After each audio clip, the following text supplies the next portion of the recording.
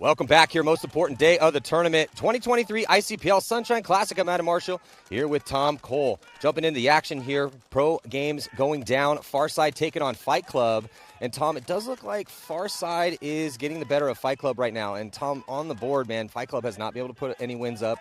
And so you got to give a big nod on the advantage here to Farside, and it's looking like that right now. Yeah, Farside's definitely bringing it. They basically got most of the 50 and coming right back on it, and Fight Club guys are heading off into the dead zone. In droves, yes. Yeah, in unfortunately droves, for them, as there's already, I think, at least 4, possibly 5, now maybe 6 here, dead men walking either in that box or towards it, as Farside trying to win this one with a high body count. Oh, yeah, no, this one's basically over. Yes, yeah, that was it. Morning. Yeah, Farside looking about as good as it can look out here. They shot, it looked like 2-3 bodies within the first 30 seconds, quickly took spots, and then just won a couple more gunfights and then methodically worked their way down the field. That was picture perfect. They only lost 1 body, so going to have a 99 on this one. Yeah, that's pretty good. That is pretty good. Well, yeah, Fight Club, I know Fight Club's missing a couple of their key people. I know Spencer's not here. He had some family stuff, so yeah, they probably didn't put their best foot forward to start the season. Well, kind of break it down again for everyone just joining us about how the 10-man is going to work this year. So, okay, cool. Let's say they have a bad showing here. That's what it's looking like. But there's a lot of options for them to redeem that overall series ranking. Yeah, so the way we did this season this year was we have 2 majors. We start with a major here, and then we end with a major in Chicago. And then we have about 6 events in the middle that we're calling opens. And each team can use both majors in any one of those opens. So there's a lot of flexibility in that. We're trying not to kind of really have a defined schedule for everybody and let everybody play where they want. I mean, because we have events all over the place. We have events in UK, Germany, Mexico, Holland, and then all over the U.S. And we partnered with the POC, and Travis is also running an event, and so is OXCC. So 8 total 10-man events this year. Is that yeah, right? Yeah. We're correctly? Still adding more. Really? Yeah. Yeah, we're trying to partner with local fields and let them run some 10-mans. You know, a lot of them try to do some stuff on their own, and they get, small turnouts or whatever because there's whatever the reason is. So we're hoping to try and help that and get, kind of condense these events. Yeah, there's more 10-man events running now than ever in the history of paintball, all we did was 10-man. I was thinking the same thing as you were kind of saying that. I'm like, well, we were around back then and playing, and we didn't have 8 different 10-man events to go to. So I'm trying to think the most we could possibly play in a year was maybe like 6 or 7 on it. It was 5 normal ones. And then 5, and then there was a couple on the West Coast, like the whatever that series was called. Yeah, we had the Great Western Series for a while. Great Western Series. Yeah, but still, very impressive. Again, as a huge fan of the 10-man format, its revival in the past 5 years has been impressive, and you guys got charge. So it's funny because we remember those 10-man events as being so big, and if you go on Warpig, which is still around, warpig.com, and look up the old events, it's amazing at how small they were. Yeah, the very first World Cup I went to was World Cup in '94. And there was 72 10-man teams there. Yeah. And there's, 56 here? Yeah, yeah. That was the World Cup. That was the biggest tournament. And then you think about it, and then, in 4 weeks, we're going to have another, 200 teams playing an NXL event, the 4 weekends away. Yeah. So, yeah, it's insane. I was looking at Renix numbers, for the Chicago, which always seemed so big, and they just, Well, that was always the second biggest event. Second biggest event, yeah. Which made it, I always say it's tough to win a Chicago event. They're typically middle of the year. Everyone's always there. Everyone's now warmed up and doesn't really have an excuse. Because in the beginning of the year, some of the teams that are icebound are like, oh, it's harder for us to practice. Totally get that. But, so yeah, Chicago was always one of the bigger ones. But yeah, it's definitely an interesting point of note, and it just shows you the diversity and the growth of the game throughout the years. And it is pretty impressive that we had such a big turnout for this first one. So yeah, no, we're happy. We're super happy. I like the ambiance coming in, Yeah, this field is epic. Guys, if you've never been to Tiki's Paintball Park here, a little outside of Tampa, Florida, my God, this is a little bit of a paintball paradise out here. Yeah, it's arguably one of the cleanest paintball parks I've ever been to. Yeah, and I mean, they have a full tournament section down here for airball, but the Mounds field, there are multiple concept fields and hyperball. It's impressive. And this place is only, 3 years old now, I think? Yeah. I think it's been maybe 4. But yeah, they do a lot of work.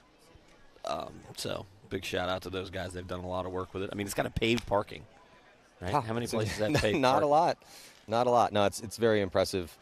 And right now we have Infamous and AC Empire taking the field. So this should be a good one. Both these teams are looking pretty outstanding in Bracket B.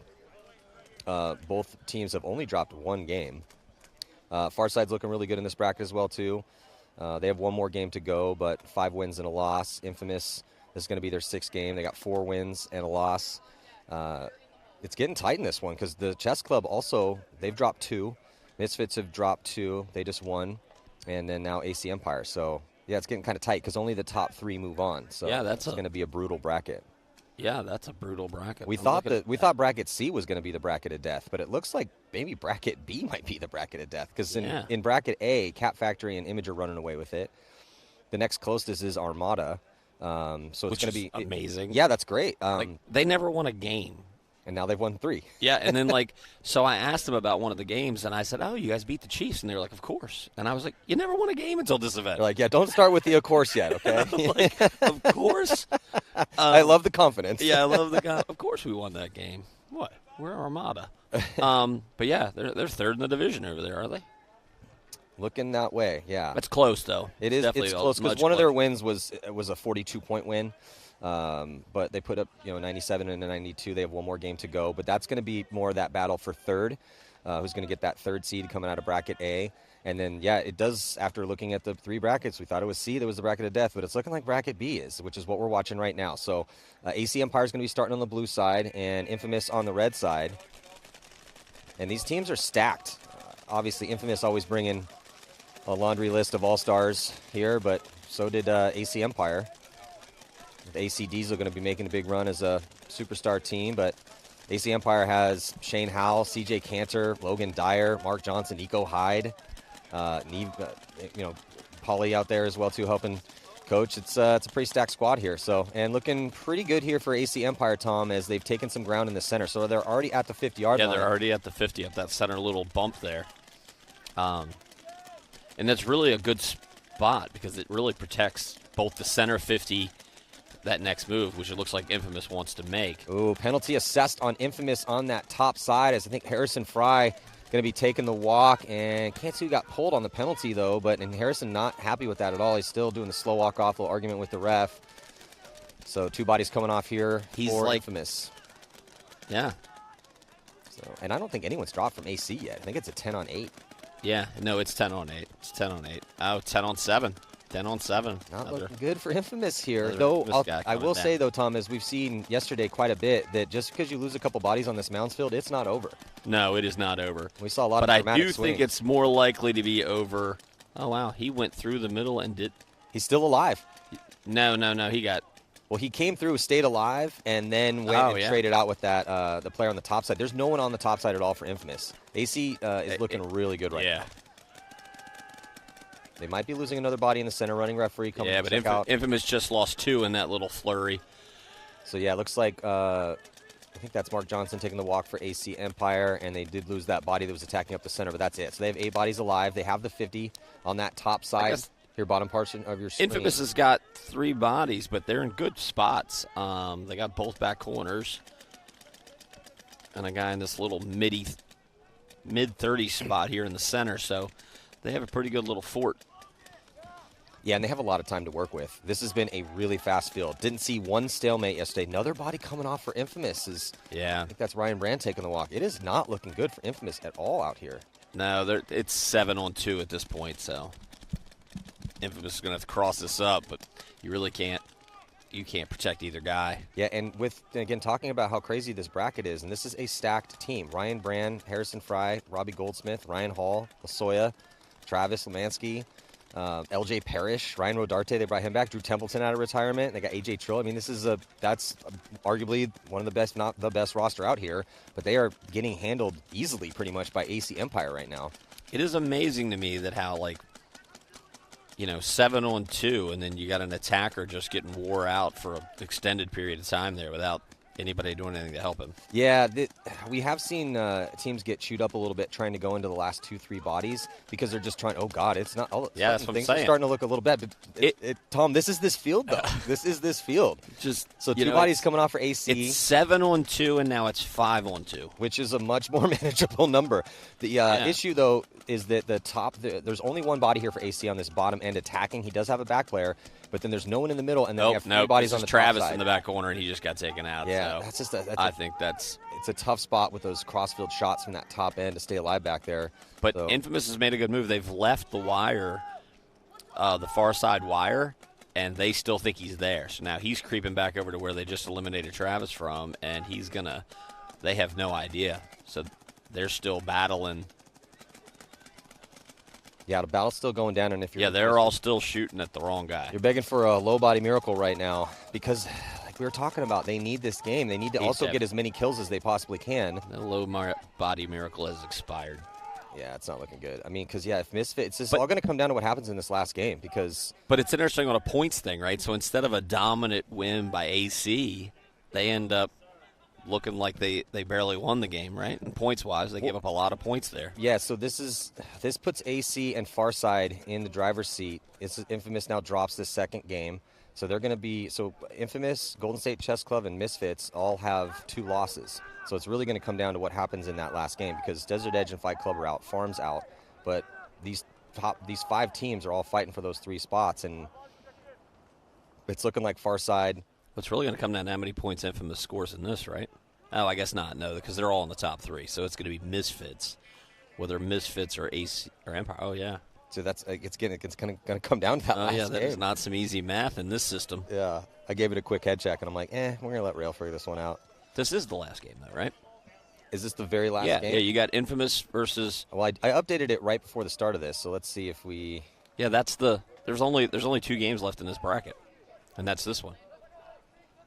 Okay, so this is as updated as we're going to get. Yeah, no, this is the last game. This is the two they're playing here. So out of this division, whoever's going to be the top 3 after this score.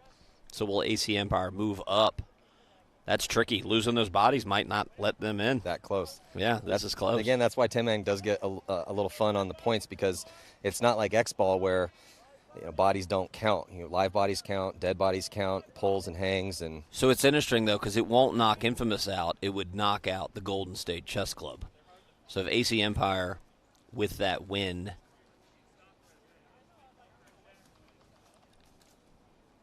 Tom's doing math right now. Close. That's above my math skills. Well, weren't you the math guy for Bad Company? I was the math guy, but I put a lot of time into it. So, yeah, I think they're going to bump Chess Club out. Chess Club is at 413, and AC is going to end up at. It looks like Golden State Chess Club is at 403. Yeah, so they're gonna bump ahead of the Chess Club. So it's going to be AC, Infamous, Farside moving on out of that division. Well, Infamous is probably pretty happy that a couple of those wins that they put up were 99, 100, 98, 99, then the 14, and then whatever they just got in this one. So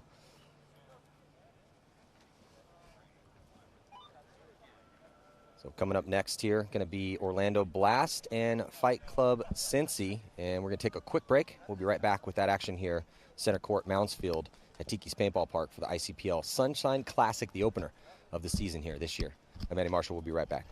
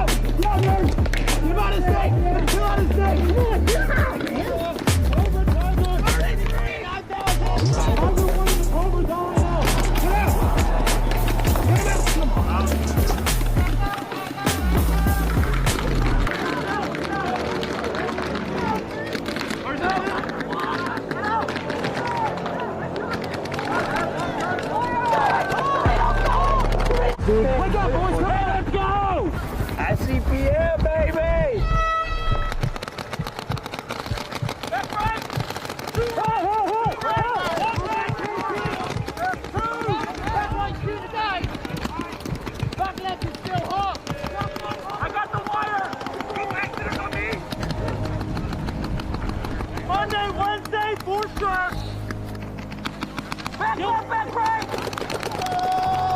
Damn.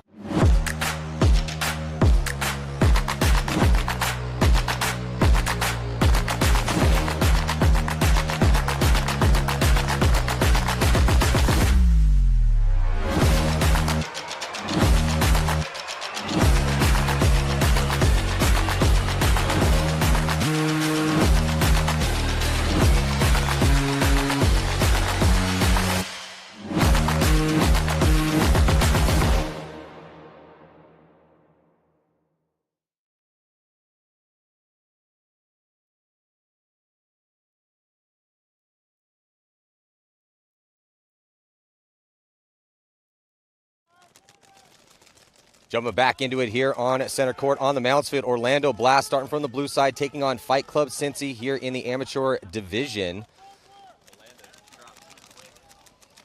On this low side. Orlando just dropped 2 quick on this low side. Yeah, these breaks have been brutal out here, Tom. Very rarely do we see a 10-on-10 situation. And even if it is 10-on-10, it's only 10-on-10 for maybe 30 seconds. Yeah. And moves being made here for Fight Club Cincy here on this low side and in the middle. Fight Club is coming. Fight Club is coming. They're already past the 50. Yeah, Fight Club past the 50 in the center, and this has kind of been the go-to safe, aggressive move, right? It's that most of the early penetration's happening in the middle of the field. We've seen full commitments this morning, players, running early and getting past that 50 and then running over the top of that center mound to try to execute their opponents in that position, and it's worked out more than it hasn't. So he's thinking about it right now. His body language is telling me he wants to go. Yeah, he's kind of second-guessing himself. He's going to come up. He's going to try to commit, and he got him. Did get him. And he did it safely. That was a good move. Oh, yeah. No, that was a good move. So then I thought he was actually going to run over the top. I thought so, too. That's not the move. So that was good. That was good. Yeah, Fight over there. Look at him. You get guns up to the top of the mound. You got things going on. Fight Club is swarming up the field. Coming. Yeah, they have 3 bodies past the center. They're trying to keep us on schedule here. There's still 10 minutes and 30 seconds. They're going to run through, trade out that body, and just making it look pretty easy out here. Fight Club Cincy. Oh, yeah, no, they came. They are coming. Yeah, no, they are making moves. And to be honest, they are just. Well, as good as they're looking right here, I just looked at their results from the previous games. Fight Club Cincy is not having a good tournament. But they played this Mounds field about as well as it possibly can be played, as they're going to be putting only their second win up, so going to be going home. But in this bracket, it's Louisville Asylum, Valhalla with the Jackson brothers, who dropped 2 games, and then GG Factory Met Gold. It's always funny, like when you do bad at a tournament, then you have that like late game where you bring it all and you just crush the guys. You're like, that's how we should have been playing the whole time. Totally. But those are the ones that keep bringing you back, right? Those are the ones that keep bringing you back. Yeah. And then you'll come out and you'll play defensive that next tournament again right away. Yeah. Let's start slow. It's like, hey, you guys just played amazing, playing hyper aggressive. I mean, that was about as good as it can look. They commit early. In the middle, they get those 2 early kills. So, it was 10-on-8 to start out with. And then beautiful move in the center, took another body off. So it was 10-on-7. And then they, at that point in time, had, I think, 5 bodies right around the 50-yard line. Flooded it out to make one of the quickest games that we've seen out here this entire weekend. So, yeah, absolutely, Tom. That's the one that they're like, why couldn't we be playing like this all weekend long? See, we got it. But it's also frustrating because you have the hyperball, you have the town, you have the hybrid field, now you have the mounds, and they all stylistically, especially the mounds, are a little bit different. Yes, the principles are all the same. Don't get shot, play tight, all the things you're supposed to do in paintball, but sometimes you just play way better on one field than you play on another field. That's for sure. And a mounds field is probably something easy to play. It's definitely something you can play aggressive on. I feel like it is, especially with the way we've been watching this Mounds field play, but it's a scary proposition. And we had, Billy Wing, Joey Blute up here, legends in the game, guys have been around for a long time, a bunch of other pros come up here, and when I ask them, they will all say, hey, if you're being honest, it's a little scary to play a Mounds field because it can get chaotic out there. You can get dinked out, and it's not like I'm behind a hyperball tube. You're not going to normally randomly get shot, whereas you can be completely behind the Mounds field, and that ball may just tink in the back of your, back of your pack, and it's just. But the principle on this field has been the same: keep your first attacker, your second attackers close to your first attackers. Get penetration, take real estate. The top side's been the side that people have been fighting over, and I mean, it's on paper, a relatively simple strategic elements that are employed here for this field, but pandemonium. So now we're going to see Dock Warriors and Outcast Dogs take the field. Looks like Dock Warriors going to be from the blue side and Outcast Dogs from the red side. Docks Warriors already out there, and Docks Warriors are also in a tough spot. Only one win on the board and not going to be moving on. It is interesting in how much momentum is in 10-man, right? You start having a bad day, and it just seems like it just trickles on down. Yeah, absolutely. You start having a bad event, it's just really hard to get out of that funk. 5-man or X-ball, it feels like it's easier to turn around, right? Because you get a couple good kills, and next thing you know, you're up a point or up a match, and then things move on. But 10, you need a lot of bodies working together and fixing something. Yeah, I definitely agree. This is an interesting game, though, for the Outcast Dogs because Dock Warriors could play a spoiler here. Is if they summon the same fight we just saw at Fight Club Cincy, who was in the exact same situation that Docks Warriors is in, only one win. And then, but Outcast Dogs, if they win this one, it'll be their 4th win. And that they might have a chance in this division. There's 4 brackets in the amateur division. Do you know how they're moving? People are moving on in that one? I know it's more of a Jason question. But Louisville Asylum is undefeated. They look outstanding. Valhalla, FSU, their roster's pretty stacked. They got both the Jackson brothers, Matt Jackson for Impact, John Jackson's played with lots of top teams. Was helping coach Impact last year. Might be playing this year. But they're looking really good. They've dropped 2. GG Factory Met Gold also has dropped 2. Wise Guys have dropped 2. So Outcast Dogs have dropped 3. But if they win this one, they're still in the hunt potentially, depending on what happens in those last games. So yeah, it's going to be interesting. Definitely going to be interesting. So it looks like our teams are ready to go. Docks Warriors going to be from the blue side. And Outcast Dogs on the red side, throwing 12 minutes on the clock.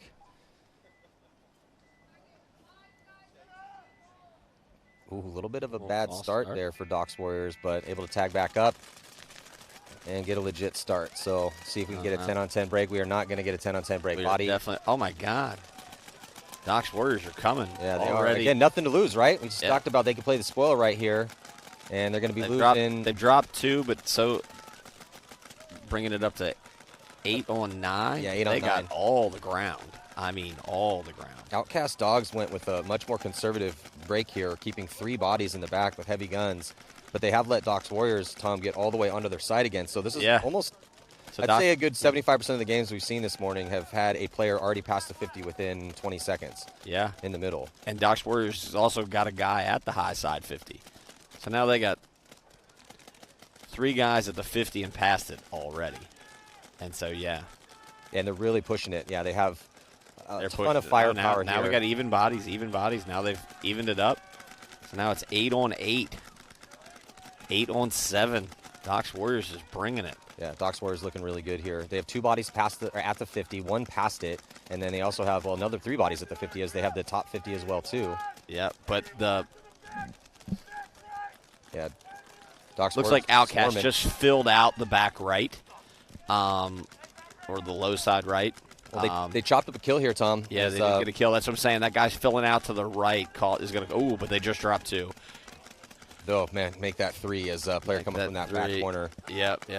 This is so another situation with a team with nothing to lose, but this is good. They're going to be in the same spot. Why can't we play like this? Yeah, got to play with that reckless abandon. I wonder if this is the recipe for this field, though, getting that guy up there fast. Oh, no, they just lost 2 that quick. Yeah, they lost 2 attackers in the center 50. They still have 2, though, at the top side and 1 here on the bottom side, but they are just running into these last few guns. They have all the time in the world to work with here. So this would definitely be the time to... They just killed 2 more and lost 1, so... Whatever your code is to slow it down, they should have been yelling that here a while ago. Because they are losing now there's a flood of Dock Warriors bodies coming off. Yeah, no, this is... I think that might be it, though. And maybe there's 1 player left in the back, but I don't think so, as it got a little chaotic here. So, yeah, still 4 bodies left alive for Docks Warriors to get this win. Not going to be enough, though. But now that puts Outcast in a really rough spot. That's going to give them 4 losses, probably going to knock them out here. This is how to leave the event, though, right? You're having a tough event. You want to leave on something like this. And guaranteed, because, look, you play paintball long enough, you're going to have a bad event.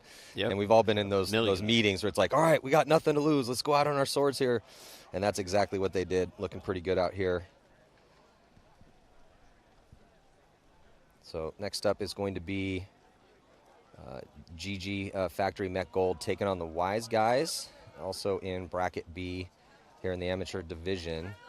And GG Factory with the 2 losses, 4 wins. Looking at the rest of this bracket, I mean, Fraction's running away with it. They're undefeated. And it's getting kind of close for after that, though, because Omaha Bulls have dropped 3 games. Philippines have dropped 3 games. War Boys have only dropped 2. So the middle of the bracket is getting pretty close. So it would be, if GG Factory Mech can put up a win here, that should put them in a pretty good spot here in this last game.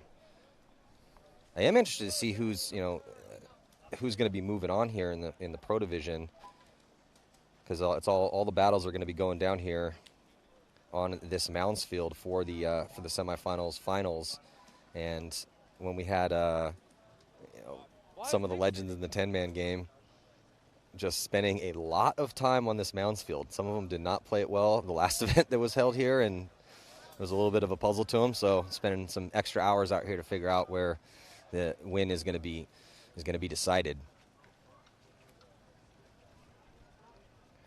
And then I'm also wondering, with a little bit of the controversy we had in the very last game, if the All A's, where they're going to be at kind of on the bubble. They were on the bubble a little bit before, so we will see, because they're definitely a favorite here as well. Yeah, that was brutal yesterday. It was like the perfect day all day yesterday, right? We're seeing the same thing. We're an hour and a half ahead of time, ahead of schedule. Everything went so good, and literally the next to left match, we have this, we'll call it a debacle. Yes. Whatever happened, right? No one left that situation happy, and it's like, I mean, I guess I'm thankful it didn't happen first thing in the morning, but yeah, I mean, like, literally we had one field still running, it was like, we're out of here without any scars, and then sure enough, the very last game, the big old controversy. Game, yeah, we have the paintball gods can't let us skate. We have a like that beautiful. No, a huge situation. What, were you watching that match? I did, yeah. So it was. If you guys didn't tune in, you can kind of also get a look here at the. These are the majors. So we're at the Sunshine Classic, Windy City. We'll be going down late September, early October, in Chicago. So Ryan Moorhead from All Americans made a really dynamic move, and to be honest, from what I saw, now we're really far away. It looked like a clean move, just because of the way that the refs were kind of trailing him. Now, typically, if somebody thinks they're hit, a ref's going to be chasing after you, and they're going to be yelling at the next ref. But it didn't really look like that. They were kind of following him a little bit, and then he gets to the backfield, they call him out, and then the dust settles, and we even said, we're like, oh, it looks like no penalty, clean move. It looked like, okay, cool, Ryan, congratulations. And then all of a sudden, the whistle's blown, they stopped the game, and then it got hectic after that. And arguments started, and then... Well, what I was or Jason's told, has to go watch the replay. Yeah, what I was told happened was Ryan was actually shot before he even left, so he did make all the moves clean as far as the attack moves, but he was hit before he even started the attack. Yeah, and then the Adrenaline guys, who the LAs were playing against Adrenaline, they actually sent me a picture of Ryan with a pink something on his pack. So I'm sure everyone saw that picture too. At least it was involved in the chaos. But so yeah, and in the picture they sent me on his run, it definitely looked like he had something on his pack. Yeah. So. Now, so jumping into this next one here is GG Mech Factory Gold. Would be nice for them to get a win. They're from the blue side, but looks like, Tom, they're going to be losing 2 bodies here early. But they shoot a body. 8-on-9 right now in favor of the Wise Guys, who are on the red side. We got both teams. Got a guy at the 50 center. Oh, no. Someone won that fight. And he went on through. He's committing. He's going to try to come get a little 2-pack here. Oh, yeah. Still is. Going to get that kill on the top side. He's still alive. He's still alive. Oh, he got a 3-pack, but he got taken out. So I'll take that trade any day. I'll take that trade every day. Yeah.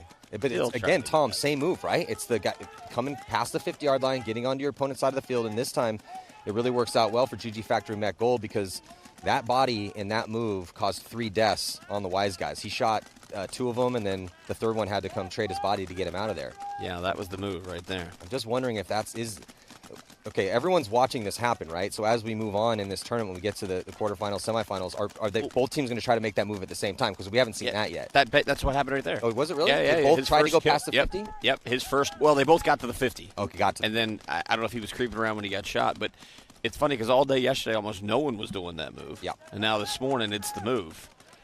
And so far, the team that has owned that has won. What's also fascinating, too, Tom, is that typically fields get more conservative as the tournament moves on, not more aggressive. Yeah. Well, today's like a kind of like win or go home kind of situation. So, yeah I think it's going to slow up a little bit in this next round. I think we are, too. But I also kind of have to add an asterisk to that is the teams we are watching make these crazy dynamic, full send moves are a couple of these teams that don't have anything to lose at this point. But those moves have been working. So... If you're watching, now people are going to start making those moves. And a couple different displacements here for GG Factory Mech as they're moving up the field a bit. Bottom side, looking pretty solid for him here as we see our eye in the sky. That's the top side with the bare 50 there, which has been basically the point of contention, most important point of the field. But that center, directly there, you see those 9 little mounds. That's where kind of the game is almost won or lost, really. What goes on in that middle has a big implications as whether or not you're going to win it. I mean, it's not always decided there. It's decided with what the guys do on the tapes off those center moves. But the center is, the top side was just a battleground yesterday. This bottom side is a little bit more tactical, a little slower developing. The mounds are a little bit smaller down here, but you have to have a presence on this bottom side.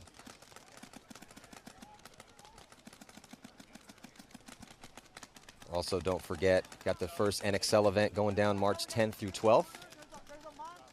We'll be back here in Florida. It's gotten a little crazy in the offseason. GG just lost another body. Yeah, so they don't have any attackers left. They got any attackers, and they're still playing against a body that's dead, right? So that spot up top hasn't had a guy in it since the break, and they're all still shooting at it. They got at least 2 guns on this wire concentrated on him. So, yeah. So, I think it's now 7-7.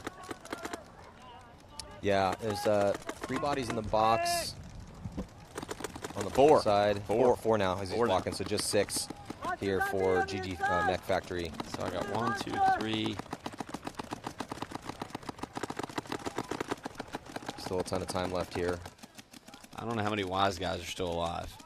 I see 2 in the box for sure. I think they've lost more than that, though. Definitely lost 3. They lost at least 3. Yeah, they definitely lost at least 3. Good communication here from GG Factory.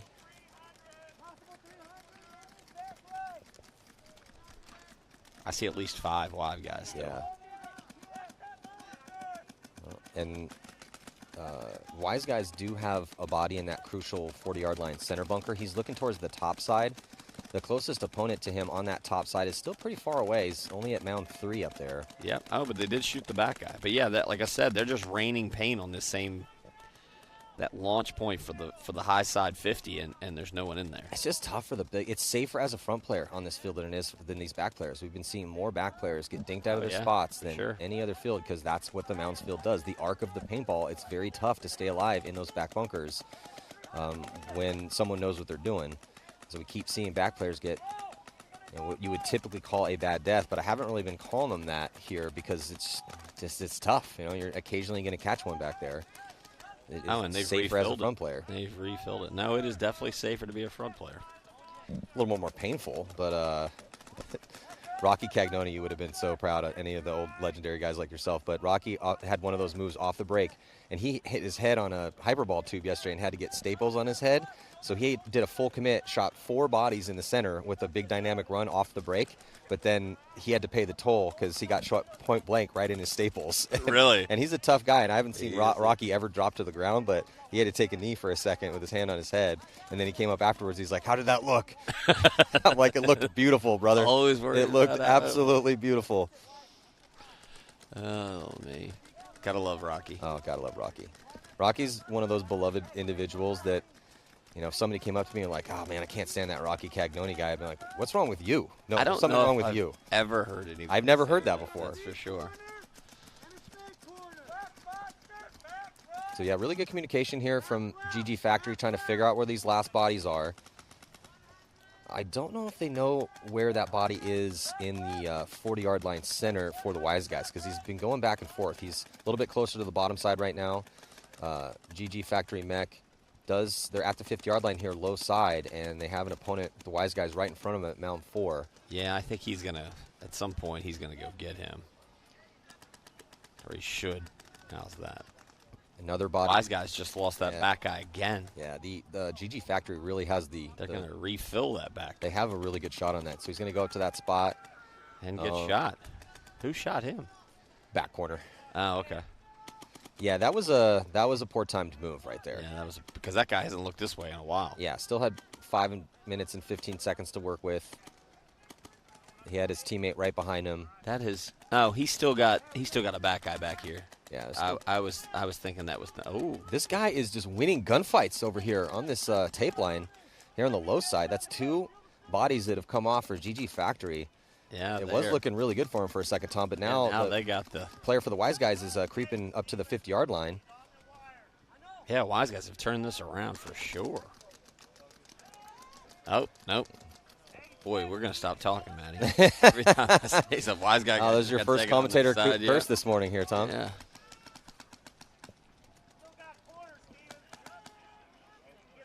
Yeah, and the player in the center really can't talk because he's creeping and trying to find these bodies. Oh, but GG just lost another guy.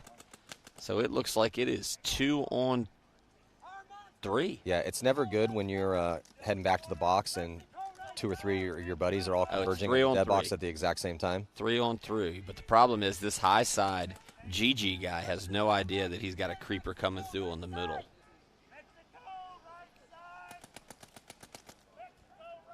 Yeah, tense moments here. Is getting down a little bit on time. One of the longer games we've actually seen out here this morning so far. Wise Guy's still in really good position with the player past the 50. In the middle of the field. Doesn't have much help, though. No, he's definitely got no help, but he's definitely probably going to shoot this guy on the top corner because that guy's making a move. And right he had into no idea that player was there. Oh, and he missed his shot. He missed a shot. Player for Wise Guys missed his shot. He had him clean and just not able to put a ball in on him. So, but here comes the hammer going to try to get dropped. The hammer, he might have shot his own guy for a second. Yeah. That was the Wise Guy's move right there. Ooh, but it was a mutual. I know. Oh my God! I think the Wise Guy shot his own guy. He came through gunned up like the body was. That must have been what happened because no one was looking that way. Well, so now this left it to a 2 on 1. We keep seeing friendly fire out here on this field because it just gets so chaotic and you lose the bodies. I mean, when you're looking at it from the eye in the sky on your screen right now or sitting up on the hill like we are, it's obviously it's blatantly apparent where the bodies are. But when you get down and you're playing anyone that's played a Mounds field, it is so hard to know where the people what's are. going on. Yep. I mean, there's maybe been. Shoot them all and let God sort them out. Yeah, there's only been a few games, Tom, all weekend long that I've seen a team have the perfect count and know where everyone is. Just that's not how the Mounds is. You have to kind of embrace the chaos on this field. I think there's one Wise Guy left. Yeah, they're just trying to now spread the field after that chaos. Still 2 bodies left alive for GG Factory, and then I think just that one body for the Wise Guys in one of the back center bunkers here, shading towards the bottom side. But they're not doing a good job communicating this. Well, yeah, I mean, they need to be talking it up right here. Yeah, this is the classic on-me situation. Yeah, exactly, right? Yeah, because that back player really hasn't been shooting his gun too much, but as soon as he does open up, then immediately you need to start yelling to your teammate, hey, he's on me. Yeah. So he can move up. But they do know the time. I'll give him this. This guy's definitely checked his watch. So theoretically, that means he knows the time. Yeah, hopefully he started it at the right time. These guys are working in pretty good tandem here. They are staying out, getting a little out of whack. Well, he's going to have to load some pods. Still got 2 more pods on his back, and not going to actually even need that pod as his high-side teammate ends up getting that last kill. So. Yeah. And they popped up immediately, which tells me that they did know that was the last player left alive. Yeah, no, that was good. That was good. So, yeah, that was the second longest game that we've seen out here this entire weekend. There's only 1 minute and 13 seconds left of the 12-minute regulation time. As GG Factory Mech Gold definitely keeping them in the hunt here in the division with that win. Because now, yeah, with only 2 losses,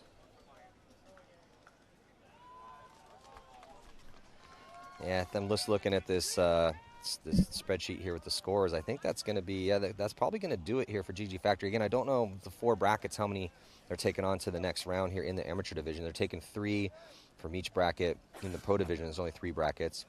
It's a rough cut. This is why I always give credit, though, to guys that win divisional tournaments, because there's just so many more teams in the divisional tournaments, which means you need to run clean, man. You need to have a flawless weekend to be winning a divisional tournament. Yeah, obviously, less experienced players you're playing against, but Jesus, sometimes there's 40 teams you got to beat.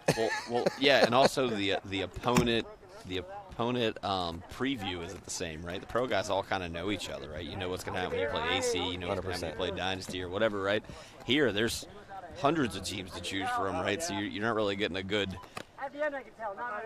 content on what they're supposed to be doing. Well, it's that know thy enemy, old art of war, and yeah, if you're some of the amateur guys will definitely, divisional guys that know each other a bunch, but not always. And so yeah, if you don't know if a team's aggressive, if they're going to hold back, and yeah, when you're playing pros, playing against each other for years, you know exactly what those teams are going to do or what they probably should be doing.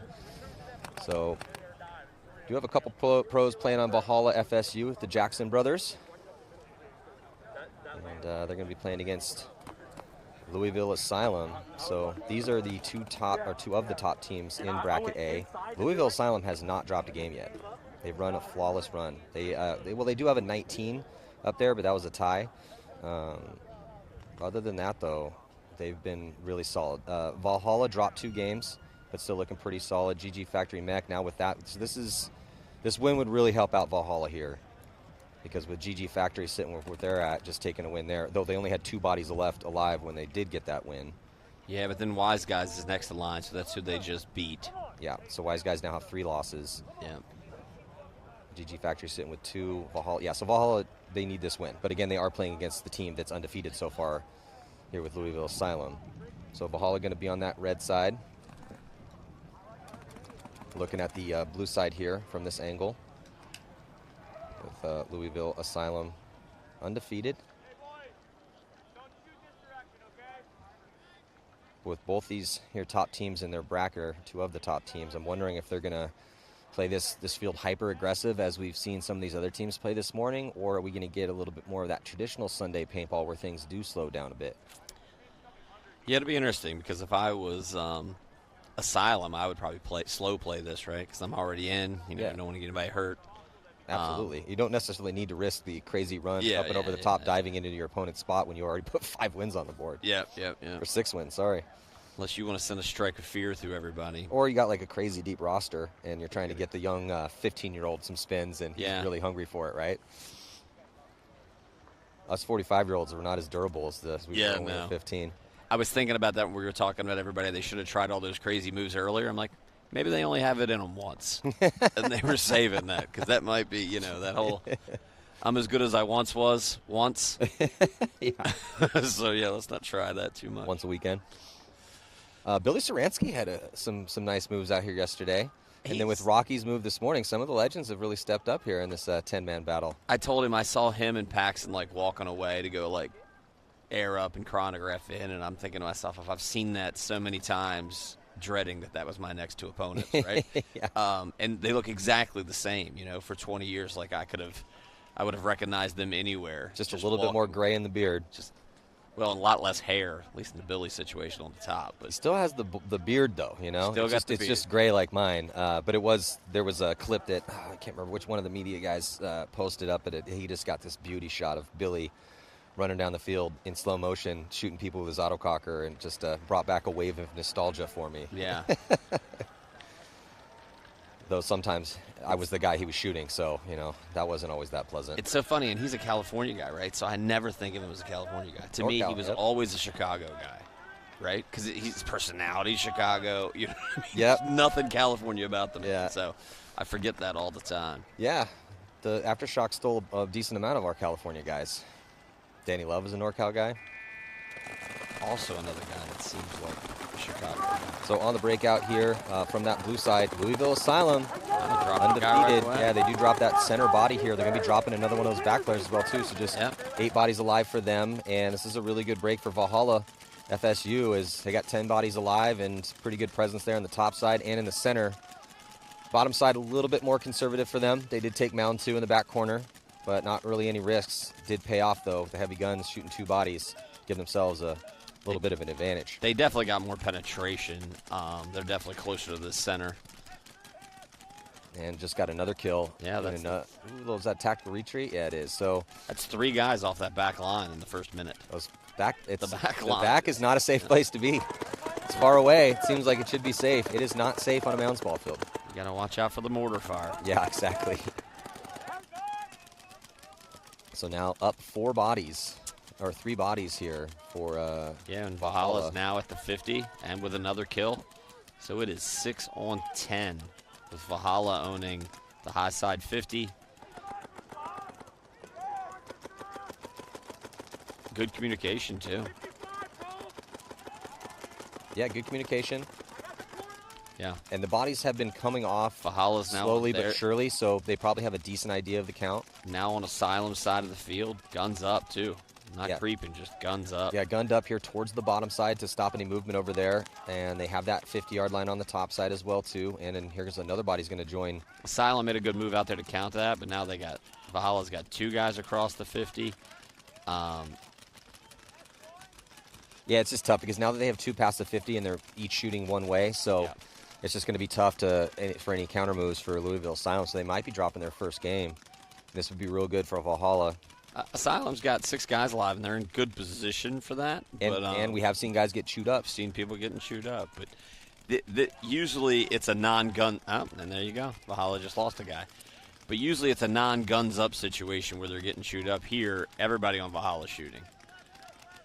Yeah. That's what makes it hard. And that's the mistake everybody's making here. When they get up these bodies, everybody's just got to be shooting. Uh-oh, another Valhalla guy. I think that's the same guy.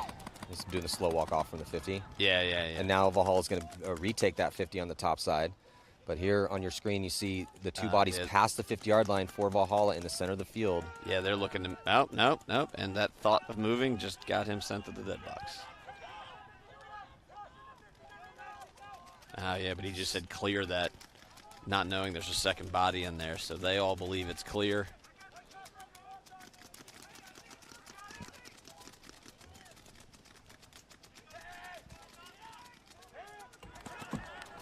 So now it's still 8 on 5. I mean, Asylum just lost his back guy over here. Still looking really good here for Valhalla. They still have 1 body past the 50. They have that top 50. They are starting to whittle this line down a little bit. Still 5 bodies to shoot, though. Yeah, no, they need to shoot that player out of mound 3, the top side. They just shot the other back guy. So now we've had, 5 back guys shot out of the back spots, and now we're refilling to the back.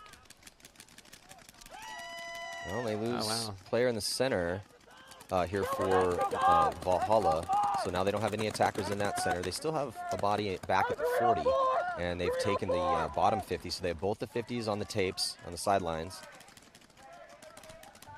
And still with... Asylum still got 4 bodies. They got 3 along the back line and 1 guy at a little knuckle up front.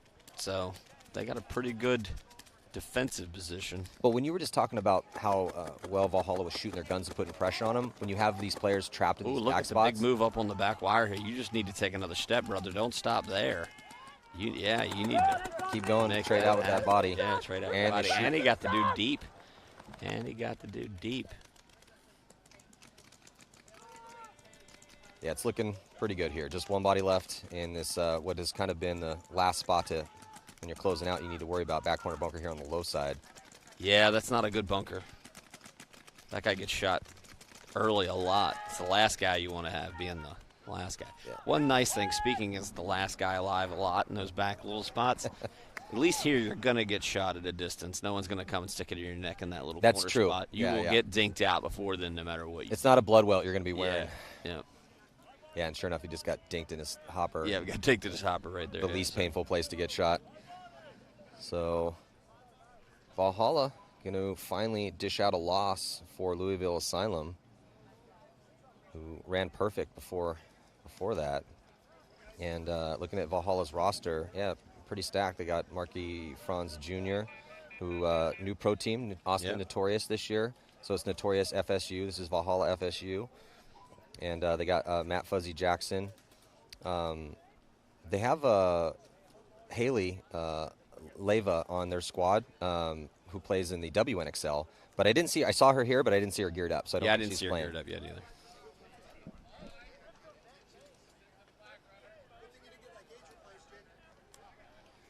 So I'm going to take a quick break here. Be right back. Omaha Bulls going to be taking on the Florida Roosters next.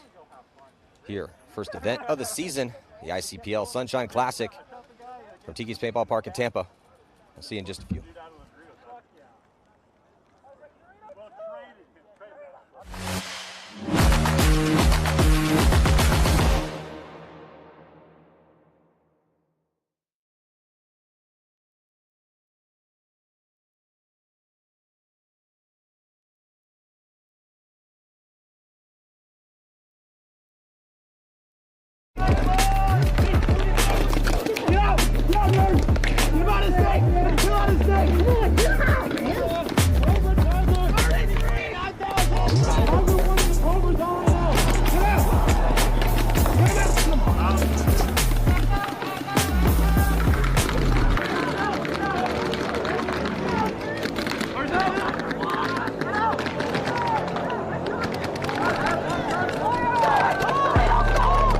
Wake up, boys! Come on, let's go!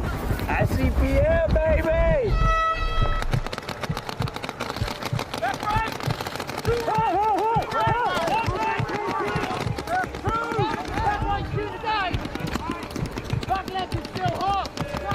I got the wire! Go back there on me! Monday, Wednesday, for sure! Back left, back right! Damn.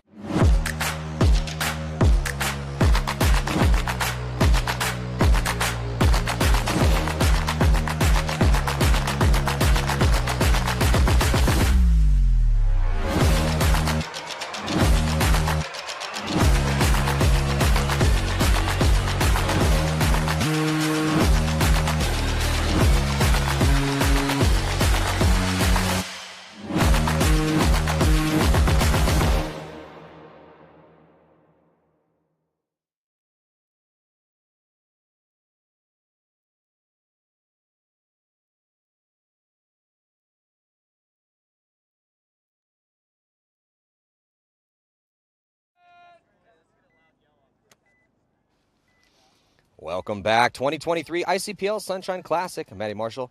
I got Jacob Edwards, one of the legends in the game here, All-Star MVP for Tampa Bay Damage.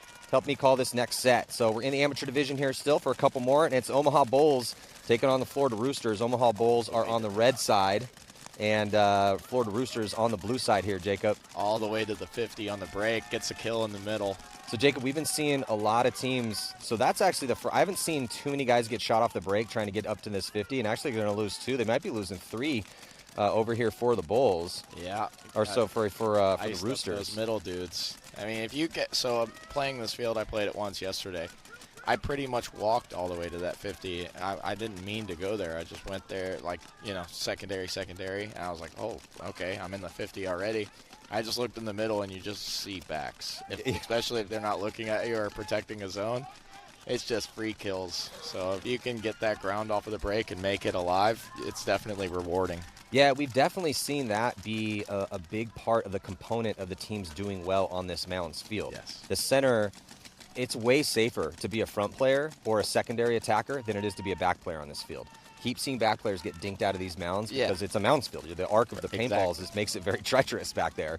So, yeah, it's going to hurt a little more as a front player, but you're a little safer. Yeah, you lose a little bit of information. You lose the guys behind you.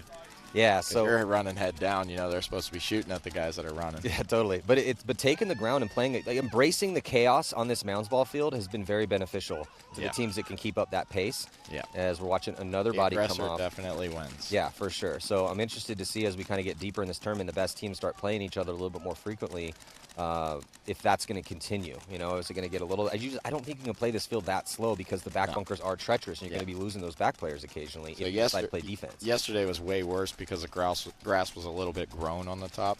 Today it's going to be chopped down a little bit, but yesterday, man, you couldn't even peek over the top because the grass was just paintballs are coming through grass. Yeah. So it was tough. You had to pretty much expose yourself, a whole head length to look over the top, and paintballs are coming through the grass. It's very sketchy. Yeah, this is, if you're being honest, as a paintball player, the mountains fields are a little scary to play because it's chaotic. And I love it.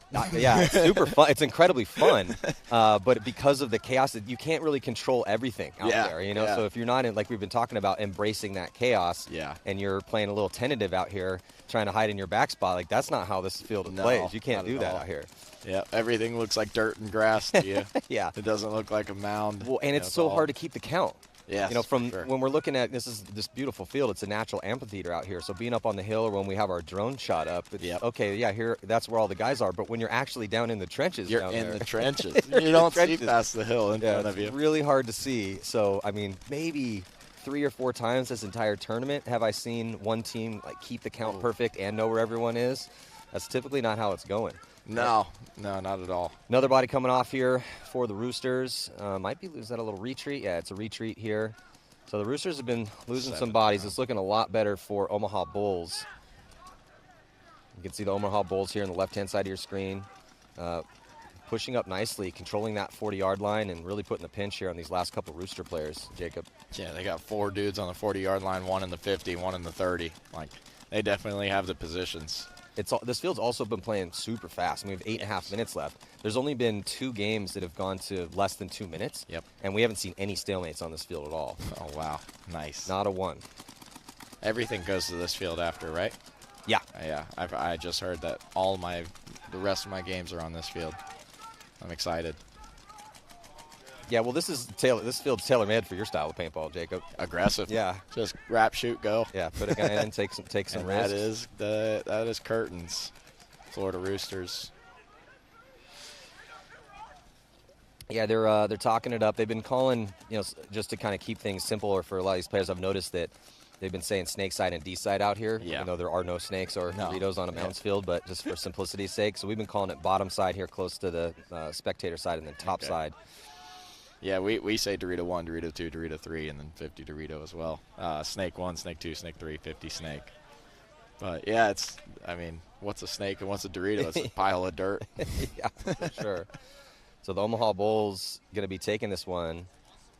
And let's see where that puts them. Yeah, Omaha Bulls, this will be their 4th win, so 4 wins and 3 losses. Fraction controlling everything in this division, as they have not been beat yet. We just saw GG Factory put up a win, so they're in the driver's seat. So this will put Omaha Bulls in contention, depending on what happens to the War Boys, because the War Boys have put up 3 wins and their last 2 games not on there yet. Yeah. They're taking top 3 per bracket plus 3 wildcard teams here in the amateur/divisional division. For you guys, it's a pretty gnarly cut because it's 3 brackets, and then top 3 only go on. Okay, I like that. Yeah, so. Let's take top 9. Well, and what's also interesting, too, is that if you look at what we thought would be the bracket of death, which was bracket C with Shock, Enemy, All-Americans, Dark Ops, Adrenaline, Ground Zero Gold, Hydrofit, and the Saber Wolves, what ended up being the bracket of death was bracket B, because every team dropped a game. And when we're looking at that 2-3 position to see who's going to move on, it was really close between AC Empire, Infamous, Golden State Chess Club, and the Misfits. They were all in the running for those spots. It does look like Infamous is going to be edging out Golden State Chess Club by 15 points. Yep. Potentially. So I don't know I think there might be one more game left to go.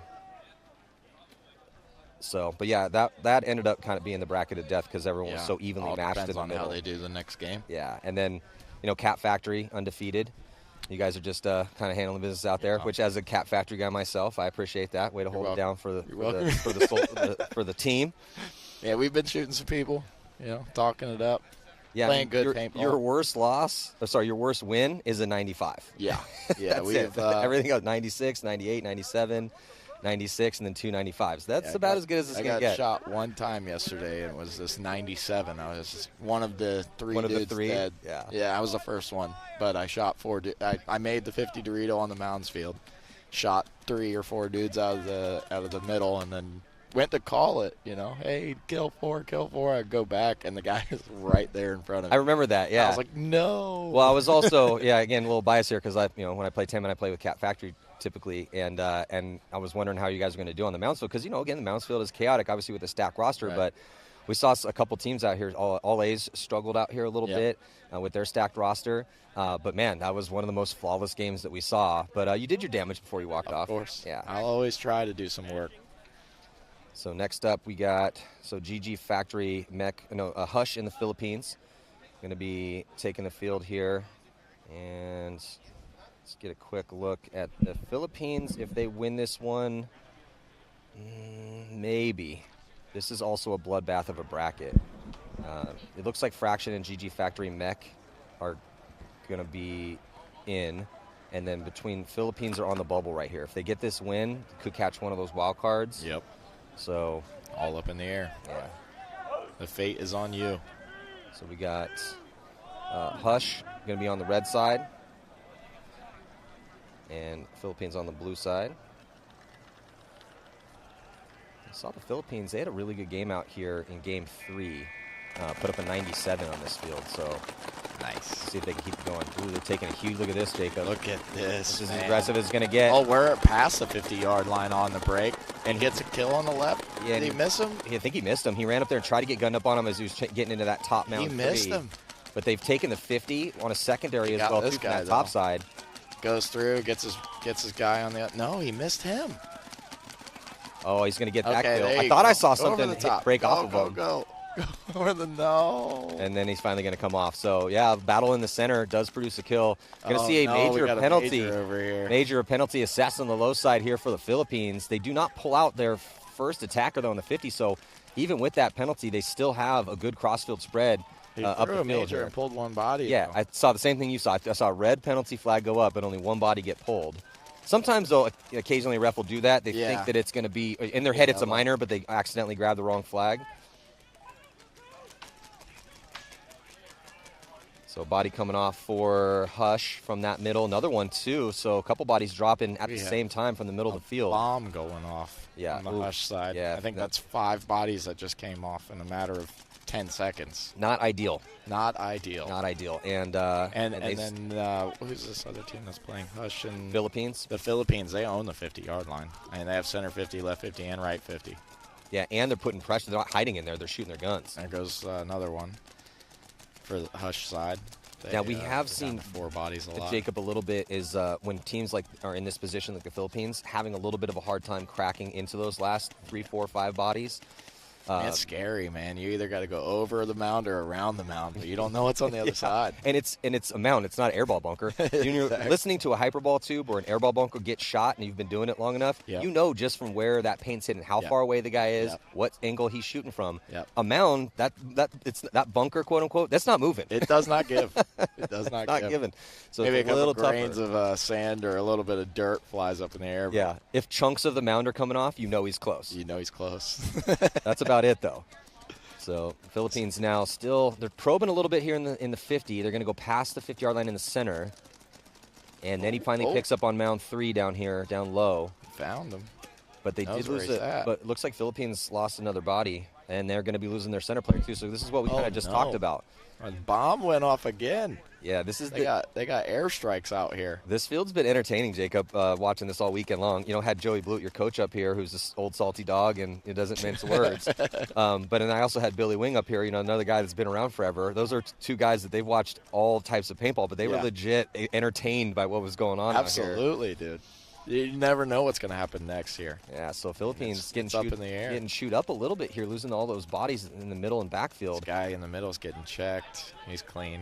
It's going to come. Yeah, I was going to say, if they pull that center player out, that could make things really interesting because this guy in the back, that he's going to be dying too for the Philippines. So the Philippines losing a ton of their back trade. The guy in the center traded with the guy on the wide, and we lose a 50 snake. So after what was looking really good for the Philippines, they have 1 body left alive now. On 2. Yeah, on 2 of the Hush factors. So Hush was able in that kind of one of those bend, don't break defensive moments. That's right. Won a couple gunfights, got a couple angles on some opponents here, and now all of a sudden they have the advantage. I'm just wondering, do they know that they have the advantage because their player on the bottom side is playing like there's still somebody that he's worried about in the center of the field on the Philippines, but there's no one left alive in the center of the field. It's just that one buddy on the top side. Yeah, 50 Dorito only.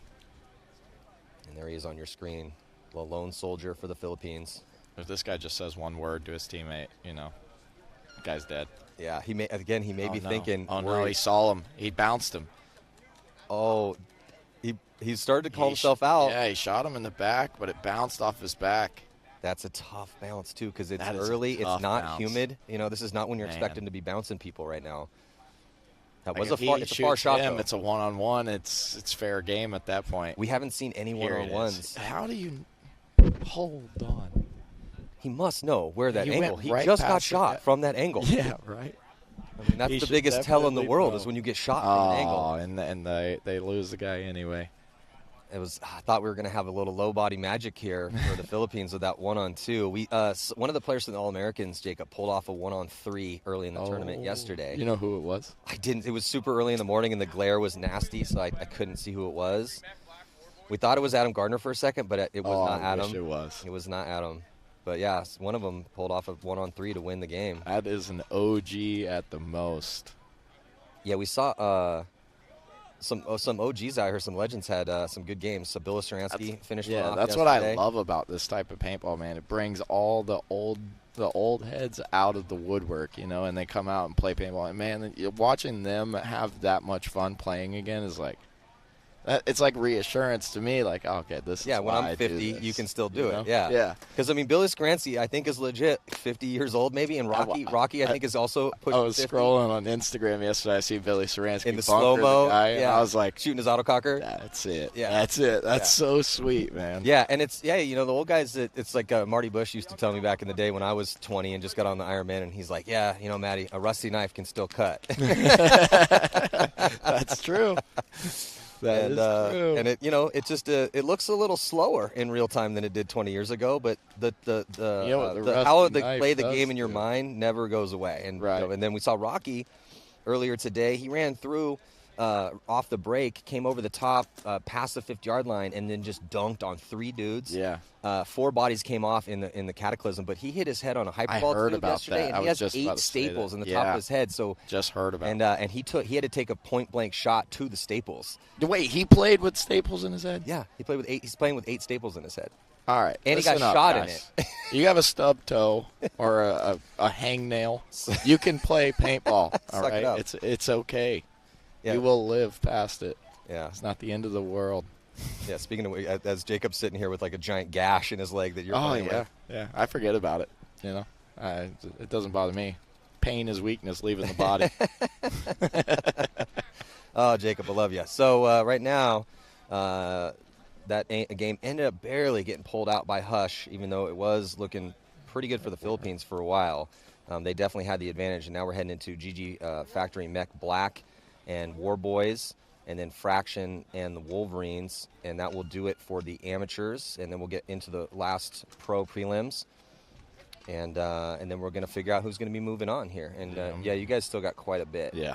I was counting how many games I have. I'm like You have a lot of games to strategize with me up here. I got a good view.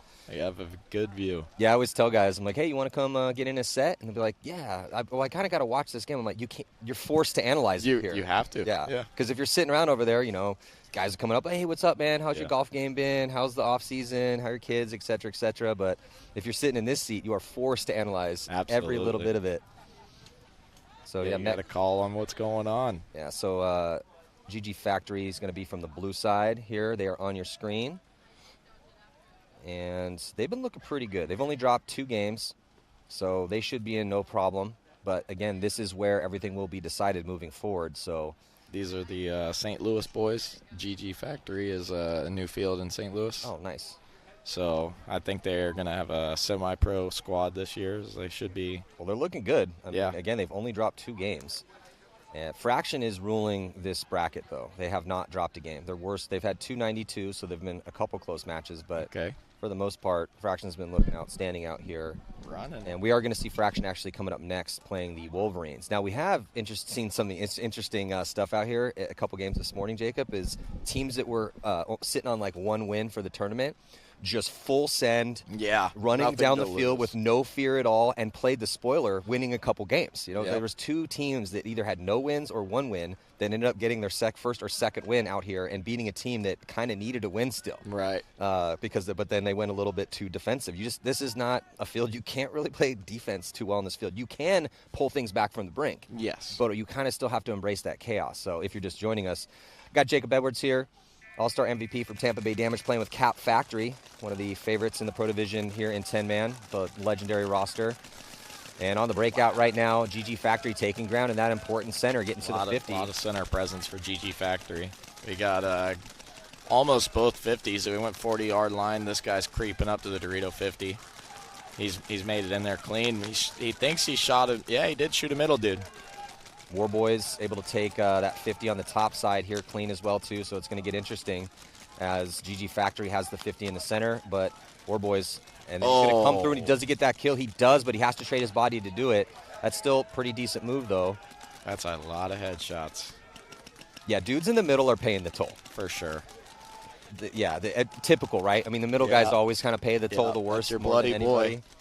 Yeah, if you play up the center, I did do that on the Ironman in our year where it was uncapped ramping, 25 balls a second. Man. I probably got shot more that year than almost. I bet. I played like 5 other years. I have people combined. all the time, like me and Lauren we're starting our own tournament series up in Virginia, and I have people all the time like, hey, you should do 15 balls a second. I'm like, you guys cry about getting shot with 4 extra balls at 10 and a half.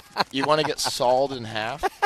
Yes. I mean, it is a legit chainsaw going through you. Yeah. I mean, one year in Vegas where I was just punching up the center and just getting cut in half, but like doing my damage too. But I was sitting there counting welts just from my torso up to the top of my head. I had 120 welts from my belt line to the top of my head.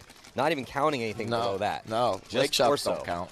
Yeah, but it was, and I was like, man, what are we doing? Yeah, it's not. It was So flawless. when like Canada was a thing, CXPL, me, Keith, Chad, Jason, Holiday was supposed to go up, but I don't think he made it. We Chad and Jason bunkered a dude and turned the goggles to the side of his head. They shot him so many times because it's 15 balls a second. I mean, you bunker a guy, you're going to shoot him, 30 times. Especially if you double bunker a guy. Well, that was what was crazy because that first year in the NXL, before they figured out how to cap the guns, it was uncapped. So we're shooting like 22 balls a second at each other. Yeah, whatever the loader can shoot. Pretty much, as fast as the Halo would shoot back in the day. So right now, which was fast. Yeah, real fast. So GG Factory kind of getting torn up a little bit here. They had taken a ton of ground, but losing looks like 6 bodies. No, 5. There's 5 bodies in the dead box right now here for GG Factory. So down to 5. And controlling this bottom 50 here, the Warboys in a pretty good position. Low side 50, but they have to worry about that center 40 there here, Jacob. Might be 6 dudes dead. Because I see back left, back center, back right, and then a guy up here in the center. I don't see the 5th body. Yeah, I think I'm counting only 4 that I see too. But a couple times this weekend, a lot guy of- will pop up, Yeah. hiding behind typically that 30 mound over there in this situation. But yeah, they might have 4 bodies just left alive for GG Factory. I think it might be a 4-on-4. I only see 4 over here as well. I just can't wait till the best of the best start playing out here as we get deeper in this tournament. We are here on Sunday. Things are going to get decided today. But I think it's going to be a bloodbath out here. Oh, it is. I think it's going to be teams winning with like 2-3 bodies left. Definitely. And what happens in that chaos and the scramble. And it's going to be real fun. Yep. You're going to see a lot of dudes going over top of mounds, finding another guy on the side. Yeah. On the other side. It's like it's that old-fashioned affixed bayonets in the middle. Better strap the knife to the barrel. It's time to get bloody. Buckle up your chin strap. So what happens here in this middle between these 2 front players and down on this low side could decide it because definitely the player for the Warboys here at the bottom 50 has been gunfighting with this center 40 the center 40 mound. And they whoever both know wins where this each other's gunfight, at, because if this GG Factory player can shoot this body out, it's going to put him in a much better spot because there's no one on this bottom side other than this first attacker down here. The corner literally just came off of the wire, and now this 50 dude wants to wrap. Yeah, and he's got. Yep, he knows he's now. Be careful. He knows that he's going to get old-fashioned gunfight down the tape line here. He's putting some pressure on that back player. Well, they're calling some codes out here. Some good communication. There's from GG 5 Factory. dudes over here on Warboys. There's a guy that popped out of the back center over there. Still a lot of time left. 7:32 to go here. But it really just whoever lives in this situation, it's especially important for GG Factory because it does appear they're down a body. Looks like Warboys are going to flood a body over here to this low side to give. That's a good move. Yeah, that is a good move because this is going to give him a little bit more help. I mean, they still have 3 on that top side shading towards the middle.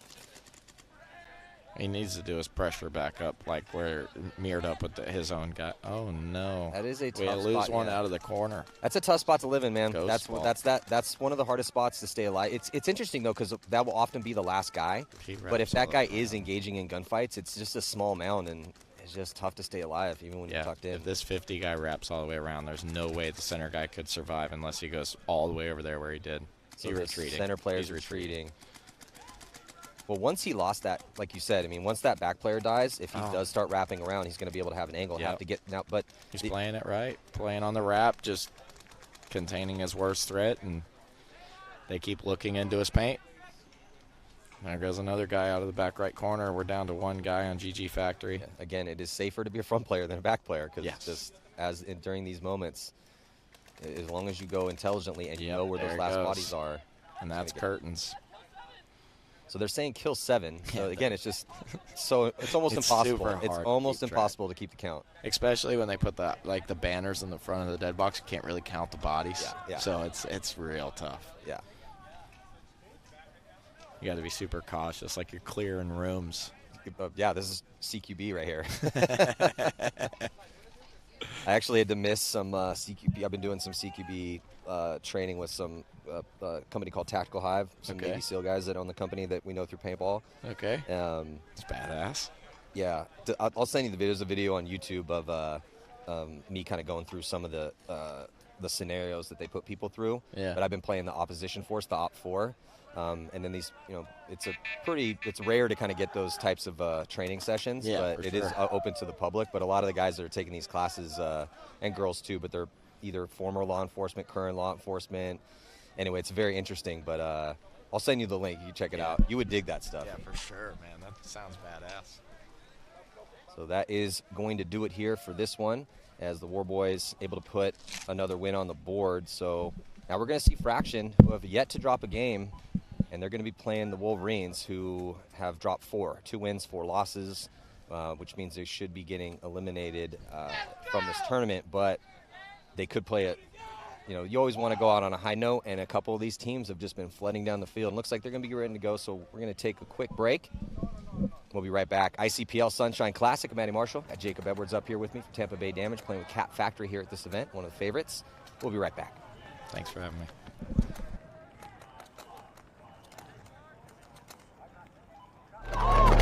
Wake up, boys! Let's go!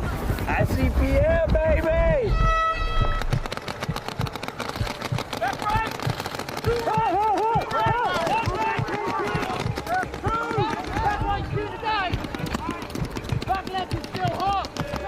I got the wire! Don't accident on me! Monday, Wednesday, for sure! Back left, back right! Damn.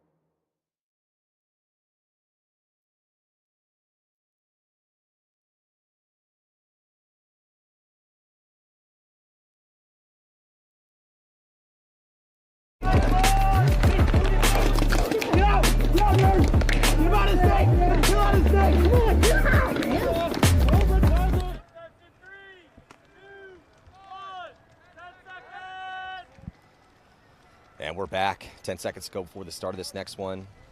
And just this is the last game we're going to see in the amateur division before we move on into the next round of this tournament. It's Fraction versus the Wolverines. We got a couple more pro prelim games next. Some of the favorites coming up. Here, Matty Marshall. Got Jacob Edwards from Tampa Bay Damage playing with Cat Factory. And from the blue side, looking like the Wolverines taking some ground early. And the Wolverines only a couple wins out here this weekend. And they're playing a team that hasn't lost a game yet. Fraction from the red side. So Fraction looking to run undefeated through the prelims. Wolverines trying to win one for pride. That's right. Yeah, Fraction took some ground off the break. They got 3 dudes on the 45-yard line, 1 guy in the 30-yard line. Yeah, in a very strange 10-on-10 break here, Jacob. Very strange. Not seen a ton of them, and when we do see them, they typically only keep 10-on-10 for maybe 30 seconds. I don't think I've seen 10-on-10 for more than maybe 45 seconds all weekend long, and sure enough. Here we go. He loses back left corner for the Wolverines. And they're going to try to take that spot again. Wolverines digging out to get to the back corner. Looks like made it clean. So 9 bodies alive for them. The back players, it's not safe out here for a back player on this field. It's much safer to be a second attacker or first attacker. Definitely. Yeah, when you're closer to the people who are trying to shoot the drop shots don't really drop in like they do on the back line. When you play the back line, you pretty much have to put your belly on the hill. Yeah, you're either shooting your gun or your belly on the hill. Yeah. Because I will keep seeing guys peeking, not shooting, and then that's what typically they're catching one. Yep. That's what I tell all my teammates. I'm like, man, it's like when you look up, it's like that scene from 300 where they shoot all the arrows and the sun goes black. Like, man, shit just drops in. Yeah, that's what it feels like in some of these positions. You got to put your shield up, block the arrows. Yeah, so good crossfield spread for both these teams. A little bit better field position here on the bottom side for the Wolverines as they are in mound 3, and they refilled that back spot. They have 2 bodies at the 40-yard line in the middle, and are losing another body from that top side from the back spot. And they're going to run another player over there. Losing 1. Fraction loses their first. 9-on-8. Yeah, 9-on-8 situation in favor of the team you're looking at here on your screen. Fraction trying to go undefeated here in the prelims. They look very calm and methodical too, but still playing aggressive as they take that 50-yard line on the top side. Yeah, they definitely don't want to make mistakes, but they want to, take advantage of their positions. Another body coming off for the Wolverines from the center. It's also one of those with the mounds field too, Jacob, is knowing certain, we would call them, I guess, blind shots, or just knowing certain angles you need to be shooting from certain positions that are going to drop perfectly in on. And that's why we keep seeing a lot of these back players walk off early today. Fraction, 2 bodies on the 50-yard line, couple on the 45-yard line or 30-yard line. Got a 9-on-7 situation.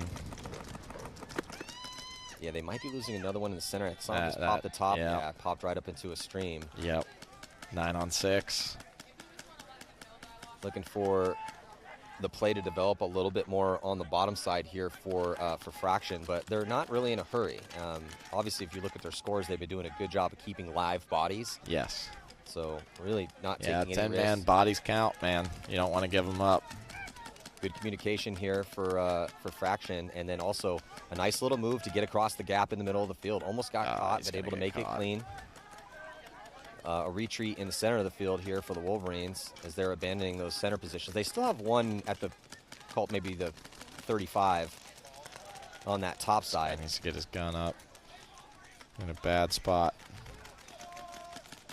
Yeah, player feeling the pinch here in mound 4 for the Wolverines. Oh, yep, caught one in the head.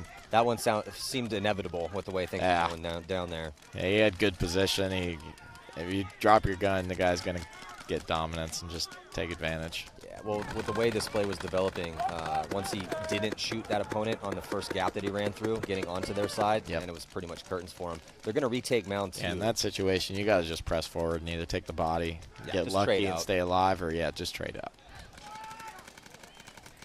But I think we got a 9-on-5 situation still. Yeah, definitely. Still got Fraction's game here to be in control is player up here on your screen, past the 50-yard line. They have that top side 50 as well too, but really not risking much, just shooting good pressure downfield and talking it up. They seem to know the count pretty well. This is not where you want to play, is back off of the mound. No. You want to play it as tight as possible. No drop shots coming into your forehead. Yeah, the player that's playing Mound 2 is playing it pretty loose. And I mean, he's lucky he's not feeling that much pressure. He did just make that move. They may not know he's at Mound 2, but he's got a couple bodies in front of him. The back player's just been rolling his gun pretty much this whole time. And then the center player's going to get a little help here for Fraction. There he is. He's going to commit. Yep, This should be catches a a free kill body for him. here. Yeah, he gave him a couple extra. He said, try and spin around on Yeah, me. he kind of spun like a top for a second. Yeah, I was he thinking did. that might be a penalty. But refs deciding not to throw one on that player right there. Golly, that guy's ripping. It is interesting to see how fast some of these guys can shoot their mechanical guns. Yeah, man, I can shoot mine super fast. I had a ref actually come in and check if my frame was mechanical and was like, all right. What do you I got a Lux with the mechanical frame and then the JT loader. Yeah, he's he's ripping. ripping. Yeah, he's ripping. That's I mean, probably that's the fastest. 12, 13. Yeah, that's Yep, the fastest caught a I've guy. seen anybody shoot one out here so far this weekend. But, They lose their machine gunner. yeah, he's playing a little too far off that mound. Yep. Man, he was He ripping. was ripping. That's the fastest I've heard anyone shoot their gun this weekend. That was fast. Yeah, still good control right now for Fraction, working with some time. And still have that top 50. Still 3 bodies that need to work out here. As 2 bodies left alive for the Wolverines. Up on that top side, mound 2 and the back corner bunker. Yep. And then just 1 down here low. Yeah, one. I think it might be a female in this corner over here. She's got long hair, and when she talks, her voice is a little high pitched. Is your girl playing at all? She's not playing this one, no. She's here to support, though.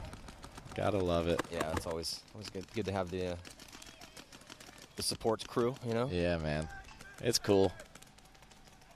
Like I tell everybody, it's definitely a thing to get used to, but, man, I think I've done it. I think I've gotten used to it.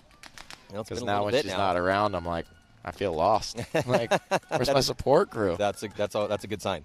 That's a good sign for the future. So yeah, situation's still the same here.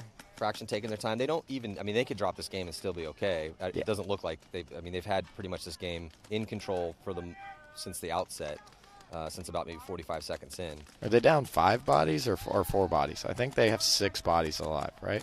Yeah, they got 6 bodies alive. They got 3 on that side, 3 on this side. No center presence.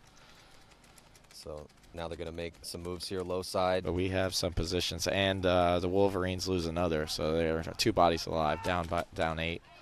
It's 6 on 2. We're making moves. Yeah, making a couple moves here, top side and low side. Just trying to find these last couple bodies. They're in the back corner bunkers here for the Wolverines. So it should just be a matter of time. Here we go. We lose the top side corner. It's just this bottom side corner. Who's going to try to come through and trade? Might cost him his body. I think No. Looks like he's going to be okay. we missed. Yeah, again, they don't, at this Looking point, like a they're champ, undefeated. though. Not having any problems here for Fraction. Whole way through the prelims, undefeated. Nice job. Wolverine's going to be getting knocked out. And now we're going to be heading into some pro paintball. Armada going to be taking on Team Smoke. Rogue taking on Ground Zero. Maple Leaf Cheaps against the Annihilators. And then Cap Factory and Image to close out the prelims Let's go. here at the ICPL Sunshine Classic. So, Jacob, best of luck as you take in the field with Cap Factory. Best of luck this year with Tampa Bay Damage. Coming Thank off you, a sir. pretty awesome season. You know, you played the hero. We got actually episode 2 of Defining Moments going to be dropping here relatively I was actually shortly. just about to ask you about that. It's coming out here. Yeah, I watched the We're first working one. on it right now. I love it. So, yeah, and you get to have your beautiful moment there at the end. Right. So, and we got a Right. chance to interview, yourself and then also Justin Cornell, who you battled in that one-on-one. Brandon Cornell. Sorry, Brandon Cornell, yeah, who you battled in that one-on-one. So, yeah, Defining Moments going to be dropping here next couple weeks. Take a quick break. We'll be right back here with some pro paintball going down here center court on the Mounds Field here at Tiki's Paintball Park, ICPL Sunshine Classic. I'm Matty Marshall. See you in just a few. Thank you.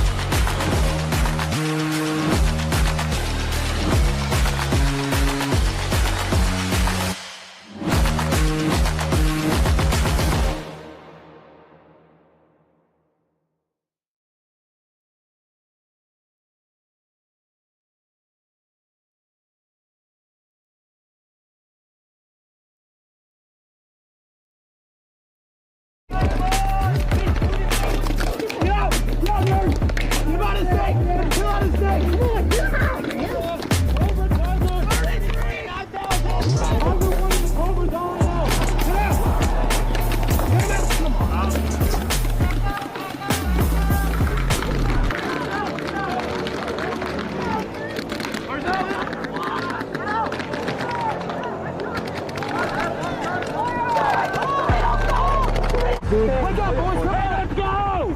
ICPL, baby! That's right!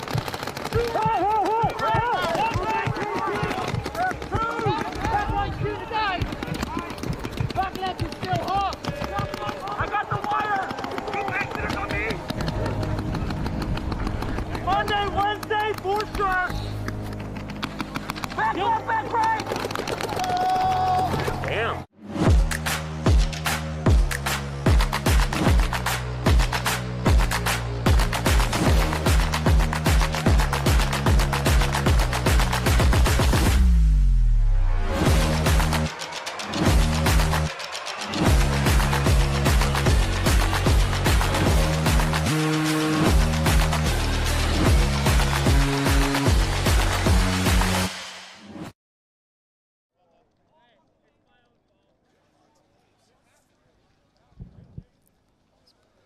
And we are back here, ICPL Sunshine Classic, jumping into some pro paintball matches, and blessed to have Roy Richard up here from Cap Factory, one of my good friends. Roy, how you doing, bud? Good, Matty. How are you, bud? Doing well, doing well. So Cap Factory looking pretty solid. You got a stacked roster, and so we're kind of expecting you to be a favorite out here. Yeah. And it's looking like that. I mean, the one team, everything's going to be contested here on the Mounds field. The one field, or the one game we watched you guys play out here was pretty flawless. I mean, you barely lost any bodies. The game was one of the quickest games we saw. Team looks dialed. Yeah, we got a lot of old school, guys out here that can still play good paintball, and we get the young guys to come join the mix so they can do all the work. Yeah, they can run far. Yeah, they can run far. My main goal is to, hide on the field and go places I don't have to hit the dirt. Yeah. And on the break here, jumping into this one, we got Armada and Team Smoke. Armada starting from the blue side, and it looks like, Roy, they're going to be losing a body early. But we've been seeing this quite a bit. The strategy on this field has become very apparent. The center is hugely important, and the best teams are playing it very aggressively. Yeah, absolutely. You can get real sneaky in there. And break games open pretty easily. It gets real chaotic in there, right? And I feel like the teams I'm seeing win games are winning it through the center of the field early. That initial onslaught, right? They're taking advantage of that center of the field. So it looks like Armada is losing a second player, and they got a penalty on that, so they're down 3 bodies now. They still have a guy far up in the center of the field, but now it looks like the Smoke is taking the 50 Dorito on the far side. Must-win situation for both these squads here, Roy. They're in your bracket, but your bracket's been dominated by you guys and Image. You guys haven't dropped a game. Image has only dropped 1. That third team that's going to move on, best 3 teams move on from each bracket, it's kind of up in the air as far as who that third team's going to be. So if Armada can put a win up here, that'll give them 4 wins. They'll still have a chance to move on as that third team. Yeah, absolutely. And I don't know if Smoke knows he's in that center 50 right now. They're not looking for it, the 2 guys that are moving up the far side here. Yeah, and they have that top side. They have that 50, and they have another body right behind, right next to him. He's going to go through and have no idea, just like you said, that he was there. It looks like the Armada player didn't put a ball on him until he got to that next mount, so they might have traded. No, it looks like it's going to be a clean kill here for Armada, so that is a bit of a mistake for Smoke, and you kind of called that. They didn't know he was there. Yeah, I could tell by their body language and the way they were set up that I didn't think they knew he was in that mix right there. Yeah, so Brimstone bumping down the snake side, the close side over here, the show tape, taking some ground. And if that guy gets to the 50, I think he's going to catch the Armada player in the back unless he switches up here. But his focus right now, he's switching. Yeah, it's interesting because what happens in that middle really has a huge indication of how the game is going to go. But we have watched teams pull back from the brink. We've seen a lot of chaos out here. Embracing the chaos on this field is key. You're not really going to, you can't really play defense, so to speak, on this field. You kind of have to get after it. Now, you can pull things back if you're low bodies, but guys got to get creative. You're not going to win from hiding all in those back bunkers. Those back bunkers, the back guys are way less safe. And here it is. He's about to smoke him in the back. But he took one more with him before that. So good job to that Armada player. Yeah, because he basically, to get him out of there, it required multiple bodies for Team Smoke. So, unfortunately, though, for Armada in this must-win situation, it's also must-win for Team Smoke as well, too. They got 2 wins, trying to put a third up. But they control both 50s on both sidelines. So they got the top 50 and the bottom 50. No one really in the middle, though. I don't see any other middle players close for Smoke, but also no one in the middle for Armada. The battle's now going down on the sidelines.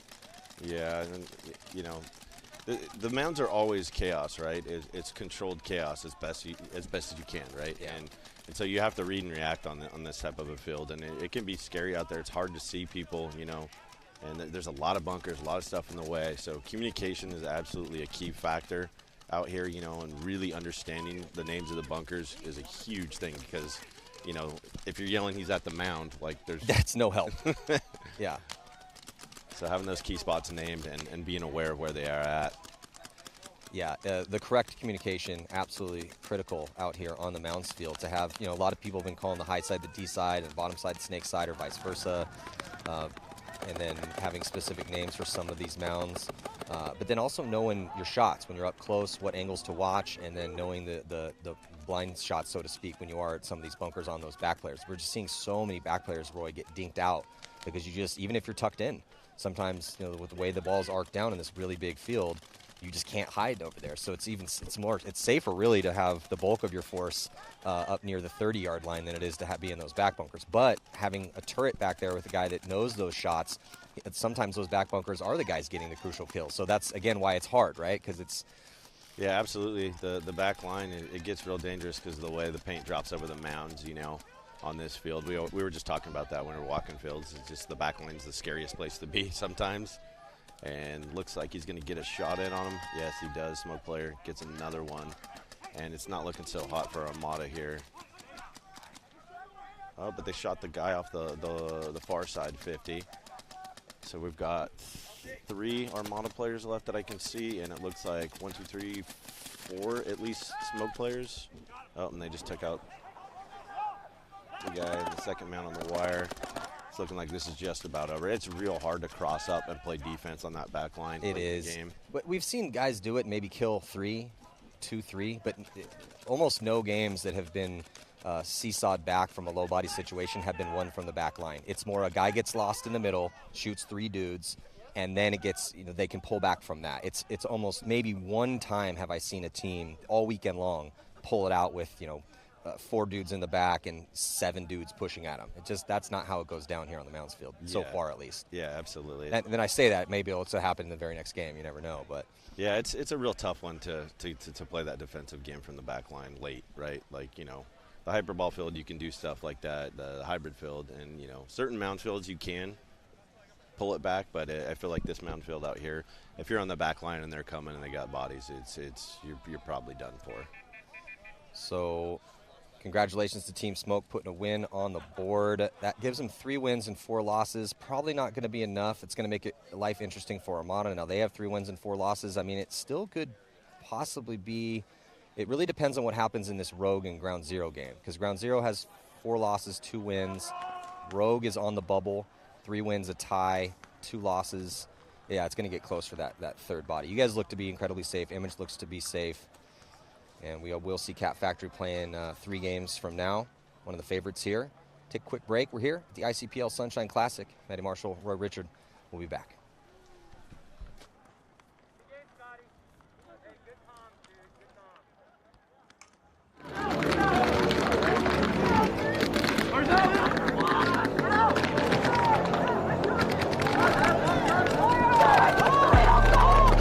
Wake up, boys! Let's go! ICPL, baby! That's right!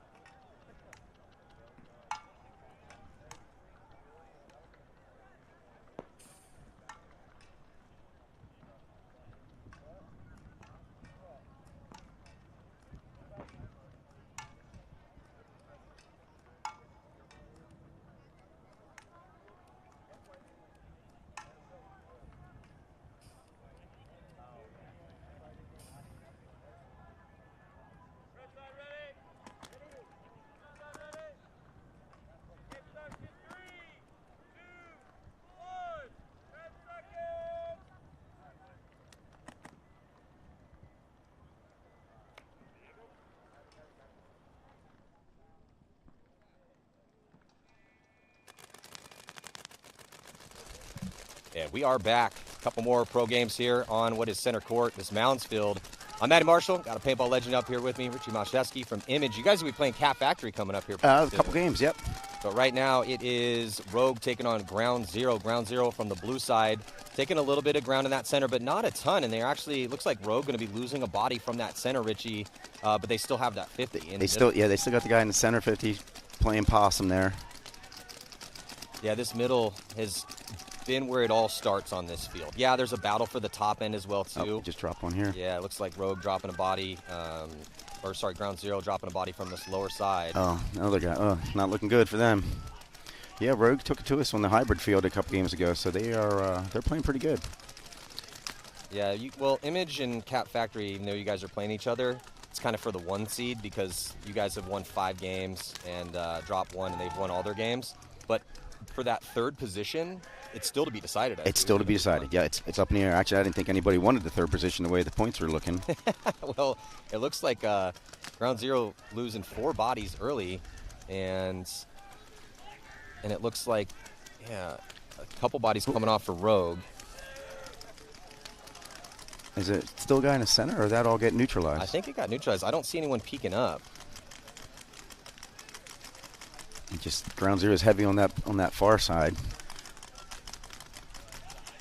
And just who gets enough cojones to get back up in that center, you know? Yeah, the center is where it all kind of begins. That top side, though, is also a big battleground. This bottom side has been a little bit slower to develop. You need bodies over here, and you can steal games from down here, but what goes down in the middle on the top side is kind of that's where the bulk of the attackers are going, and the bulk of the deaths, and if you're playing well, that's where you can get a lot of kills from. But it's kind of slowed down a little bit here. We've seen not one stalemate this entire weekend on the ground. Really? Well, that's good to know. I think last year they had a few stalemates. Honestly, this field was running a little bit slower because it was still yet to be determined how to play it, you know? Yeah, I think how to play this field, you have to embrace the chaos in this field. Yes. If you play defensive on this field, probably going to be rough for you, just because it's almost safer to be on the the front line or the secondary line than it is to be in the back bunkers on this field. Well, once you get that your skirmish line established and you're able to get past that line, everybody can be vulnerable. You know what I mean? You break that front line, you can shoot get a quick 3-pack. Those angles get real tight once the aggressing team gets to the 50-yard line or to the other 40. It makes it real difficult to stay alive in those back spots. Yeah, and so kind of right now there really is no one at the 50s or even really the 40s. It's a couple bodies at the 40s on the top end. Oh, it looks like a body getting dinked out here on the bottom for Rogue. Yeah, it's pretty even, man. Here we go. They're going to do a little action on that far side. Yeah, that's it. This is going to open it up. Yeah, here comes Rogue. Rogue aggressively pushing past the 50-yard line. It's a pretty big bite, and he's able to make it clean onto Ground Zero's side of the field. But he's got no support. Yeah, he's got no support, and no deaths have happened yet for Ground Zero. And, I mean, they've got to know he's there. See if they're going to try to come through. But he doesn't know which side he's at. So he has to commit his body. Ground Zero dropping, and then a little tactical retreat back to the he was at a bunker forward, and a penalty actually going to be assessed right now on Ground Zero. It's going to be a major. Pulls out one, pulls out another. Oh, wow. Not looking good here. Ground Zero with a desperation run out wide to stop the bleeding, Richie, and it looks like he makes it clean.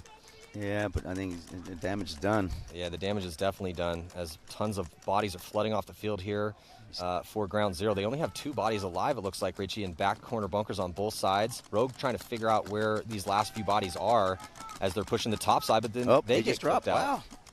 It's 4-on-2? This has been a very entertaining field, Richie. I mean, I know you guys, there's 4 different fields you guys are playing out here. All the games I've watched have been going down on this field, and it's been highly entertaining. Seesaw battles back and forth. I like this field. The hyperball field's really nice as well. I heard the hyperfield field was playing a little slow, though. It can. I guess it all depends on how much you want to bite off on the break.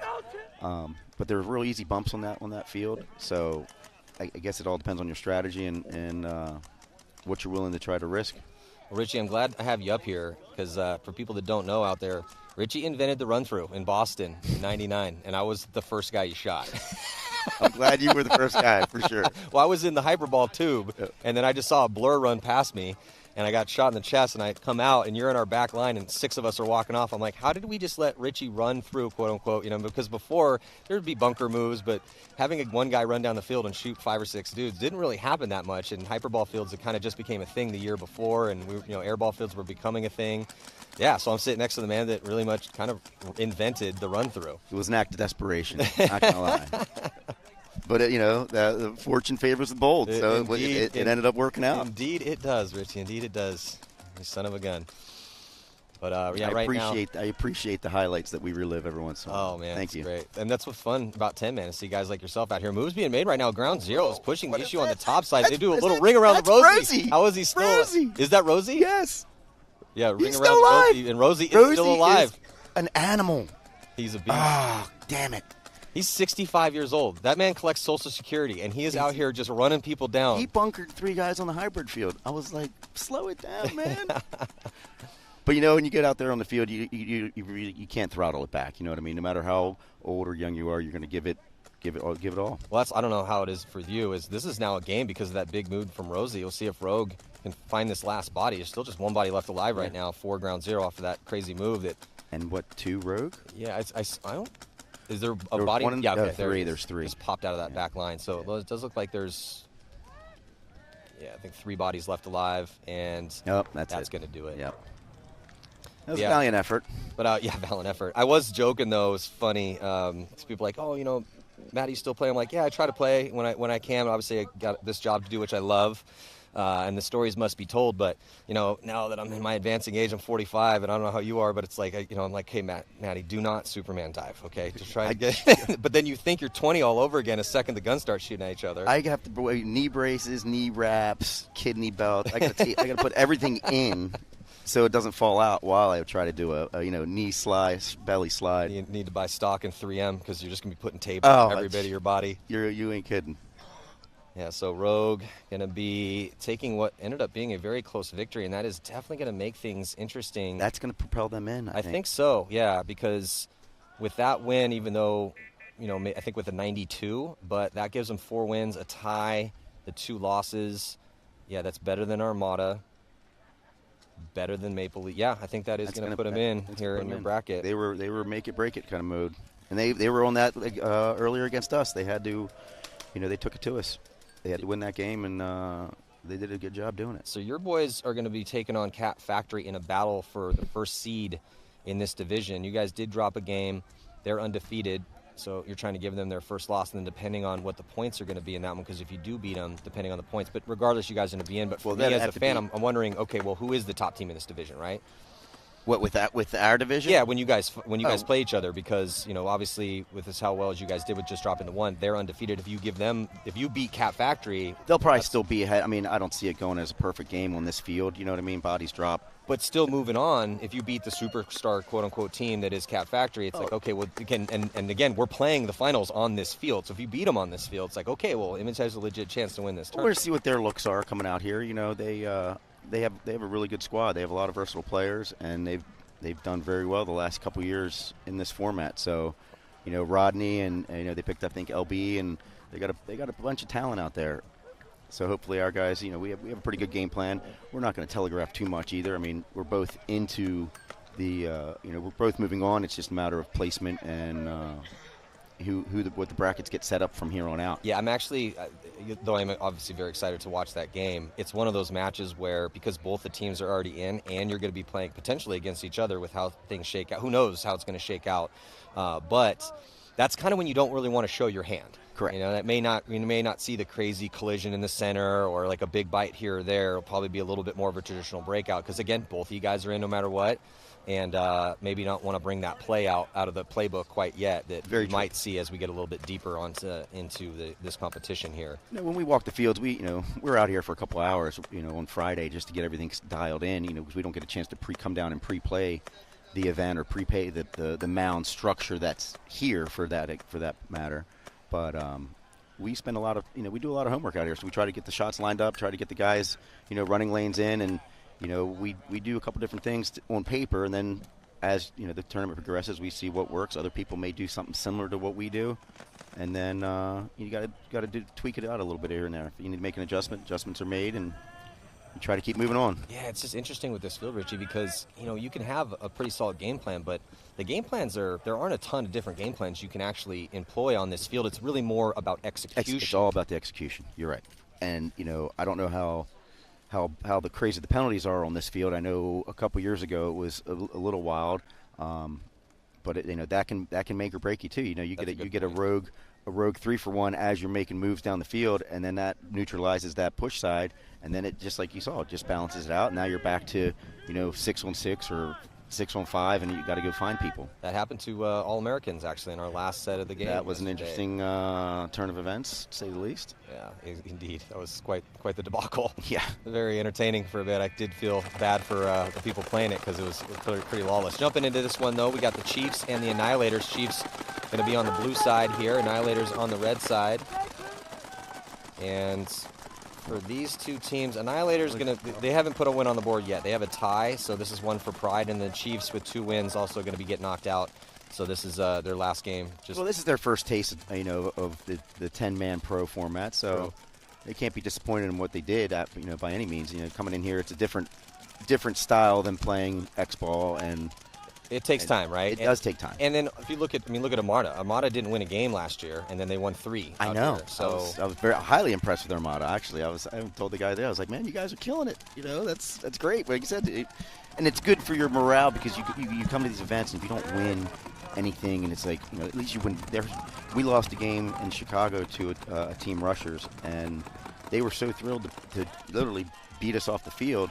They didn't win a game after that, and they were just so thrilled that they were able to. But they beat big Image. victory, yeah, and that made their weekend. Well, Richie, you're talking about penalties. The penalty was actually just assessed on this low side on the Chiefs, so they have 3 bodies in the dead box right now. But they are pushing the issue on that top side and in the middle to kind of mirror up what the Annihilators are working with. We're looking at the Annihilators here on the red side on your screen here currently. A couple more bodies coming off for the Chiefs, Richie. Not looking doubles. good for When them they come right out now. in doubles is not good. Yeah.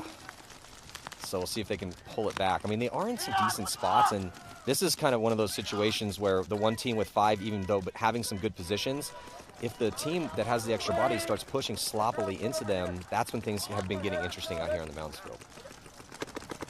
Yeah, like I said, it's tough. You got to have, like you said, you got to have the nuts to get up into the mix, but it's a cautious thing too. And if you're not sure, you get a little scared, and then next thing you know, the other guy on the other side decides to take that bite. Then you're taking a couple on the side of the head. Another body coming off right now for the Chiefs from the back line. Wow. Here from the low side. So again, they still have a couple bodies in decent position up towards the top side and then in the middle, but now it looks like a body coming off for the Annihilators. They only got 2 in the box there, so it's 8 on. It might be 7 on 4. 5 bodies from the center over the top side. Definitely 7 at least alive here for the Annihilators. So it could be 7 on 4. And I was kind of surprised. I know they're from Florida. I don't know if they play this field very often. Like we had to play them, I think, second game on this field. That is a good point, Richie, because if you play a Mounds field on a regular basis, all those little shots, all the drop shots, the angles. You should be pretty comfortable, but then it comes, like you said, it comes down to the execution. You can know it, you can play it 1,000 times, but if the people that are getting into the spots can't execute, then it's going to make it for a long weekend. Annihilator slipping and falling, trying to get up the field on the top side. Looks like he makes it clean, though. He's in. Yep. As the Chiefs able to make it to mound 4 on the top side. That's 1 bunker away from that important, crucial 50-yard line that everyone's been fighting for all weekend long. And now, a noble attempt, but it was too big of a bite, as there was 2 bodies in front of him shooting down that sideline. So number 3 here for the Chiefs. I don't think he had the count right, though. A body coming off from the top side from the Annihilators. So Annihilators just haven't really been able to find. They've been shooting a lot of Maple Leafs, but not. Another one. Yeah, but they're grinding their gears on this 40-yard line right now. 2. Yeah, it looks like they're going to be coming down this side here in a minute. Yep. So 2 players alive for the Chiefs, and I think 3 or 4 here still for the Annihilators as they were getting chopped up just a second ago. See if this Chiefs player in the middle can make something happen. He's going to have to be the hero right now. He does have a back player in the back corner bunker. Sometimes, hey, you get a little support. That's sometimes all you need. Yeah, It's quiet on that top Yeah, side. very quiet. All the time in the world here. Again, haven't seen a stalemate. We did have one game come down to 20 seconds, and then another game right around a minute as Chiefs taking a walk, just one body left alive for them. But I don't see this field playing slow. I mean, maybe once we get in the deep rounds, but it's just kind of hard to play conservative on this field if your opponents don't want you let you do that. Well, it's also a paint trainer too. Like, the one game I played out there, I shot 11 pods, and I was, looking for pods and hoping I had enough gas to get through the next 2 minutes. Yeah, that's a disheartening feeling when you have bodies and you have no air or paint to shoot at them. yeah. 11 pods that's a lot. How many are you carrying out these days? I typically carry 11. Yeah. And they are finally going to pinch out that last body. So cleared out that top side. Ooh, almost. We've seen so much friendly fire. Look at this. The player for Rogue on the bottom here. For the Annihilators. Almost shot his own guy. And in weird scenarios, we've had a couple of scenarios where we shot our own guys. I get shot a lot by my own guys. I think I almost thought I had a target on my back instead of my name. Because I'm like, why you guys keep shooting me? Stop shooting me. Yeah. We had this one instance where a team blew open the top side. He runs all the way around, grabs the flag, and as he's running back, gets in a gunfight with his own player. His own player shoots him, and that actually happened 3 times yesterday. So and he got a 3-for-1. Yeah, Gave the hand to the other guy. Gets a little chaotic out here. So one more game to go here in the prelims. Congratulations to the Annihilators taking that win. That is their first win of the tournament. Go out on a high note. Next up is going to be a battle of the 2 titans in this division, Cap Factory and Image. Coming up next here on center court, and then we're going to take a short break and head into the semifinals. So got Richie Malcheski up here from Image and Maddie Marshall. We'll be right back.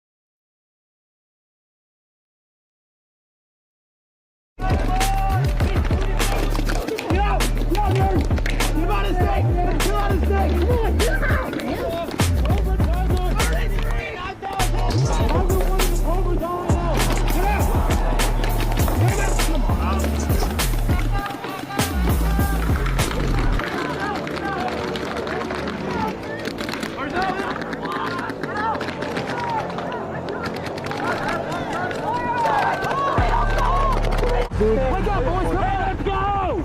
ICPL, baby! That's right!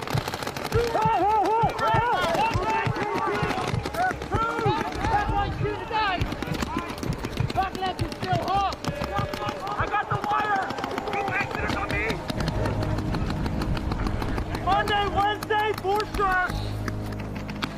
Back left, back right! Damn.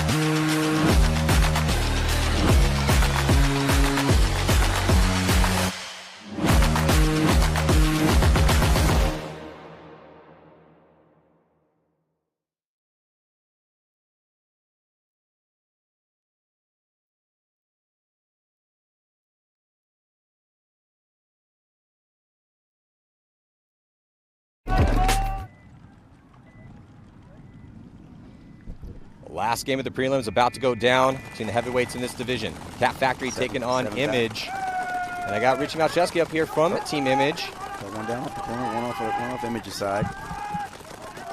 Pretty even breakout. Well, we were talking about another G out of center. Oh, that's is that Blake? That's a big G. Yeah, oh wow, we got my boy Derek all the way up there doing some damage. Yeah, He just, Richie, we were wondering, okay, well, were these two teams going to show their hands? Sure enough, they both go real hyper-aggressive up the middle. that guy should be gone. They didn't pull him out. Why didn't they pull that guy? Oh, penalty just assessed on Image here from that top side. So it's been a little bit of a bloodbath here to start this one out. Cap losing 2. Looks like Image going to be losing 3. Losing bodies quick here, boys. So Image taking a ton of ground in the middle. It was chaotic. They shot Blake Yarber out. Yeah, that 3-for-1 didn't help too much. Was it a 3-for-1? I think so. Oh, no. So then you guys should be down to what, 6? Like 5. 5? 1, 2, 3, 4, 5. So as 5 on 7. This is kind of when look. This field gets chaotic, but when the dust settles is when it gets decided. So Cap Factory now has to figure out where the bodies are and how they can push in these last guns for Image. And Image kind of playing on their heels right now. Yeah. Losing another body from the bottom side. Not looking good for the kids here. Andy probing in the center. Cap Factory going to get a body up to the 4th mound on the top side, and going to get out of that backfield. Yeah, I kind of expected them to do like a second wave of exactly what they're doing now. They start off heavy with their guns. They bring a wave in, get their guys in. Yeah, is that JP? JP, I know once he gets up in there, he's going to be doing some work. Yeah, JP's right there, and that's Andy. Okay, oh, that is Andy. Oh, I thought Andy was in the center. You used to play with Andy back in the day, right? I did, yeah.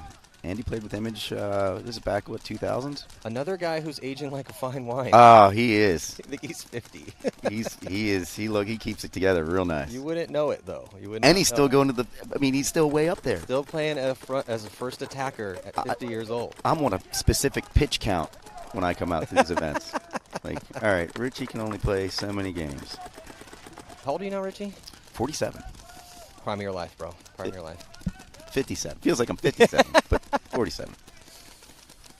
So Andy's thinking about it here.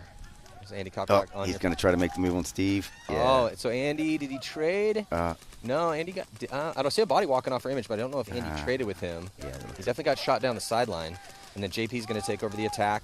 Cap Factory controlling the 50, though, on the top side. And they're passing through the middle. They exchange up top, and now, it's only, 1 or 2 left for us. Yeah, so Cap, the penalty crushed you guys. Yeah, the penalty doesn't. It was pretty close on the body count. Yep. Cap had a little bit better field position, but once that penalty set in, as soon as Cap found those last bodies, they made some nice moves, and they're really you guys couldn't have an answer after that. No, it's hard to recover. Like I said, when that whole side goes, and then even if you try to fill, the guys are so exposed coming from the center to get out that to reestablish that back line, and it makes it into a difficult situation. And Cap's back players did a good job of shooting their guns, putting pressure downfield, not letting Image recover, and staying alive. They had LB Fowl back there, Roy Richard, and they all, again, they were rolling their guns. Very difficult in those backfield bunkers, right? So the fact that they were rolling their guns, keeping up that communication, and then letting the front players go up there and do the work. Just working out really nicely here for Cap Factory. Jacob Edwards was up on that top side. I'm sure we'll see him again in the next round. We'll see what happens. Yeah, I mean, this is no big deal. You guys dropped 2. You're still in no matter what. But Cap Factory running undefeated here through the prelims and looking as advertised with that superstar roster. They're playing well. There's no doubt about it. Yeah, Cap Factory with J.P. Augustin of Ironman and Infamous fame. We got Jacob Edwards, who was the MVP last year, and the win for Tampa Bay Damage at the second event. Oh, I didn't know he was playing with him. LB Fowl, Eric Hunter, LB from Infamous and Avalanche back in the day. And Image, another Image alumni. Timmy Probst is on the team as well, too. Yeah, they have a good squad. Yeah, pretty stacked up. Rodney. They got Mike Urena on the team as well, too, and Blake Yarber. So, yeah, superstar roster, taking the win here against Image. But Image, again, still in. That's going to do it here for the prelims. Richie, thank you so much. Maddie, thank you. Appreciate it. Pleasure, man. You're a legend. So we're going to take a short break, and then we're going to reset here and jump into the pro semifinals. All of it's going to be going down here on the Mounds Field at Tiki's Paintball Park for the 2023 ICPL Sunshine Classic. I'm Matty Marshall. See you in just a few.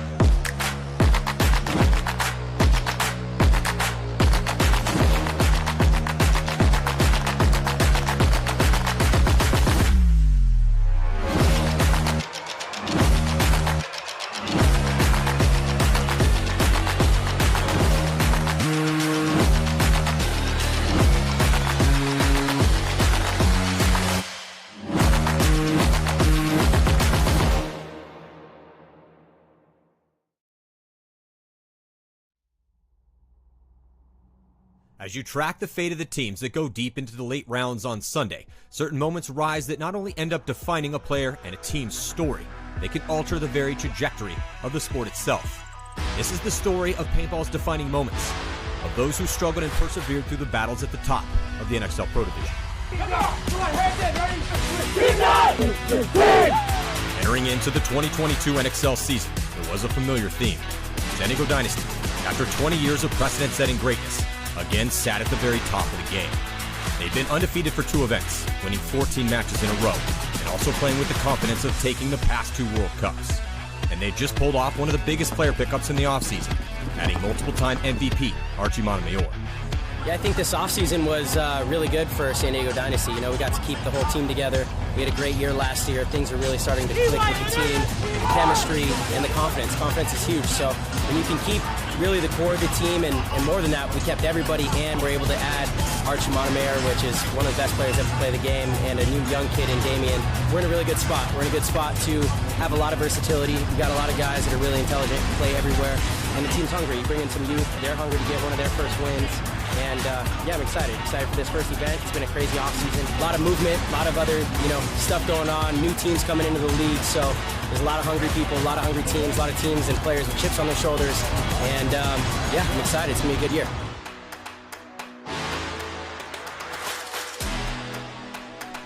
But a new potential monster had entered the arena. The Latin Saints, new on the scene, were throwing money at every all-star in the league in their attempt to build another powerhouse super team. Of the 2 current resident super teams, Houston Heat's championship roster remained intact, while a few of Impact's core attackers had taken the bait and left perceived greener pastures, forcing Edmonton to rebuild. 16 other pro teams, including proven winners like Tampa Bay Damage, San Antonio X Factor, and Los Angeles Infamous, were lined up to try to make a run at Dynasty's title. The stage was set for the most difficult year in pro paintball history, as the best teams in the world quested for their own defining moments.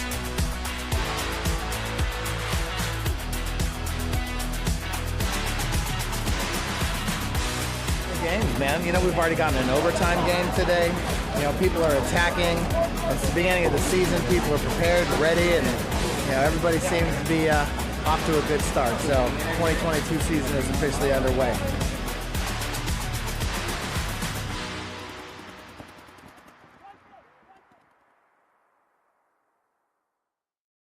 No. We cannot throw our bodies away. We have to be together. Yeah. Get the Work with the guy next to you. Get the talk going. If they have 3 and we have 5, there is no reason to go anywhere. No. We control the airwaves and we make them fucking blow the horn. Clean it up, boys. Clean it up. Let's go. On 3. 1, 2, 3. Team! Have fun, guys. Let's go. This is fun. Let's team! Let's go!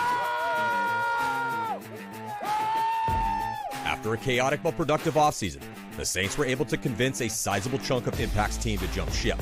4 players were willing to take a big risk for a big reward with a new team and a new owner. 2 players from the Ironman also answered the call, Corey Hall and Silos Cortez. Their roster had seeds of excellence so deep, but the question would be, could they contend immediately, or would it take more time? I was the last guy. I was the final piece in the puzzle, because I always made fun of them. I was like, yeah, you guys can go over there and collect your money, but you guys will never win. You have no leader, you have no organization.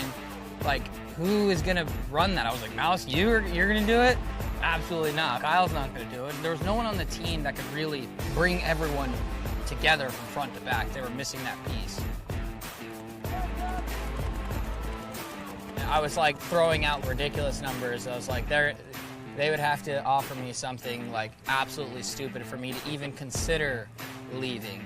Some of my best friends, so I was always having conversations with them every day about it. Then they kind of gave up, and then I guess they went to dinner with Diego. Diego came into town, and he was like, yeah, tell him, and I'll give him whatever he wants. And at that point, I was like, yeah, whatever. Like, I just blew it off. And then the next day they called me and they're like, no, it's serious, just talk to him. I know you don't want to leave Impact, but just talk to him and see what he has to say. So I humored them and had the conversation with Diego first. And I was like, you're gonna have to give me $120,000 for me to even consider coming over.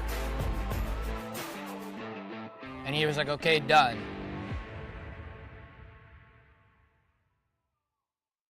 Wanted to do just some more research about it, figure out where he came from, because I had no idea who he was at all. So that was kind of a big risk, and it was a little bit of a scare factor as well in terms of like, okay, well, who is this guy? Where is he from? Why does nobody know him? One of you, man. I trust in you. Let's go. I trust every one of you. You can do it. Let's do this, man. Let's do fucking this. We can do it. Yep, let's go, boys. 1, 2, 3, team. 1, 2, 3, team. Let's go. First team, we got Latin Saints. We're going to see what they can do. I mean, they spent a lot of money to get a good budget. I mean, they got a good team going, so we'll see what they can do. It's going to be a lot for them to come out and play their first match, so we'll see what we can do, see if we can hang with them. The Saints had issues taking down Energy Elite in their first match. After putting up a 3-point lead early, they then let it slip away. They held on to solidify the 1-point win in the closing seconds. However, their next match against San Diego Dynasty will be the biggest test for this new all-star squad. Tighten up the game plan. Everyone played pretty good. Let's scout Dynasty. Let's get ready for Dynasty. And good job, guys. So obviously we're a new team, so we have to go through those steps to build. We just have to work through the notions and progress through as the points go on. For the most part, we're all here to work and we're all here to win, so that's our goal.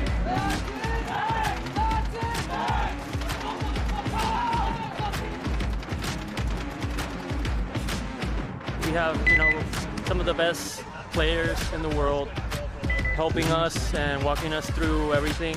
So it's a real big privilege, and I know anybody would be happy just to be part of this team. And I know it's good for paintball, it's good for Latin paintball, because we're passing this on to the rest of the teams. So I think it's good for just paintball in general, and I'm really happy. That's a big game. You circle it. You know that is going to be a match. Okay, so Latin Saints, what are they about? We're going to see it. Right here, we get to see it in the prelims. We get to experience it. We don't have to wait until Sunday to experience it. We're going to see it here.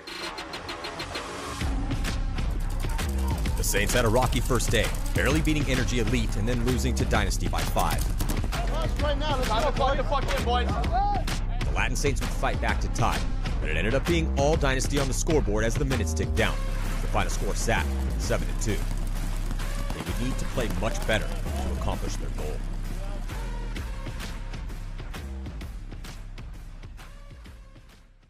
Yesterday, after the big loss we have versus Dynasty, we have a big meeting, a 2-hour plus meeting. We see videos too, seeing our mistakes. And now our first match is versus X Factor, a top team. And well, I think that we study the place okay, and I think we're going to do okay. And then the next match is versus Revo. And actually we need to win both of our matches because the bracket is too close. So let's hope we can do this and we're going to win, you will see.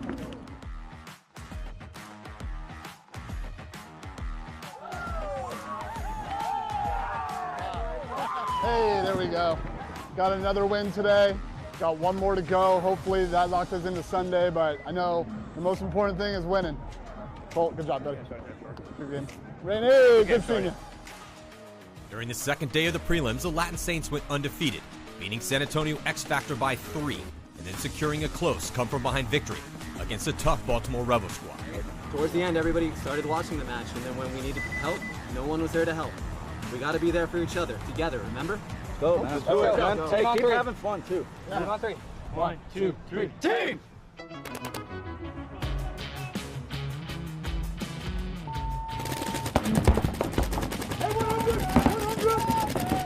A whole season lay ahead, but at the start of the Sunshine State Major, it was undeniable that Dynasty was the top team to beat.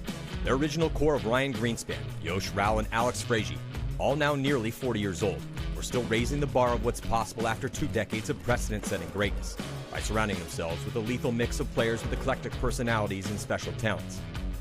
Dalton Vanderbilt and Marcelo Margot had proven themselves, even before their current tenure with this squad, as generational talents. And they've become key weapons for Dynasty on this run. As long as they stayed healthy, they would start the lion's share of the points. Picking up R2 was huge for us coming into 22.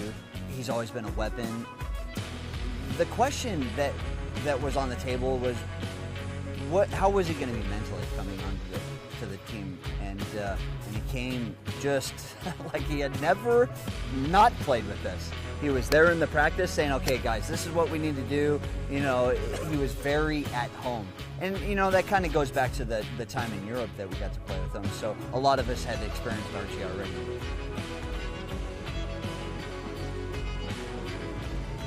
Archie brought a lot of experience from other teams, but specifically, he brought his game style, which was huge. You know, Archie can play any spot, but he plays it differently and with a great, fantastic mind, which is, you know, that's the beauty of Archie. You know, me coming here, it was really just doing a service to myself, and in the sense that not only me, but I genuinely believe you need to be inspired, you know, at all costs. And for me, coming to this team, what was that for me? And it gave me a lot to prove and a lot to kind of shake even. And yeah, that's kind of how I've been kind of doing my thing this year. It's a unique opportunity to be me on this team, you know, and it's easy to say, like, you know, well, because to me, I look at it like I try to play the devil's advocate with myself, you know. Oh, yeah, I'm going to the team that's winning. Well, that actually puts a lot of pressure on myself now, because if they don't win, well, what did they change, right? It's me. So it puts the bullseye right in front of me, you know. But I took that and I understood that knowing it. When Dalton was healthy, very few players could ever match his level of production, but he had been dealing with some injuries.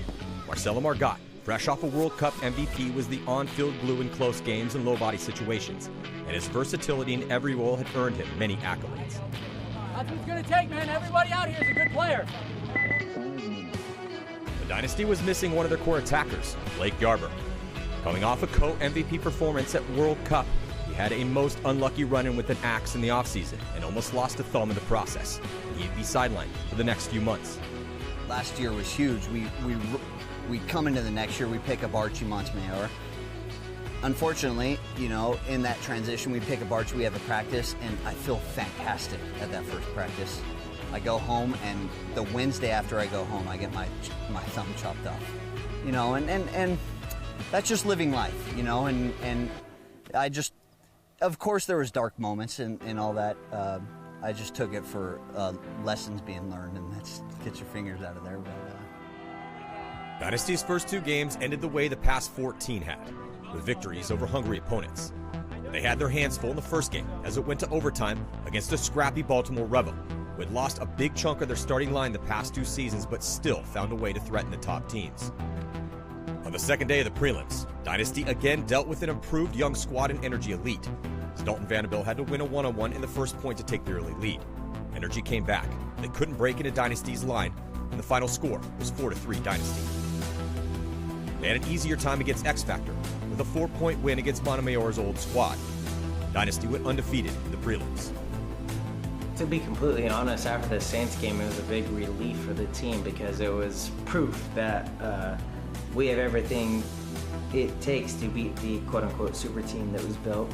We knew that we had the championship poise. We just won World Cup. We had the team, we had the experience, we had everything, and then we added Archie, as I alluded to earlier. So it was more of, after that match, it was like, yeah, this is what it this is what it's gonna look like, you know.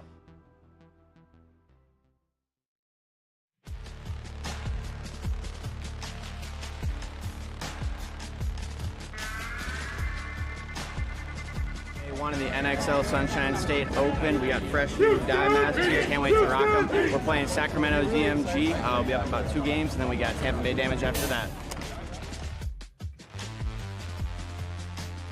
Entering into their 3rd year in the Pro Division, it was unclear how good Columbus level could be, but they had shown vast improvement quickly, going from the bottom tier of teams in 2020 to a 6th place finish, where they beat Impact, Damage, and Revo all in a row at Chicago in 2021. Led by owner Dave Pando and coach Robbie Goldsmith, their roster was filled with up-and-coming, homegrown Midwest talent and no hired guns. We are not guns for hire. We are not a big budget team. We are locally grown. We're organic. We are non-GMO.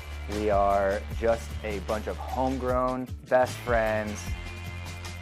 Level's line had been coalescing into a refined form, with a core arising to meet the competitive moment in the NXL. Going into Sunshine, we were confident, but also we still were playing like we were underdogs, which we love. We love being the underdogs. We love playing with a chip on our shoulder. We love when teams underestimate us. And I think it's just the nature of when you're a new team, you're always underestimated. You know, you're always seen as a lesser team when you're playing some of the big dogs.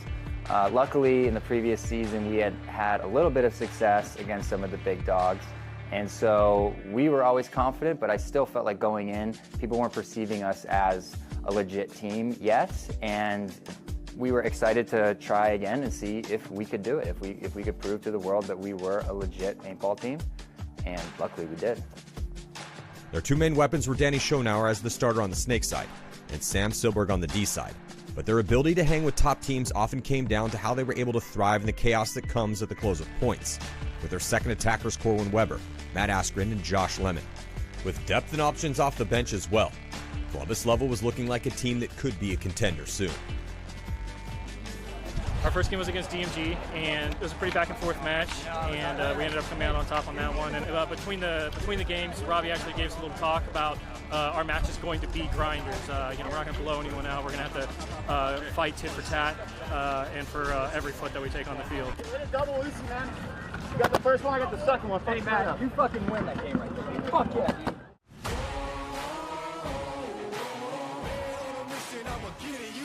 So starting back to Sunshine State, one of the things with our team is we seem to come out a little slower in our first matches of games. So we played level. They already had a match under their belt, and they had a good game earlier in the day. So we come out a little slow, you know what I mean? Maybe not warmed up enough. When we go to play damage, the way I look at that game is that if somebody comes off a zone, you expect somebody else is going to pick it up. So it's a hard situation because you don't know, do I really have this move or are they just baiting me? Because the discipline that those guys have is just top notch.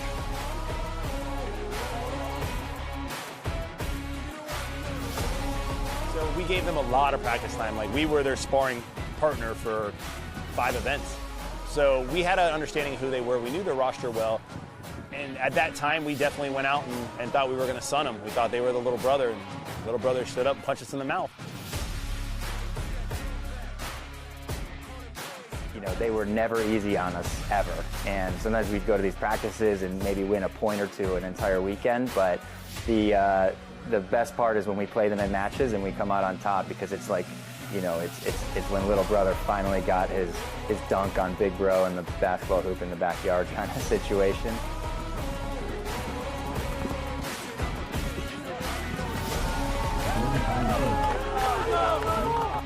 Pando's even said it. He'll even give recognition that if Damage didn't give them what we gave them, they wouldn't be who they are. Obviously, they're working their asses off and they're doing everything they need to do to be where they're at, but we gave them the opportunity to play the higher echelon teams and not have to play divisional teams, right? Now people go to them.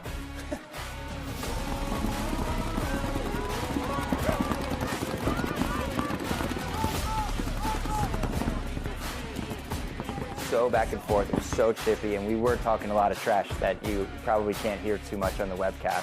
They torched Danny one point in the Snake, and he must have gotten shot 50 times in the head. He comes off the field covered in paint, his yellow coming out of his teeth, and he's just laughing the whole time, and we go back out and do it again.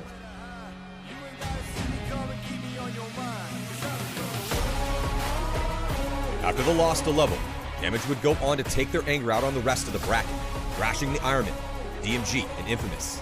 Every single win by the Mercy Rule with a combined score of 21-3. But in order for Damage to stay hot and go deep at this event, to win their first big tournament since 2013, they would have to get by the reigning champs in the quarterfinals. But we learned a lot from it. That's the one thing I will say is we learned a lot from our losses. And you know, going through the next couple matches, we were able to kind of beat teams down based on what we have done from before.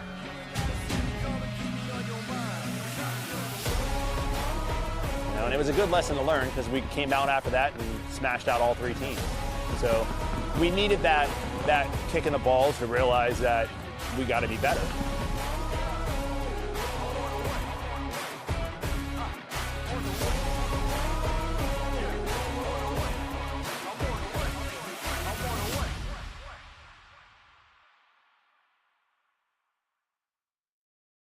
Wake the fuck up! Wake up! Let's fucking go, man! Wake the fuck up! At the fucking ghetto! Hey, I was still waiting on the second one. No, you didn't. He just said kill the fucking 500. I grabbed you right down fucking 500. Okay, another ghetto came out to 500. Wake the fuck up, man! Just push that fucking way. Hey, stay together, boys. Stay together. No one had played more paintball or trained harder for the first event than San Diego Aftermath. And it showed in their first 3 games of the prelims, where they took a couple wins in close one-point fights against Seattle Thunder and New York Extreme, and then destroyed the ML Kings in Game 3. Might be a penalty on the ML Kings, and we are going to see a tie game. Owner Mike Kimman had retooled his roster after taking back the reins of control, although the team now had some heavy hitters on the squad, like Frank Antetomaso and Thomas Kim, brought in to help them have more firepower against the top teams. They ran into a wall against Houston Heat. They were completely shut down and shut out 0-6. Even at 3-1, they were forced into the wild card round, where Aftermath rematched the ML Kings, and this fight would be a much closer game. This year is the same team from last year. We got the same, momentum. It definitely is working. First tournament we're making Sunday, and we're here to stay. We're gonna progress. After making Sunday twice in a row, the ML Kings have been acquiring a reputation as the fastest team in the league who thrived when pushing a high pace and forcing opponents to play their aggressive style. Punch him in the fucking face, let's go! And the Kings came out as advertised through the first 3 points of the wild card match against Aftermath, with Connor Kelly and Kyle Berry stepping up and taking the big early lead. They have to run, we don't have to do shit. Let's fucking go. But Aftermath remained undaunted. They fought back to tie the game up 4-4 with just 39 seconds left. There might be a penalty on the ML Kings, and we are going to see a tie game. And no, Hallberg stayed alive in that too. They don't get a penalty here. Oh, look at this. Hallberg comes through the flag. Oh, the referee puts his hand back in his pocket. And then Barrett comes through. They have 14 seconds to work with. I think Aftermath might be able to steal this win. As Mason's going to hit the afterburners. San Diego Aftermath advanced to rematch Heat. But this game would be a completely different story than the 0-6 shutout beating that they took yesterday. It was us! Eat that! That's our fucking fault!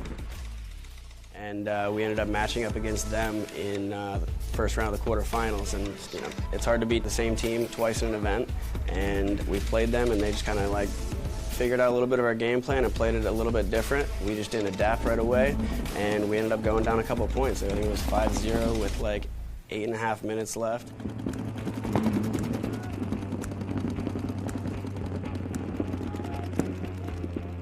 I need the same 5 right here. Tough game with Heat. We came out, jumped up 5-0. They fought their way right back into it. It was an even game back and forth. Came down to the end, and we won with a couple seconds left. DK's tired. We all know, buddy. Focus. 20 seconds of control. 20 seconds attack. Hey, they're gonna run. They taught us in the prelims. They beat our ass 6-0. So we had a lot to adjust and work on, and we did that, and here we are. What's different about being in Sunday now is you got to play tighter paintball. You can't throw points away. Every opponent has fought just as hard as we fought to get to this moment. So, you got to dig deep, and you just can't make mistakes. Whoever makes the most mistakes is probably going to lose, So that's the difference, we got new guys on the team, just trying to get that cohesion and that gel. All you gotta do is look back. I got it. All me. This year's Aftermath team on paper is definitely better than last year's team, for what it's worth. But you still have the gel factor. The best guys don't always make the best teams. So getting everybody to click together and support each other and simple things like that is kind of what we're trying to do right now, and that's the challenge ahead of us. You have to listen, man. Josh is staying your way. I don't care, man. I'm the only one listening. No, you're fucking not. Fuck, man. I was supposed to shot fed off. I shoot him. Fucking dumbass fucking Ryan popped the top of that snake. I shot him and run the last. See when I was on the field before, staring at him. Way to be, coach.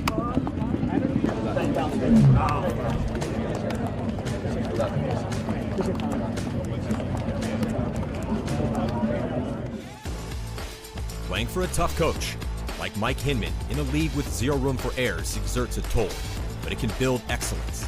Aftermath had fought through turbulence against a tough opponent, and there was more to come.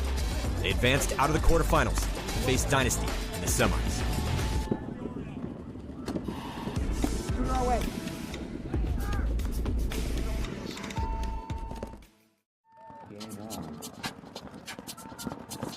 Well, Dynasty, we come out, we play them the first match on Sunday, and you know, they've been hot for the last year, heavy. They've got everything they need, and then they go and add Archie, which I think is not talked about enough because he's one of the best player in the damn league. And he's a closer, man. You know, he plays every single spot. He could play the front, he could play the back. And I think he just kind of wheeled and dealed, and he beat us in some gunfights and kind of won him that match. But Dynasty is that type of team that, you know, they were able to plug a top-level person into a spot that they needed, and now they're just kind of running with it. So it's crazy to see, even after this much time, that they still have it, man. Fucking let him be a wasted gun over there and come down this way. Gonna get to this 3-pack here. Doesn't even shoot. Wow, what an amazing heads-up play from Chad Boucher. We're gonna push the rear side. Keith's gonna push the big side. Look for the Dallas and Godzilla moves. Okay. Dynasty took the early lead and Damage tied it up. Both teams were dealing with losing bodies early, as we were deep into the tournament and everyone had dialed in their shots.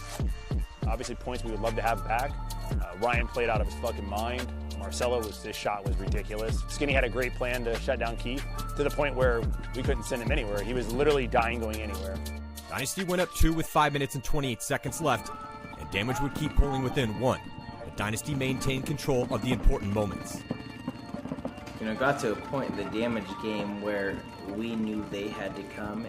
So it became very easy to shoot bodies on the break, have a body advantage, not lose gunfights, make sure you win the point, make sure you win the game.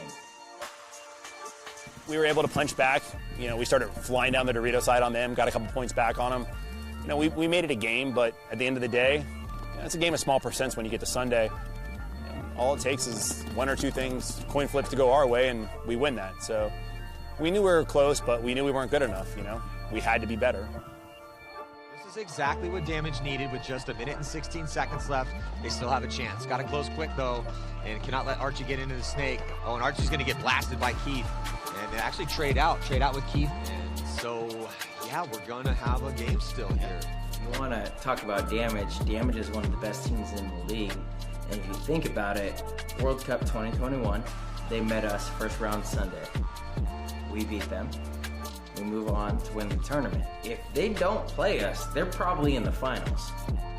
That team is that good. They're probably in the finals, and we see them in the finals. And at any moment, they could beat us. Like, you know, it's the way Damage is. They held off Damage's final full-field attack with just 43 seconds left and took a close 1-point victory to keep the team's win streak going and move into the semifinals to play another team from Southern California, San Diego Aftermath. Yeah, so there we go. San Diego Dynasty going to be punching their ticket on into the semifinals, getting closer to another finals appearance. That would be 3 in a row. We're, you know, watching these first couple games, trying to stay warm. You know, we did a lot of scouting last night, watched all of the Russians games, so we know exactly what they're going to do. We know exactly what we're going to do. Hey, Thomas, Oldie! They're fucking motivated, you know. We had one Sunday appearance last year, and, you know, now we know what to expect. It's not new to us now, so we're ready to go.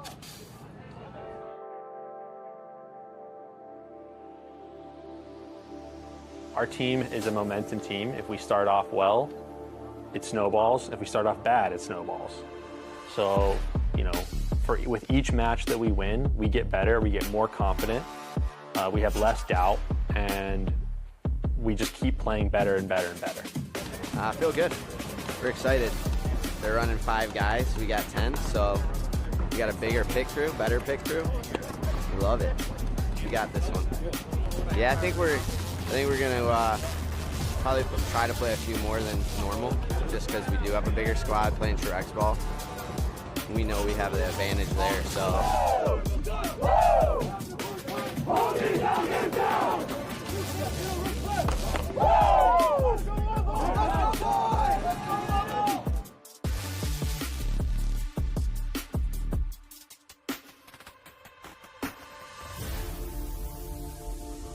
That Russian match on Sunday was a test.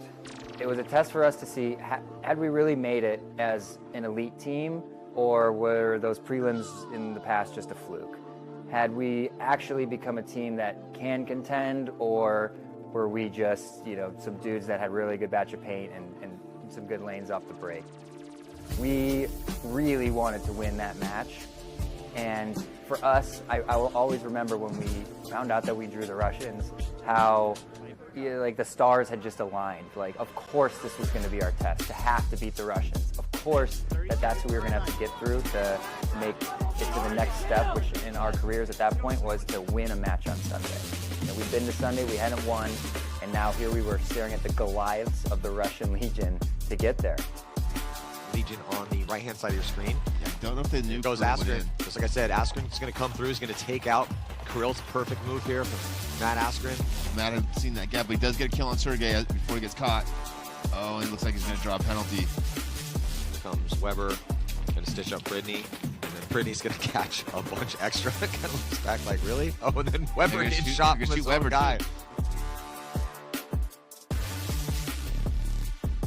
There's an amazing point in that match where it's a 2-on-2. Sam Silberg, the fucking stud. He's on the D side, but Kirill's in the center, and the other Russian player is on the Dorito side as well. Sam picks that up. Instead of going down and trading with the Dorito guy, he goes inside, bunkers out Kirill in the center, and then the Dorito guy just took off, trying to find Sam. Sam recognized it, dunked on him, hung the buzzer with the player still alive for the Russians to get us a point. That point was sick. That was a huge momentum booster for us, and that just proves that Sam is so clutch sometimes, so clutch. And against the Russians, to be able to pull off a move like that was so motivational for our team. A big part of the win, I think, was Sammy's big move on the running up the middle and dunking on him. Hey, Joe.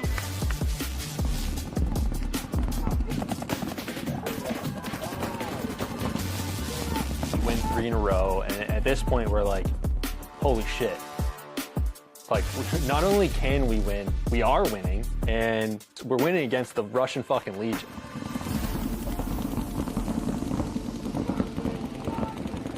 Attacker. Yeah, Sergey was the one that made there, but I think the damage has been done already, and yeah, here comes the double dose. Oh! So Kirill caught those extra bonus balls, and that's Kirill giving it back. Kirill, angry Kirill. That's angry. Yeah, I mean, it's 4-4, 2 minutes left. It's obviously a big moment in the game, and Danny gets in the snake. He's super clutch, shoots a couple guys, we win the point, and that was the last point scored in the match. Right? But that's not a surprise. That's what Danny fucking does. He's a dog. Over there in the V, and then that is going to do it here. Legion needs to concede this point. Surprised they're not. Right? It's a little late there. Let's go. We got one more. Timeout, boys. No timeouts. Let's finish this shit right now. Guys, listen. This is why we're here. We're up 1 point against the Russian fucking Legion on Sunday. Dig in right here. Leave it all on the field. Right motherfucking now level. Let's go. Legion's going to need to do something miraculous out here, 3-on-5. Sergey doing what he can through the middle. Here comes Level Leva going to move up, and Askren gets shot out. Now just 4 bodies left alive. As Smochok gets shot, and he tries to somersault back. And that's it. And that is going to do it. Columbus Level knocking out the legends of Legion to move on into the semifinals. Unreal, Matty. Are you kidding me?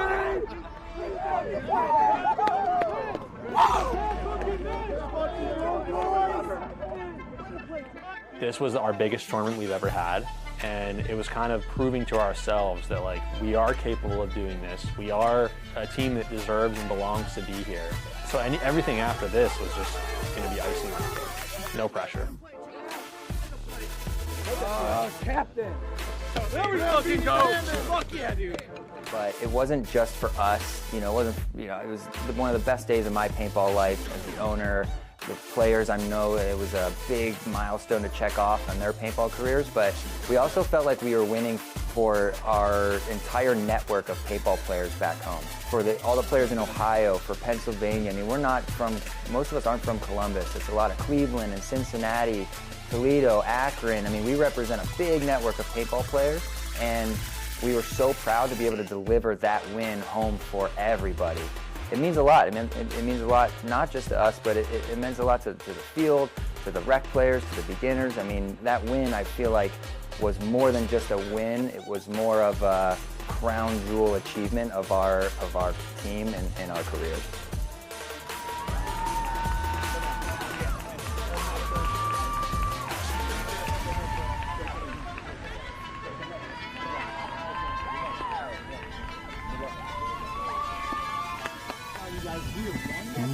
From playing our first pro finals ever. All right, this is an opportunity we're gonna fucking have, and let's fucking make the most of it. Way to go, way to fucking go. So proud of you guys. Give me a fuck Danny on three. 1, 2, 3, fuck Danny! I'm so proud you remember that. Love you, Danny.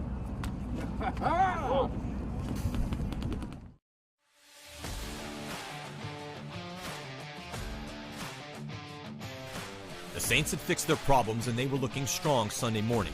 They ran up a huge lead against Infamous in the wildcard match 5-0 and took a solid win 7-3. Infamous had made too many early mistakes, and the Saints made them pay. We went up big on them. I think it was 4 or 5-0, and then they scored 2 quick points. And then they just started bonus balling us and walking us off the field while they were losing 2 minutes left. We didn't want to start that game, but if they want to play that game, I'm all for it. The show of emotion in a game that wasn't even close proved J-Rab's motivation and desire for greatness still lived inside him. He and his team were now mentally sharpened for the grudge match coming next against Impact. It would be the closest game they played on Sunday. Every step that we took instilled more confidence in the guys, instilled more confidence in myself, and then I think that confidence was just kind of protruding out of everybody on and off the field, and everybody just felt that. You could feel it rising up, like in our meetings, in our huddles. Whenever we talked anything paintball, you could just kind of feel that rise to the occasion and that level of confidence, that elevation that we had. The quarterfinals game did not start out well for the Saints.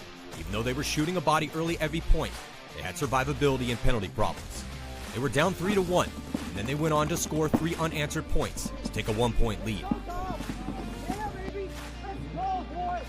Impact would come back to tie the game up twice, and the moves and the gunfights went blow for blow.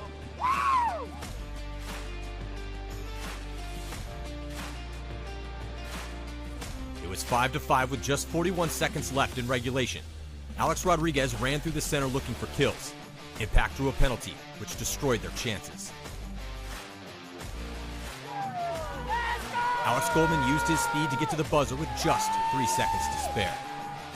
The starting line for the Saints was on a hot streak. They were still building momentum as they went into the semifinals to play Columbus level.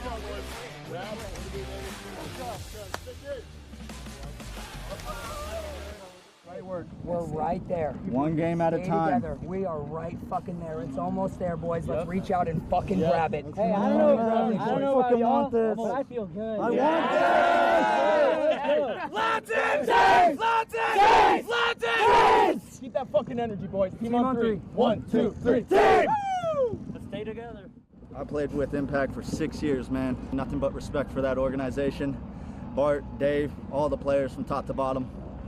We knew this one was going to be a grinder. That was probably the best shooting team off the break that we've faced, and we overcame adversity, man. I mean, they really took it to us in the beginning of the match, and I think Sunday is just a mental game, and we just kept our heads in it, stayed positive in the pits, and just worked through the struggles. Kept fighting, stayed in the fight the whole match, and little by little just started climbing to the top and went up a point on them at the end, and it was too tough for them to try to fight back, and we took that one.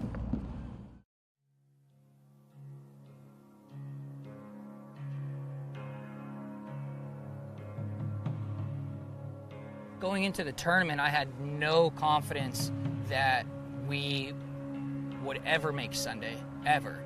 Even when, that first day where we lost a match, and we were barely grinding points down to just stay alive. It was really tough. It's a lot to ask for any player to play every single point. And then come Sunday, how many matches and how many points, you have to play, you have to grind, you're beating yourself up all weekend. So to be able to only rely on 5 dudes was not enough. And I did not have that confidence going into the tournament that we would make Sunday, let alone make the finals. in our debut event. So yeah, we're going to play the Saints. I was looking forward to this game because we had to practice them earlier in the week at Tiki's in Florida, and we got into some pretty big disputes on the field where there's some overshooting going on, some arguing, all the normal stuff at practice. But I think that score had not been fully settled.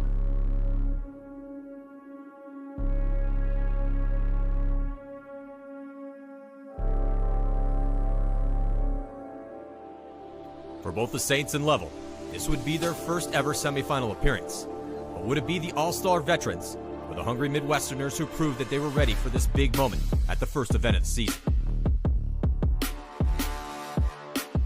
So we knew going into the Saints match, this was the furthest we'd ever made it, and we all believed that we could win this event. I mean, we had beaten the Russians, who have won events. We'd beaten Damage, who's won events. Infamous, who's won events. There's no reason for us to doubt ourselves. We went into this match fully believing we are capable of winning it. Penalty. That's going to do it here. Major penalty, worst case scenario. Point number 1, that's going to take Danny. In the beginning of the game, it was looking dire for Level. But after going down 0-3, a few big moments at different times from Chase Cranmer, Josh Lemon, and Corwin Weber kept Level close and then pushed them forward to tie the game.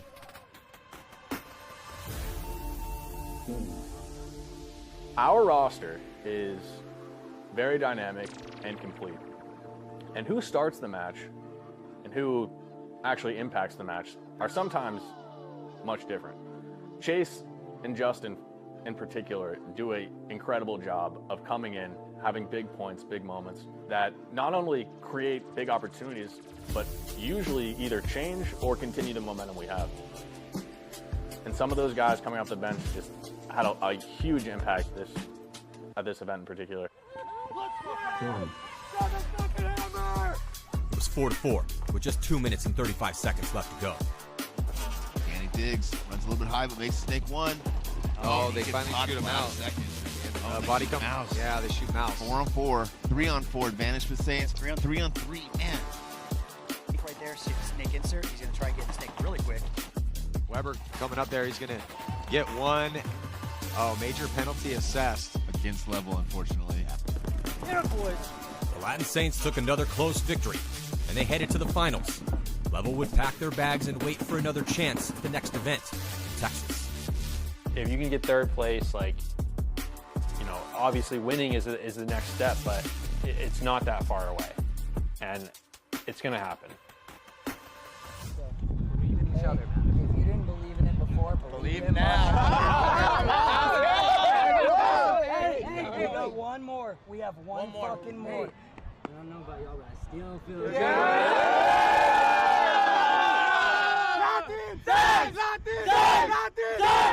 Saints! Team on 3. 1, 2, 3. Team! Let's go!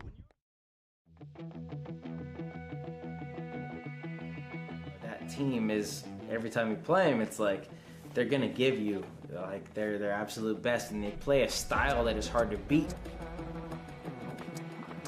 Can't make mistakes on Aftermath. They lure you into getting bored with what you're doing, your job, and they lure you into making a mistake of your own. They did a fantastic job of it. Aftermath used the momentum from the big win against Heat as fuel in the beginning of their match versus Dynasty in the semifinals. Joe Barrett got crafty against Ryan Greenspan in the first point, as Aftermath was playing more aggressive and shooting key bodies early. And it looks like they're going to be trying to take some ground here snake side with Montemayor, as he might have got clipped, and he does. So it's good zone control off the break for Aftermath. Oh, he throws the pod. Oh, and it worked. It worked. He threw the pod at the brick, and he suckered him into the trap. And Greenspan knew it. The old dog got suckered into an old trick. The toughest match we had all of Sunday. Literally, everybody on our team said that was the finals match. Greenspan closing the gap, trying to get some revenge here on Barrett. It's like, try to fill your pod now, bro. Greenspan a little bit nervous to go up the middle now. He knows Barrett's up there, and Barrett's not messing around. Barrett goes up, shoots Ryan Greenspan out. Barrett going to work. Barrett going to work, gets another kill. Archie goes to Kansas. Aftermath had us on the ropes. We were down that whole match. We were down 2-0, and then we scored a point. Then we lost a point. We're down 3-1. And it's like, okay, a lot of time's ticking off. Dynasty isn't trying to, that's a constant. They fought back to tie with 2:45 left. And then Archie Montemayor and Ryan Greenspan stepped up to put what would be the winning point on the board. Kill one, they can probably close this point out. If not, it's going to go overtime. Well, and you know, Archie has the ball right now, for sure. Now Dynasty also moving up on the D side, trying to close this one out and take a lead. Just 37 seconds left to go to see if Dynasty can steal this one. Oh, but Archie doesn't know that Mace is still alive. Doesn't matter though, because Greenspan's still there, and Greenspan is going to be able to get this last kill potentially. Is there still another body over there? No, there's not, and San Diego Dynasty is going to steal the win here with just 10 seconds, 11 seconds. Aftermath's run was done, and Dynasty advanced to the finals for the third consecutive event. And it was so close. I mean, you look at that first event, we so easily could have lost it. We so easily could have not made it to the finals because of Aftermath. Aftermath going for it here, only 6 seconds left. Look for red flags. See a red flag on Dynasty. It'll tie the game. 5 Aftermath players have been eliminated. Not going to do it. Dynasty going to take the victory. Again, just relentless. Dynasty undefeated at this event. Coasted through the prelims 4-0. Matched up against Damage. Damage was playing tough, knocked them out. And then now here, Aftermath in the semifinals, and it was close. Another 1-point game. That is going to do it here as big congratulations to San Diego Dynasty, even without Blake Yarber. No hitches in their step whatsoever. And congratulations to Aftermath, right? Yeah, man. Hey, top 4 Way to is start like a level, season. right? You know, making it all the way to top 4. Way to start a season, guys. Congratulations. Aftermath looking very strong. Definitely going to be a threat to win tournaments here, and they're just going to keep getting better. At that point, we had so much confidence, we had so much fire, we had so much momentum. We all thought we were going to win, including myself. We all thought that we were going to win. Whenever you start making those runs, whether you're on the best team in the world in those moments or you're just on, you know, the team that we were on, when you go on a run like that, that momentum, that confidence that you are grinding into your brain, you have that belief that you can do anything, you can conquer anything. And I think that we all had that belief. We all believed going into that match against Dynasty that there was no doubt that we could win that match.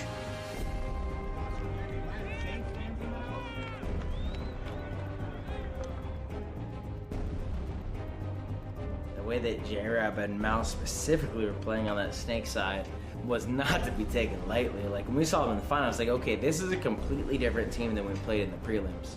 That's how we felt. It was not the same team. It was like in the prelims, it was this new team. They were trying stuff out. They were all together and they wanted to like experiment. Brandon Short was the coach. He's like, oh, we're gonna try this, try that, yada yada. Let's just get to Sunday. By the time we saw them Sunday in the finals, things had completely changed. That team was now tighter. They were more solidified. They were more defined in their roles. They were playing more team paintball. They were scary.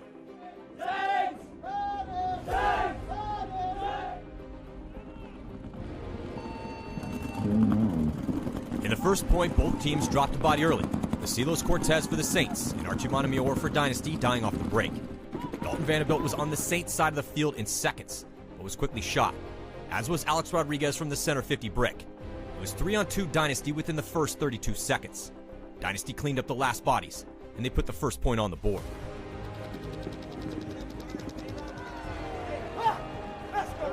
The second point. Dynasty shot Alex Goldman off the break. They lost Montemayor again. Rodriguez went untouched in the center 50 brick. Greenspan, feeling pressure from the D side, switched off the snake lane to get a look, which allowed Rabakov to fill the snake and charge forward to the 50-yard line, where he popped the top to get the inside kill on Greenspan. But Marcelo Margot made a clutch fill to get outside containment on the snake side. It was now 3-on-4 in favor of the Saints, with control of all the crucial forward positions. Dynasty shot Rodriguez out of the brick to even the count, but Cortez attacked, trading with both Arturo Andrade and Yosh Rao, leaving Margot in a tough 1-on-2. It was a situation that he excels at. Oh, but look at this. On the jump shot, Marcelo Margot going to turn this into a 1-on-1. I think Marcelo has a better spot. He'll probably go inside eventually.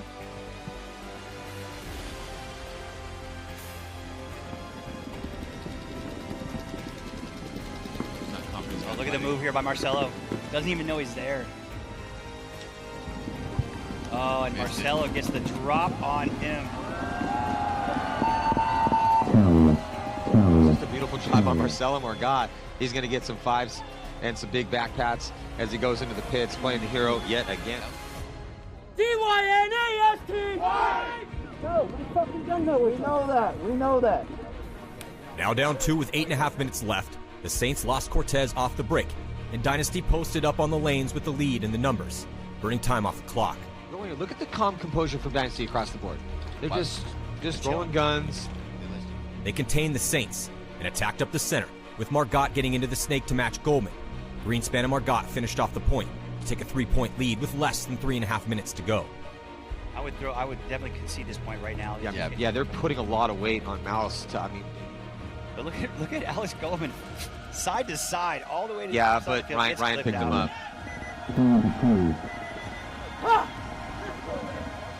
As expected, down points and with little time left, the Saints pushed forward hyper-aggressive. They were able to put up a few points on the board. Dynasty was never in any real danger of giving up the lead. Final score, 5-2.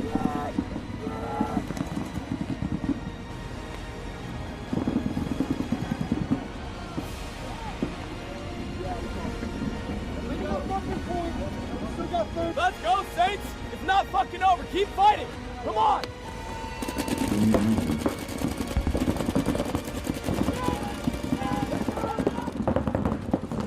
I think it lit a fire in everybody's eyes and everybody's minds going forward in terms of we can do this. We can change the game, and we can be the best team in the world.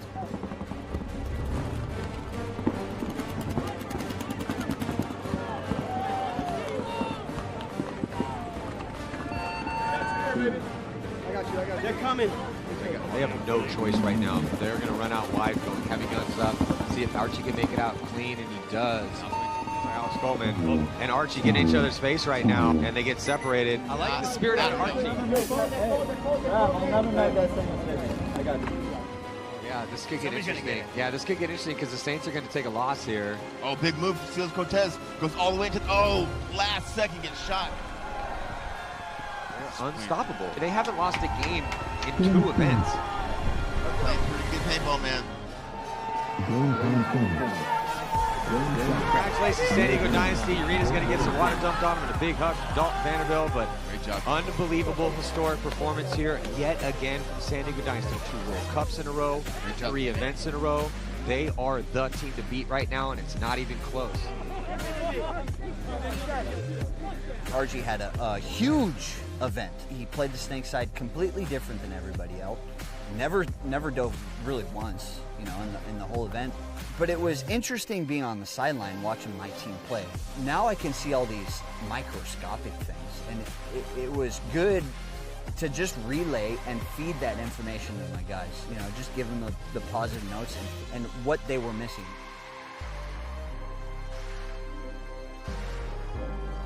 Dynasty had done it yet again. 3 events and 21 games in a row. But had they reached the peak of their powers? Or was this still just the beginning of a historic run? Next up, Texas, where the fates could twist and change, with new stories and heroes emerging and thriving in their own potent, defining moments.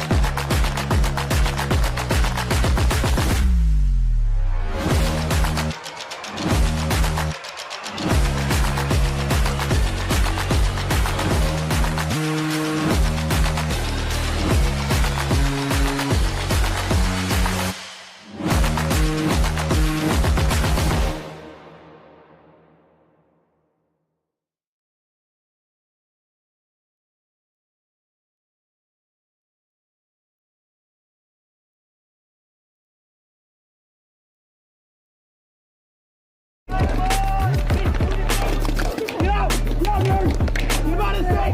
Chill out his neck! Come on, get out, man!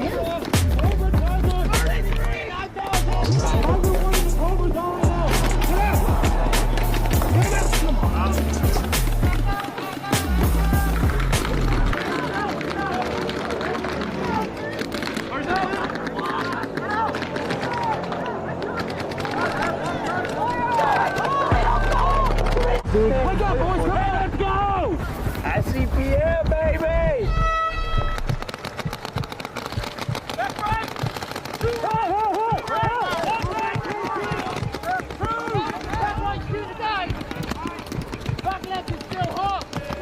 I got the wire! Go back to it on me! Monday, Wednesday, for sure!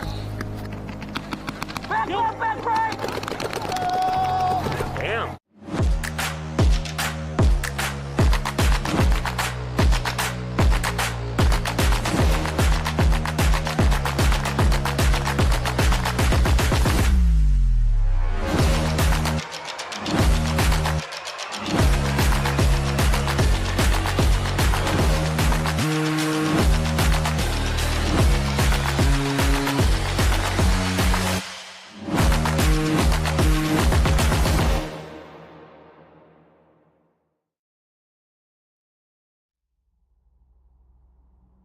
As you track the fate of the teams that go deep into the late rounds on Sunday, certain moments rise that not only end up defining a player and a team's story, they can alter the very trajectory of the sport itself.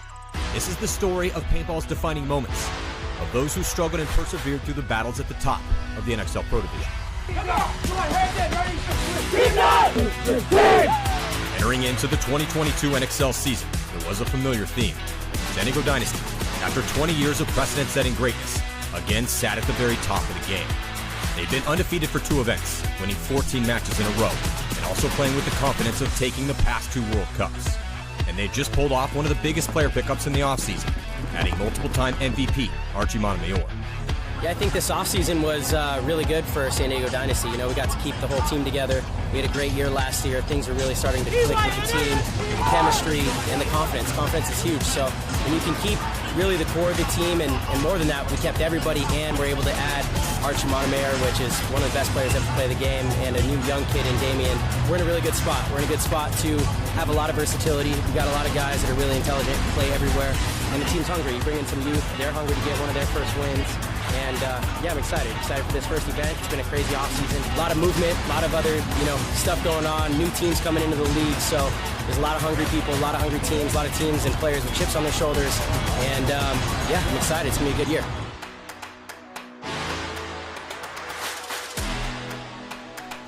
But a new potential monster had entered the arena.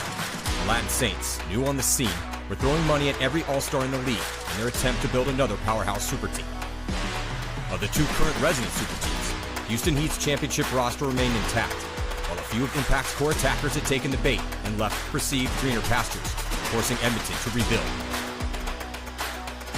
16 other pro teams, including proven winners like Tampa Bay Damage, San Antonio X Factor, and Los Angeles Infamous, were lined up to try to make a run at Dynasty's title. The stage was set for the most difficult year in pro paintball history, as the best teams in the world quested for their own defining moments.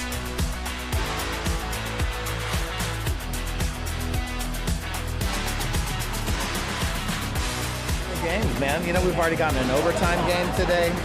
People are attacking. It's the beginning of the season. People are prepared, ready, and everybody seems to be off to a good start. So 2022 season is officially underway.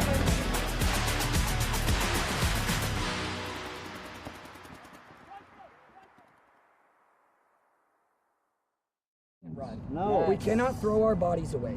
We have to be together. Get the Work spots. with the guy next to you. Get the talk going. If they have 3 and we have 5, there is no reason to go anywhere. No. We control the airwaves Let and we 'em rock. make them fucking blow the horn. Clean it up, boys. Clean it up. Let's go. Come on, 3. 1, 2, 3. Team! Have fun, guys. Let's go. This is fun. Latin Saints!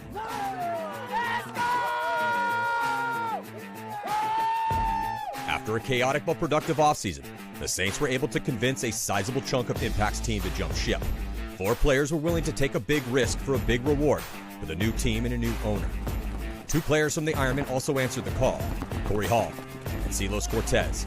Their roster had seeds of excellence so deep, but the question would be, could they contend immediately, or would it take more time?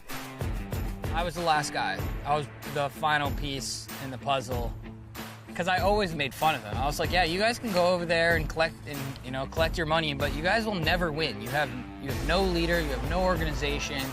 Like, who is gonna run that? I was like, Mouse, you're gonna do it? Absolutely not. Kyle's not gonna do it. There was no one on the team that could really bring everyone together from front to back. They were missing that piece. I was like throwing out ridiculous numbers. I was like, they would have to offer me something like absolutely stupid for me to even consider leaving. Some of my best friends, so I was always having conversations with them every day about it. Then they kind of gave up, and then I guess they went to dinner with Diego. Diego came into town, and he was like, yeah, tell him, and I'll give him whatever he wants. And at that point, I was like, yeah, whatever. Like, I just blew it off. And then the next day, they called me, and they're like, no, it's serious. You know, just talk to him. I know you don't want to leave Impact, but, you know, just talk to him and see what he has to say. So I humored them and had the conversation with Diego first. And I was like, you're gonna have to give me 120 grand for me to even consider coming over. And he was like, okay, done. I wanted to do just some more research about it, figure out where he came from, because I had no idea who he was at all. So that was kind of a big risk, and it was a little bit of a scare factor as well in terms of like, okay, well, who is this guy? Where is he from? Why does nobody know him? Man, I trust in you. Let's go. I trust every one of you. You can do it. Let's do this, man. Let's do fucking this. We can do it. Yep, let's go, boys. 1, 2, 3, team. 1, 2, 3, team. Let's go. First team, we got Latin Saints. We're going to see what they can do. I mean, they spent a lot of money to get a good budget. I mean, they got a good team going, so we'll see what they can do. It's going to be a lot for them to come out and play their first match, so we'll see what we can do, see if we can hang with them. Saints had issues taking down Energy Elite in their first match. After putting up a 3-point lead early, they then let it slip away. They held on to solidify the 1-point win in the closing seconds. However, their next match against San Diego Dynasty would be the biggest test for this new all-star squad. Tighten up the game plan. Everyone played pretty good. Let's scout Dynasty. Let's get ready for Dynasty. And good job, guys. So obviously we're a new team, so we have to go through those steps to build. We just have to work through the notions and progress through as the points go on. For the most part, we're all here to work and we're all here to win, so that's our goal.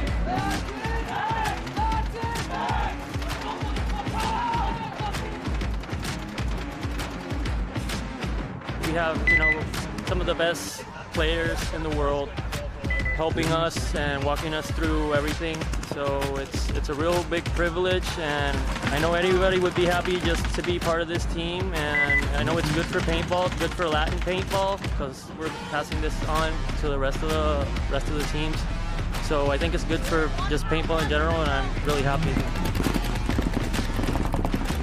That's a big game. You circle it. You know that is going to be a match. Okay, so Latin Saints, what are they about? We're going to see it. Right here, we get to see it in the prelims, we get to experience it. We don't have to wait until Sunday to experience it. We're going to see it here. The Saints had a rocky first day, barely beating Energy Elite and then losing to Dynasty by 5. Right now, let's go, plug the fuck in, boys. The Latin Saints would fight back to tie, but it ended up being all Dynasty on the scoreboard as the minutes ticked down. The final score sat 7-2. They would need to play much better to accomplish their goal.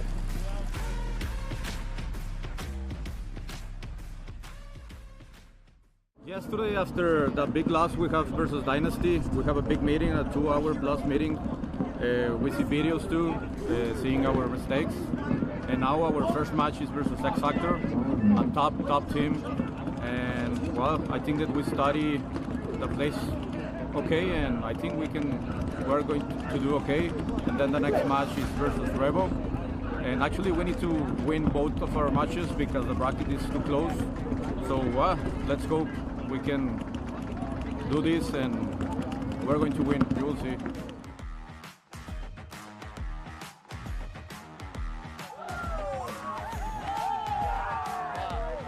Hey, there we go. Got another win today.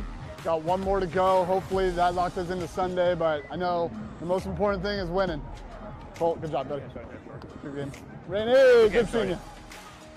During the second day of the prelims, the Latin Saints went undefeated, beating San Antonio X Factor by 3, and then securing a close come-from-behind victory against a tough Baltimore Rebel squad. Towards the end, everybody started watching the match, and then when we needed help, no one was there to help. We got to be there for each other, together, remember? Go, let's do it, man. Hey, keep having fun, too. Yeah. On 3. 1, 2, 3. Team!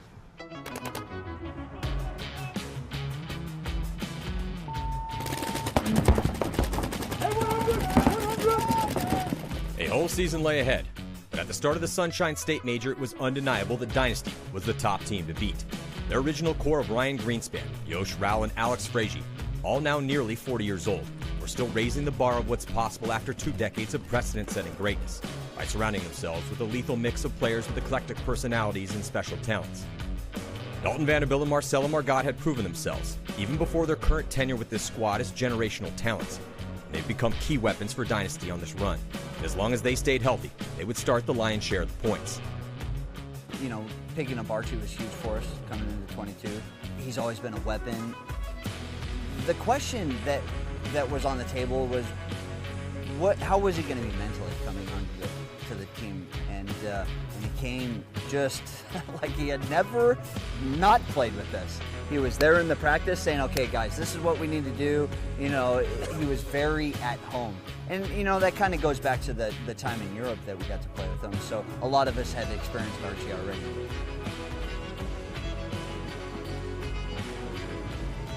Archie brought a lot of experience from other teams, but specifically, he brought his game style, which was huge.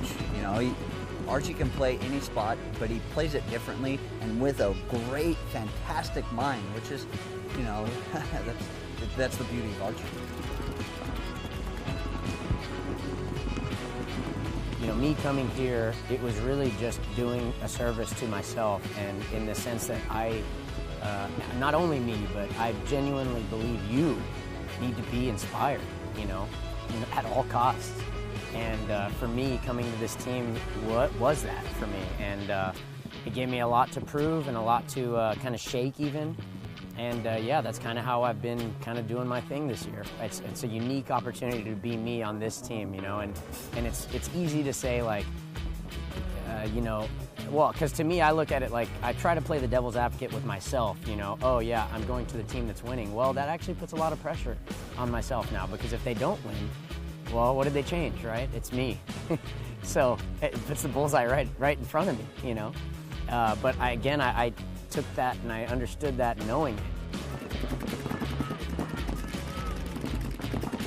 When Dalton was healthy, very few players could ever match his level of production, but he had been dealing with some injuries.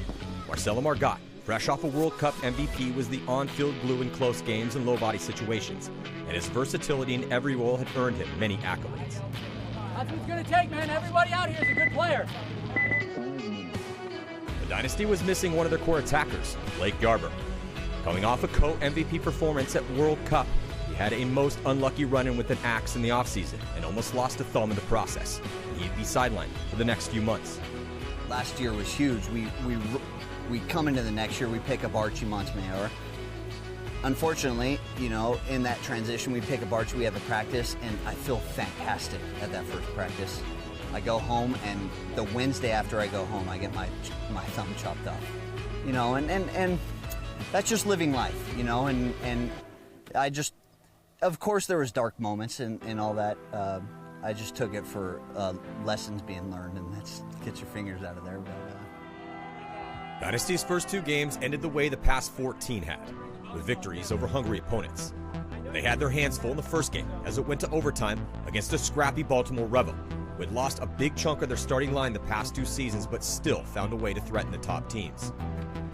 On the second day of the prelims, Dynasty again dealt with an improved young squad and Energy Elite, as Dalton Vanderbilt had to win a one-on-one in the first point to take the early lead. Energy came back. They couldn't break into Dynasty's line, and the final score was 4-3 Dynasty.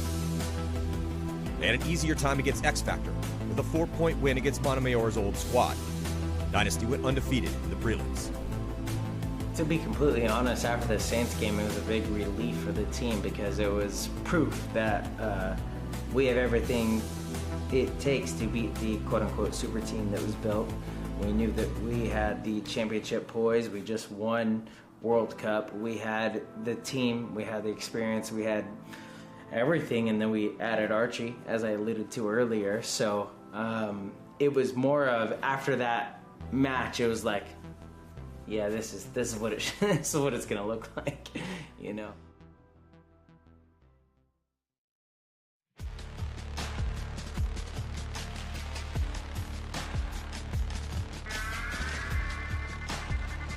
Day one of the NXL Sunshine State Open. We got fresh new dye masters here. Can't wait to rock them. We're playing Sacramento DMG. We'll be up about 2 games, and then we got Tampa Bay Damage after that. Entering into their 3rd year in the Pro Division, it was unclear how good Columbus level could be, but they had shown vast improvement quickly, going from the bottom tier of teams in 2020 to a 6th place finish, where they beat Impact, Damage, and Revo all in a row at Chicago in 2021. Led by owner Dave Pando and coach Robbie Goldsmith, their roster was filled with up-and-coming, homegrown Midwest talent and no hired guns. We are not guns for hire. We are not a big budget team. We are locally grown. We're organic, we are non-GMO, we are just a bunch of homegrown best friends.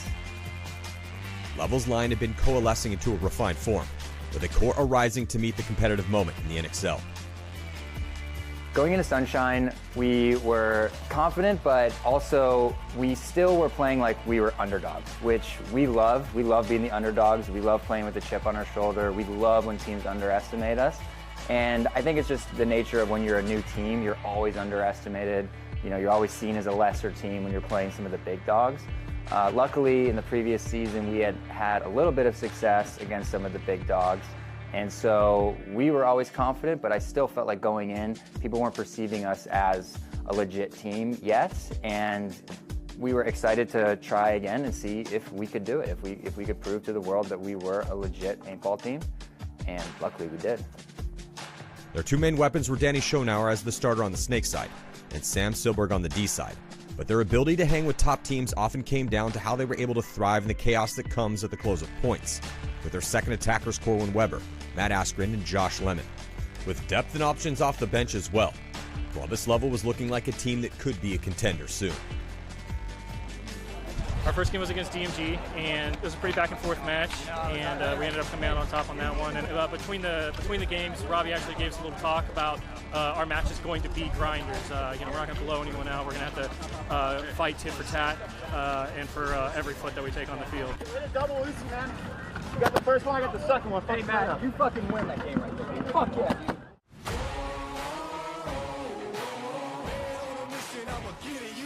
So we're starting back to Sunshine State. One of the things with our team is we seem to come out a little slower in our first matches of games. So we played level. They already had a match under their belt, and they had a good game earlier in the day. So we come out a little slow, you know what I mean? Maybe not warmed up enough. When we go to play damage, the way I look at that game is that if somebody comes off a zone, you expect somebody else is going to pick it up. So it's a hard situation because you don't know, do I really have this move or are they just baiting me? Because the discipline that those guys have is just top notch.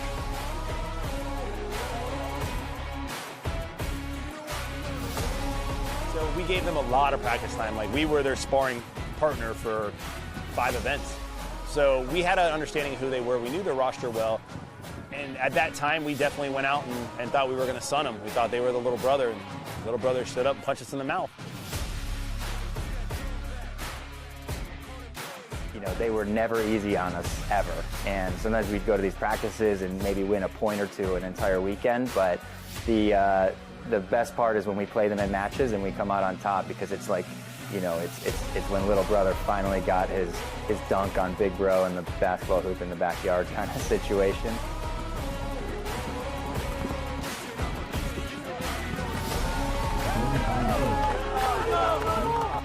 Pando's even said it. He'll even give recognition that If Damage didn't give them what we gave them, they wouldn't be who they are. Obviously, they're working their asses off and they're doing everything they need to do to be where they're at, but we gave them the opportunity to play the higher echelon teams and not have to play divisional teams, right? Now people go to them.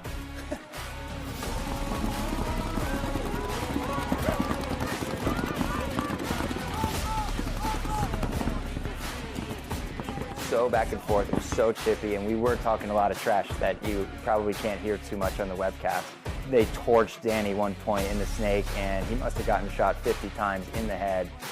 He comes off the field covered in pain, his yellow coming out of his teeth, and he's just laughing the whole time, and we go back out and do it again.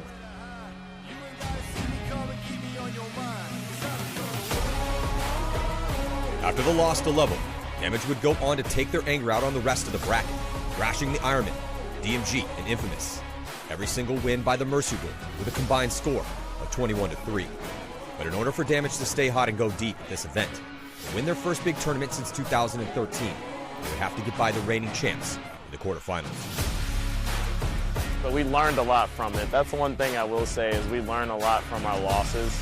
And you know, going through the next couple matches, we were able to kind of beat teams down based on what we have done from before.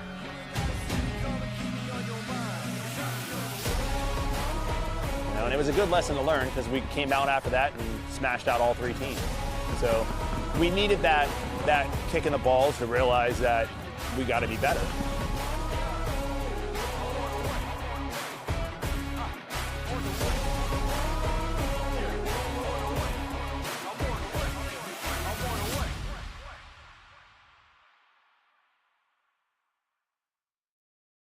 Wake the fuck up! Wake up! Let's fucking go, man! Wake the fuck up! At the fucking ghetto! I was still waiting on the second one. Where you get it? He just said kill the fucking 500 I grabbed. He run down fucking 500. Okay, another ghetto came out to 500. Wake the fuck up, man! You're close that fucking way! Hey, stay together, boys. Stay together. No one had played more paintball or trained harder for the first event than San Diego Aftermath. And it showed in their first 3 games of the prelims, where they took a couple wins in close one-point fights against Seattle Thunder and New York Extreme, and then destroyed the ML Kings in Game 3. Might be a penalty on the ML Kings, and we are going to see a tie game. Owner Mike Kimmin had retooled his roster after taking back the reins of control, although the team now had some heavy hitters on the squad, like Frank Antetomaso and Thomas Kim, brought in to help them have more firepower against the top teams. They ran into a wall against Houston Heat. They were completely shut down and shut out 0-6. Even at 3-1, they were forced into the wild card round, where Aftermath rematched the ML Kings, and this fight would be a much closer game. This year is the same team from last year. We got the same, momentum. It definitely is working. First tournament we're making Sunday, and we're here to stay. We're gonna progress. After making Sunday twice in a row, the ML Kings have been acquiring a reputation as the fastest team in the league who thrived when pushing a high pace and forcing opponents to play their aggressive style. Punch him in the fucking face, let's go! And the Kings came out as advertised with the first 3 points of the wild card match against Aftermath, with Connor Kelly and Kyle Berry stepping up and taking the big early lead. They have to run, we don't have to do shit. Let's fucking go.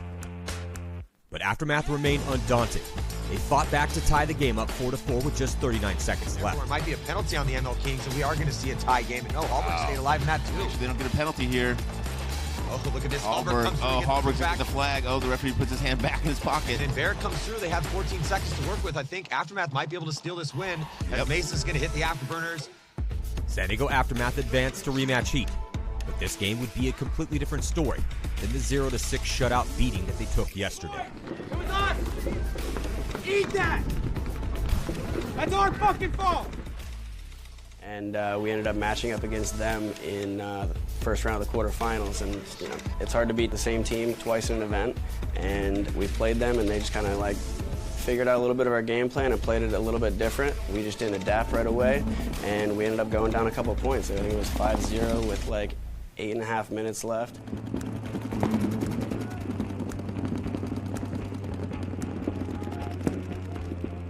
I need the same 5 right here. Tough game with Heat. We came out, jumped up 5-0. They fought their way right back into it. It was an even game back and forth. came down to the end, and we won with, what, a couple seconds left. DK's tired. We all know, buddy. Focus. 20 seconds of control. 20 seconds attack. Hey, they're going to run. They taught us in the prelims. They beat our ass 6-0. So we had a lot to adjust and work on, and we did that, and here we are. I mean, what's different about being in Sunday now is you got to play tighter paintball. You can't throw points away. You know, every opponent has fought just as hard as we fought to get to this moment. So, you know, you got to dig deep, and you just can't make mistakes. Whoever makes the most mistakes is probably going to lose, you know? So that's the difference, you know? We got new guys on the team, just trying to get that cohesion and that gel. All you got to do is look black. I got it. All me. This year's Aftermath team on paper is definitely better than last year's team, for what it's worth.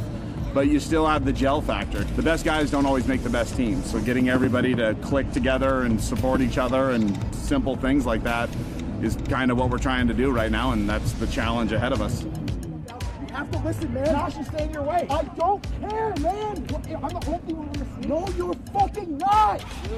Point approved. Fuck, man. You shot fair off. I shoot him. Fucking dumbass fucking Ryan popped the top of that snake. I shot him and run the last. See when I was on the field before, staring at him. Way to be coach.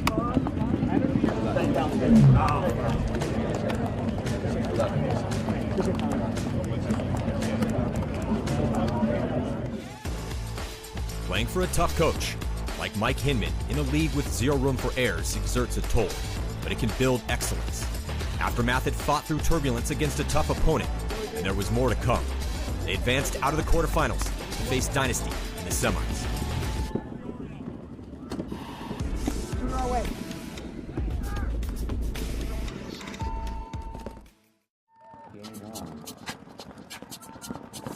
Well, Dynasty, we come out, we play them the first match on Sunday, and you know, they've been hot for the last year, heavy.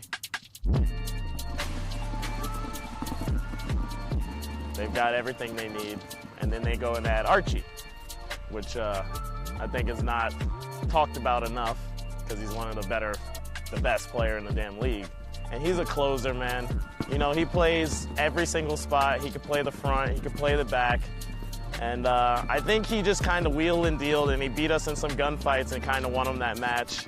But Dynasty is that type of team that, you know, they were able to plug a top-level person into a spot that they needed, and now they're just kind of running with it. So it's crazy to see, even after this much time, that they still have it, man.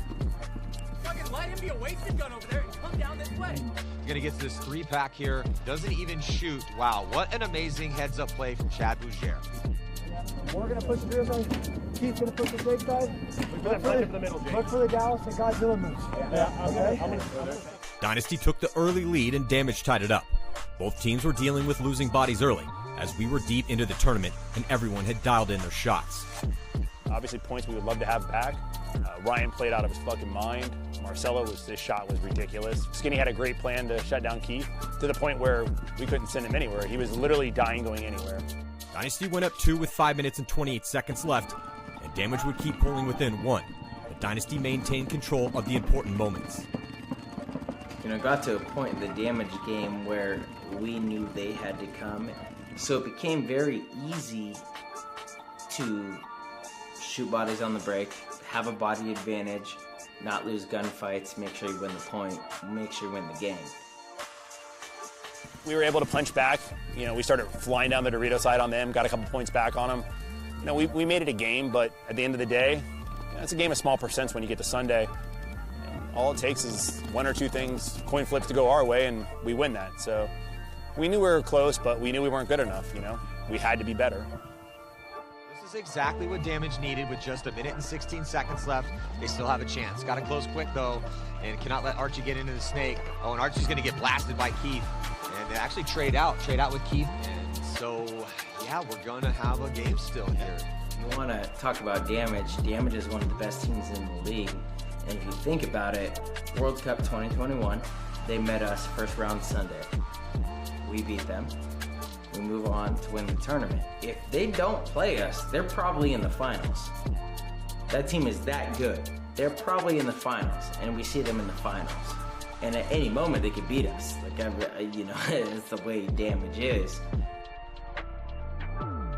They held off Damage's final full-field attack with just 43 seconds left and took a close 1-point victory to keep the team's win streak going and move into the semifinals to play another team from Southern California, San Diego Aftermath. Yeah, so there we go. San Diego Dynasty going to be punching their ticket on into the semifinals, getting closer to another finals appearance. That would be 3 in a row. We're, you know, watching these first couple games, trying to stay warm. You know, we did a lot of scouting last night, watched all of the Russians games, so we know exactly what they're going to do. We know exactly what we're going to do. Hey, Thomas Holding! They're fucking motivated, you know. We had one Sunday appearance last year, and, you know, now we know what to expect. It's not new to us now, so we're ready to go.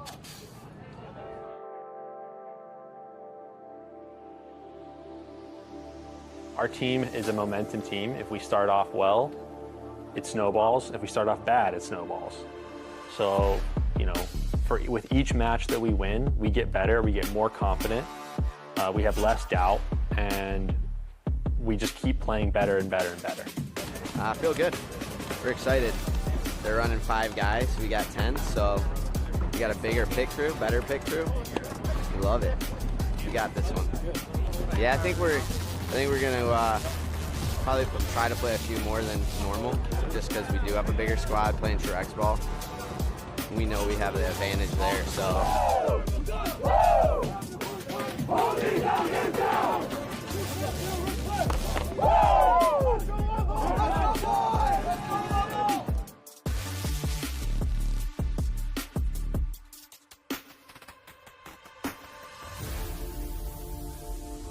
That Russian match on Sunday was a test. It was a test for us to see, had we really made it as an elite team, or were those prelims in the past just a fluke? Had we actually become a team that can contend, or were we just, you know, some dudes that had really good batch of paint and some good lanes off the break? We really wanted to win that match. And for us, I will always remember when we found out that we drew the Russians, how like the stars had just aligned. Like, of course this was going to be our test, to have to beat the Russians. Of course that's what we were going to have to get through to make it to the next step, which in our careers at that point was to win a match on Sunday. You know, we'd been to Sunday, we hadn't won, and now here we were staring at the Goliaths of the Russian Legion to get there. Legion on the right-hand side of your screen. Yeah, don't know if they knew. Goes Askren. Just like I said, Askren's going to come through. He's going to take out Kirill's perfect move here from Matt Askren. Matt had seen that gap, but he does get a kill on Sergey before he gets caught. Oh, and it looks like he's going to draw a penalty. Here comes Weber. Going to stitch up Brittany. And then Brittany's going to catch a bunch extra. Kind of looks back like, really? Oh, and then Weber gets shot from his own guy. There's an amazing point in that match where it's a 2-on-2. Sam Silberg, the fucking stud. He's on the D side, but Kirill's in the center, and the other Russian player is on the Dorito side as well. Sam picks that up. Instead of going down and trading with the Dorito guy, he goes inside, bunkers out Kirill in the center, and then the Dorito guy just took off, trying to, you know, find Sam. Sam recognized it, dunked on him, hung the buzzer with the player still alive for the Russians to get us a point. That point was sick. That was a huge momentum booster for us, and that just proves that Sam is so clutch sometimes, so clutch. And against the Russians, to be able to pull off a move like that was so motivational for our team. A big part of the win, I think, was Sammy's big move on the running up the middle and dunking on him. Hey, Joe!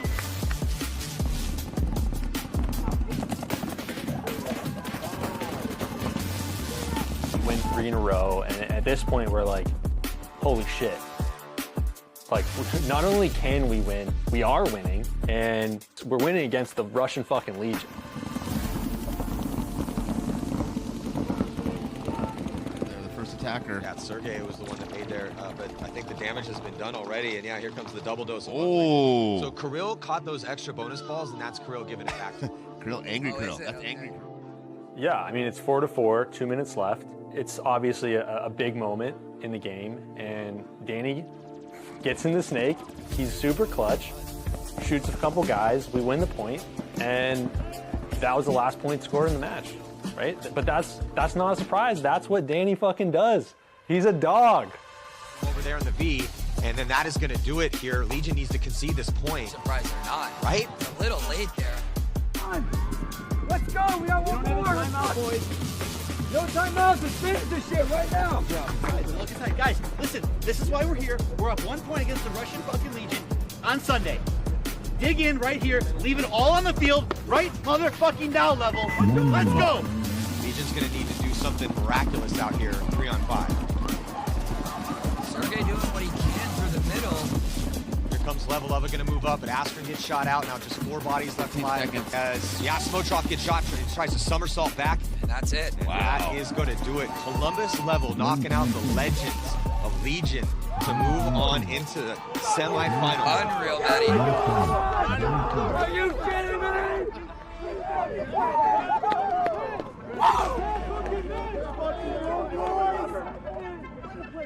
This was our biggest tournament we've ever had, and it was kind of proving to ourselves that, like, we are capable of doing this. We are a team that deserves and belongs to be here.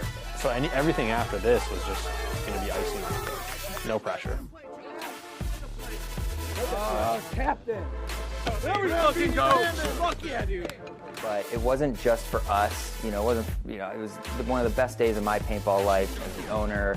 The players, I know it was a big milestone to check off on their paintball careers, but we also felt like we were winning for our entire network of paintball players back home. For all the players in Ohio, for Pennsylvania. I mean, most of us aren't from Columbus. It's a lot of Cleveland and Cincinnati, Toledo, Akron. I mean, we represent a big network of paintball players, and we were so proud to be able to deliver that win home for everybody.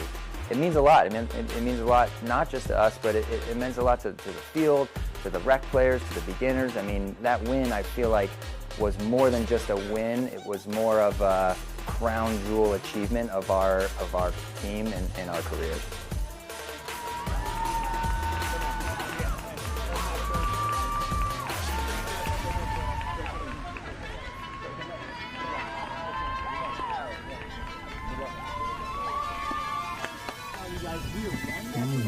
Playing our first pro finals ever. All right, this is an opportunity we're gonna fucking have, and let's fucking make the most of it. Way to go, way to fucking go. So proud of you guys. Give me a fuck Danny on 3. 1, 2, 3, fuck Danny!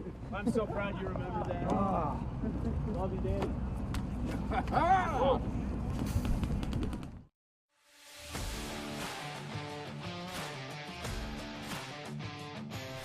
The Saints had fixed their problems and they were looking strong Sunday morning.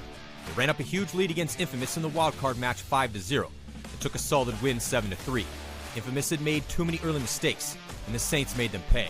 We went up big on them. I think it was 4 or 5-0, and then they scored 2 quick points.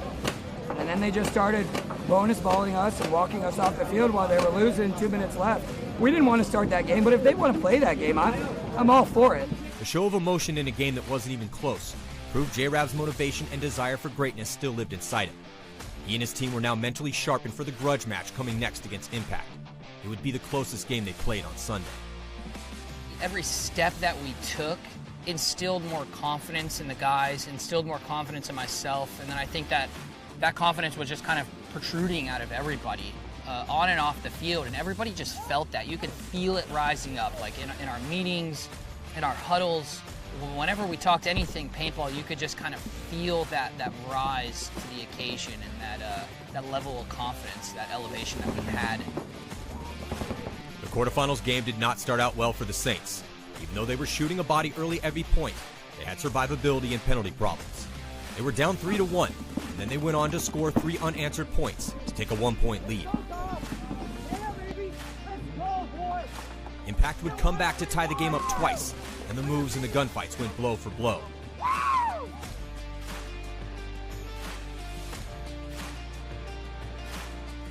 It was 5-5 with just 41 seconds left in regulation. Alex Rodriguez ran through the center looking for kills. Impact drew a penalty, which destroyed their chances. Alex Goldman used his speed to get to the buzzer with just 3 seconds to spare. The starting line for the Saints was on a hot streak. They were still building momentum as they went into the semifinals to play Columbus level.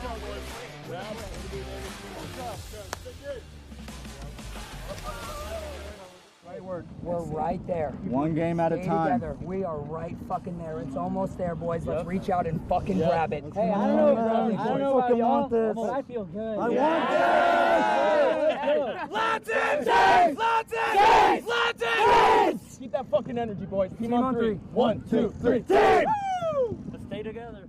I played with Impact for 6 years, man. Nothing but respect for that organization. Bart, Dave, all the players from top to bottom. We knew this one was going to be a grinder. That was probably the best shooting team off the break that we've faced. And we overcame adversity, man. I mean, they really took it to us in the beginning of the match. And I think Sunday is just a mental game, and we just kept our heads in it, stayed positive in the pits, and just worked through the struggles. Kept fighting, stayed in the fight the whole match, and little by little just started climbing to the top, and went up a point on them at the end, and it was too tough for them to try to fight back, and we took that one.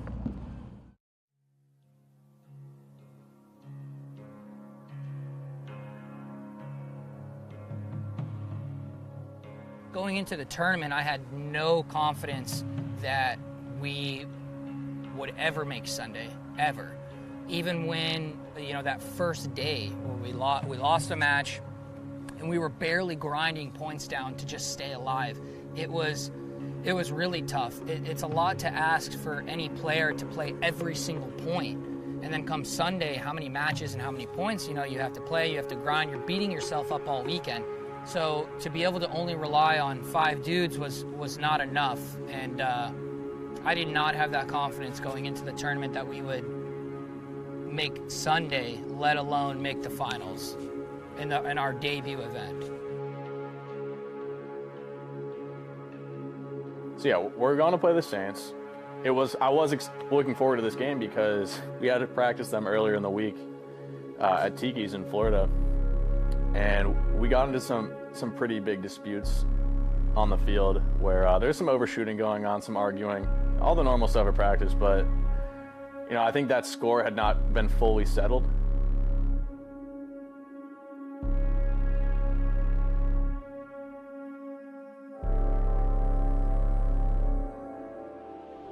For both the Saints and Level, this would be their first ever semifinal appearance. But would it be the all-star veterans or the hungry Midwesterners who proved that they were ready for this big moment at the first event of the season? So we knew going into the Saints match, this was the furthest we'd ever made it, and we all believed that we could win this event. I mean, we had beaten the Russians, who have won events. We'd beaten Damage, who's won events. Infamous, who's won events. There's no reason for us to doubt ourselves. You know, we went into this match fully believing we are capable of winning it. Penalty that's going to do it here. Major penalty, worst case scenario. Point number 1, that's going to take Danny. In the beginning of the game, it was looking dire for Level. But after going down 0-3, a few big moments at different times from Chase Cranmer, Josh Lemon, and Corwin Weber kept Level close and then pushed them forward to tie the game.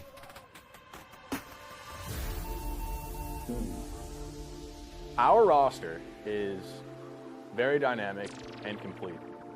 And who starts the match and who actually impacts the match are sometimes much different. Chase and Justin in particular do an incredible job of coming in, having big points, big moments that not only create big opportunities, but usually either change or continue the momentum we have.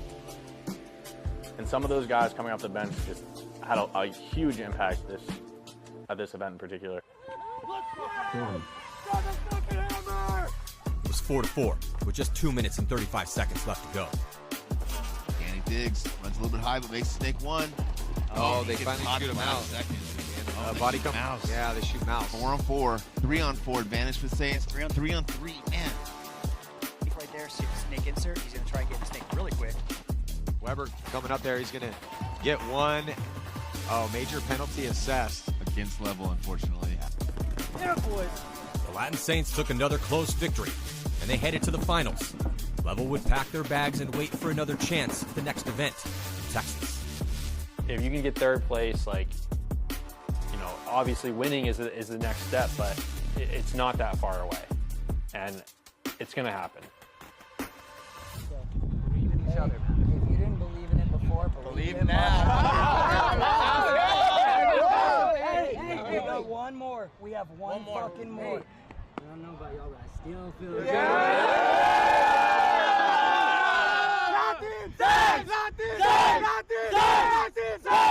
Team on 3. 1, 2, 3. Team! Let's go!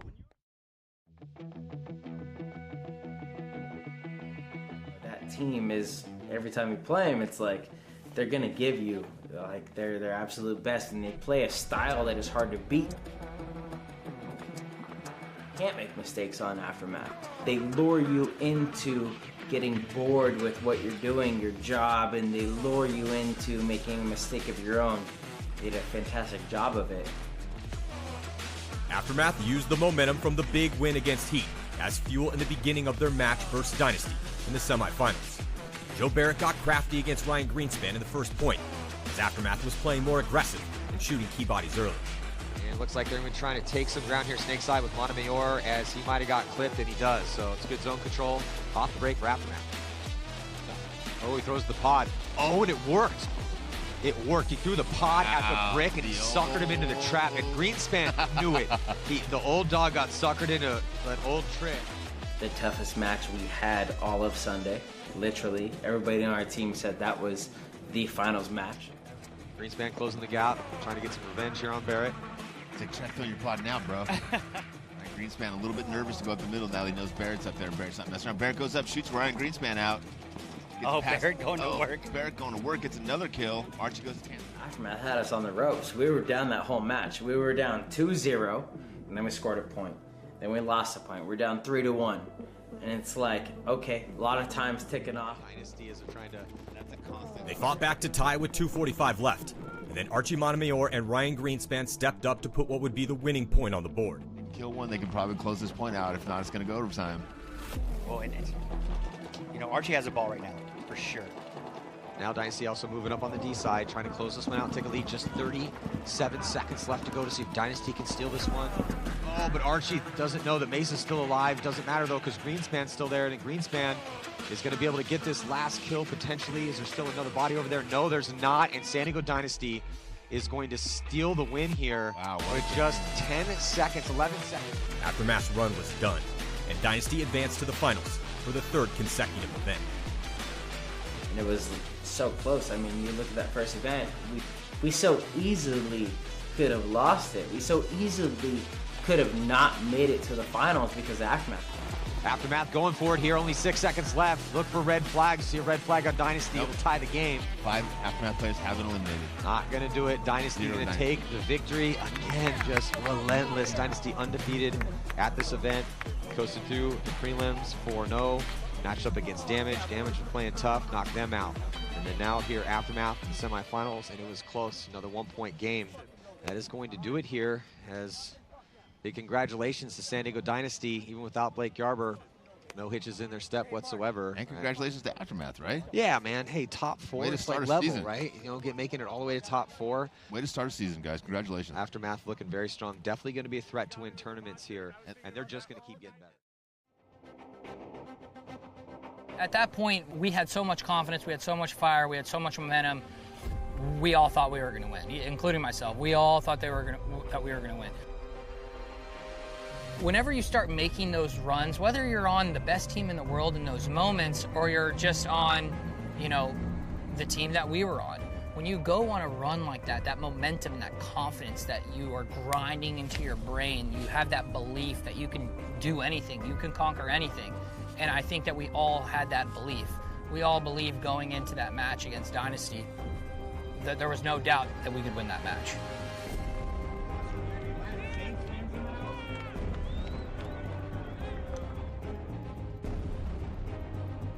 The way that J-Rab and Mouse specifically were playing on that snake side was not to be taken lightly. Like when we saw them in the finals, like, okay, this is a completely different team than we played in the prelims.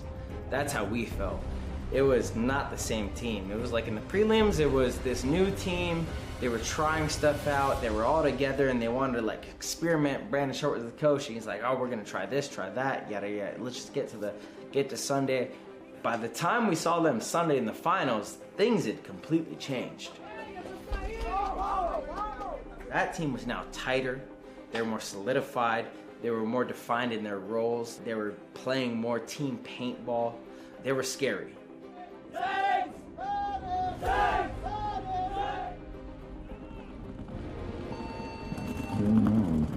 In the first point, both teams dropped a body early. Basilos Cortez for the Saints and Archie Montemayor for Dynasty dying off the break. Dalton Vanderbilt was on the Saints side of the field in seconds, but was quickly shot, as was Alex Rodriguez from the center 50 brick. It was 3-on-2 Dynasty within the first 32 seconds. Dynasty cleaned up the last bodies, and they put the first point on the board.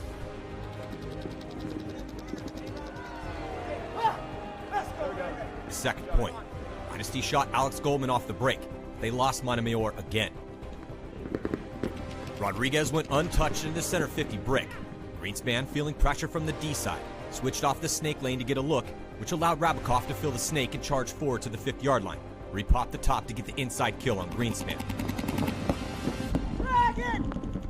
But Marcelo Margot made a clutch fill to get outside containment on the snake side. It was now 3-on-4 in favor of the Saints, in control of all the crucial forward positions.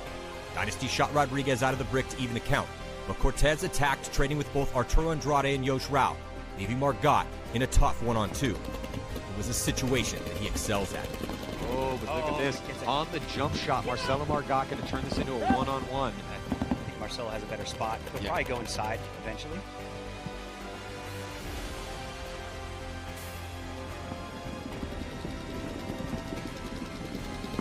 Oh, look at the move here by Marcelo. Doesn't even know he's there. Oh, and Marcelo gets the drop on him. Just a beautiful job on Marcelo Margot. He's going to get some fives and some big back pats as he goes into the pits, playing the hero yet again. D-Y-N-A-S-T! No, we fucking done that. We know that. We know that. Now down 2 with 8.5 minutes left, the Saints lost Cortez off the break, and Dynasty posted up on the lanes with the lead in the numbers, burning time off the clock. Look at the calm composure from Dynasty across the board.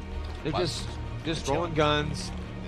They contained the Saints and attacked up the center, with Margot getting into the snake to match Goldman. Greenspan and Margot finished off the point to take a 3-point lead with less than 3.5 minutes to go. I would definitely concede this point right now. Yeah, they're putting a lot of weight on Mouse. But look at Alex Goldman, side to side, all the way to the yeah, outside but field, Ryan picked him up.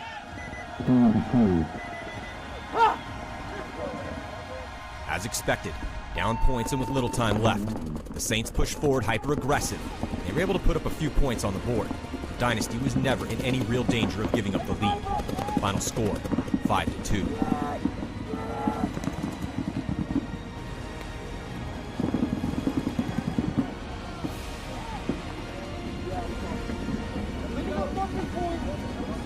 Let's go, Saints! It's not fucking over. Keep fighting. Come on!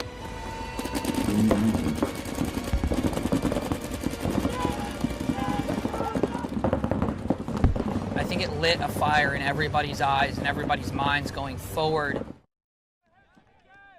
Outside. Welcome back here, 2023 ICPL Sunshine Classic. We're in the semifinals where things are going to start to get decided. And I got Kyle Berry up here from the ML Kings, who unfortunately took an injury in the 5-man. So, selfishly, I'm happy you're here with me, but I'm assuming you'd much rather be playing right now. Much rather be playing, yeah. And you know that our squad, the Annihilators, really didn't hold their own this weekend, so unfortunately they didn't make it past the prelims. But what a beautiful event, Manny, honestly. Beautiful event, beautiful field here at Tiki's Paintball Park, a little outside of Tampa, Florida. And, this field's only about 3-4 years old, but my God, they've done an amazing job here. We're on center court. It's going to be the Mounds field. It's been that way as you guys have been watching the broadcast at home. They also have an awesome hyperball field, a hybrid field, a town field. It's kind of a paintball paradise out here. Yeah, and with 5 speedball fields and more coming. They're really trying to make the mecca here in Florida to support the players. We actually, as the ML Kings, just signed with Tiki's for this season. Oh, nice. Yeah, this is a great training facility. And it's going to be jumping into game number 1 here in the semifinals. So as it shook out in the prelims, we have 3 brackets of 3. 9 teams have moved on. The first game is going to be Infamous taking on Ground Zero Gold. AC Empire, the number 1 seed in this bracket with Infamous and GZ Gold. And the way it works here in this 10-man battle is the bottom 2 seeds in each one of these 3 brackets will play each other first. So Infamous is going to play GZ Gold. If you lose, then you being now the true bottom seed, you are going to be playing the number 1 seed first. So if Infamous loses, they'll play AC Empire next. If GZ loses, they will play AC Empire. Also, Aftershock, Image, and Rogue in a bracket with, and then also Cap Factory, Enemy, and Farside. Those are the top teams. And GZ is going to be starting from the blue side.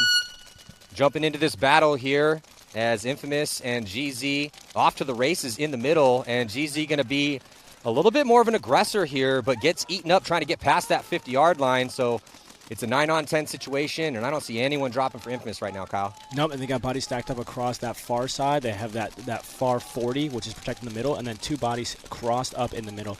Oh, but they do lose their first body, Infamous, on that far side. 9-on-9 and better field position in the center as GZ is relentlessly attacking to that 50-yard line. They have a body up there, and he's in a pretty good spot directly in the center of the field. They've also taken Mound 4 here on the low side. And Kyle, the battle has been what's going on in the middle, and then that top side has been crucially important. But, you know, both teams not really flooding a ton of bodies towards that top side here at the start of this semifinal match. Yeah, for GZ Gold, you have Amara from Revo in the center there, getting a little crafty, trying to get some kills on the 2 bodies in front of him. He's well aware they're there. That's a great pickup for GZ, Northeast guy, and one of the best players in the NXL. And he's a salty vet himself, so why not get the crafty assassin out there to play the center for you?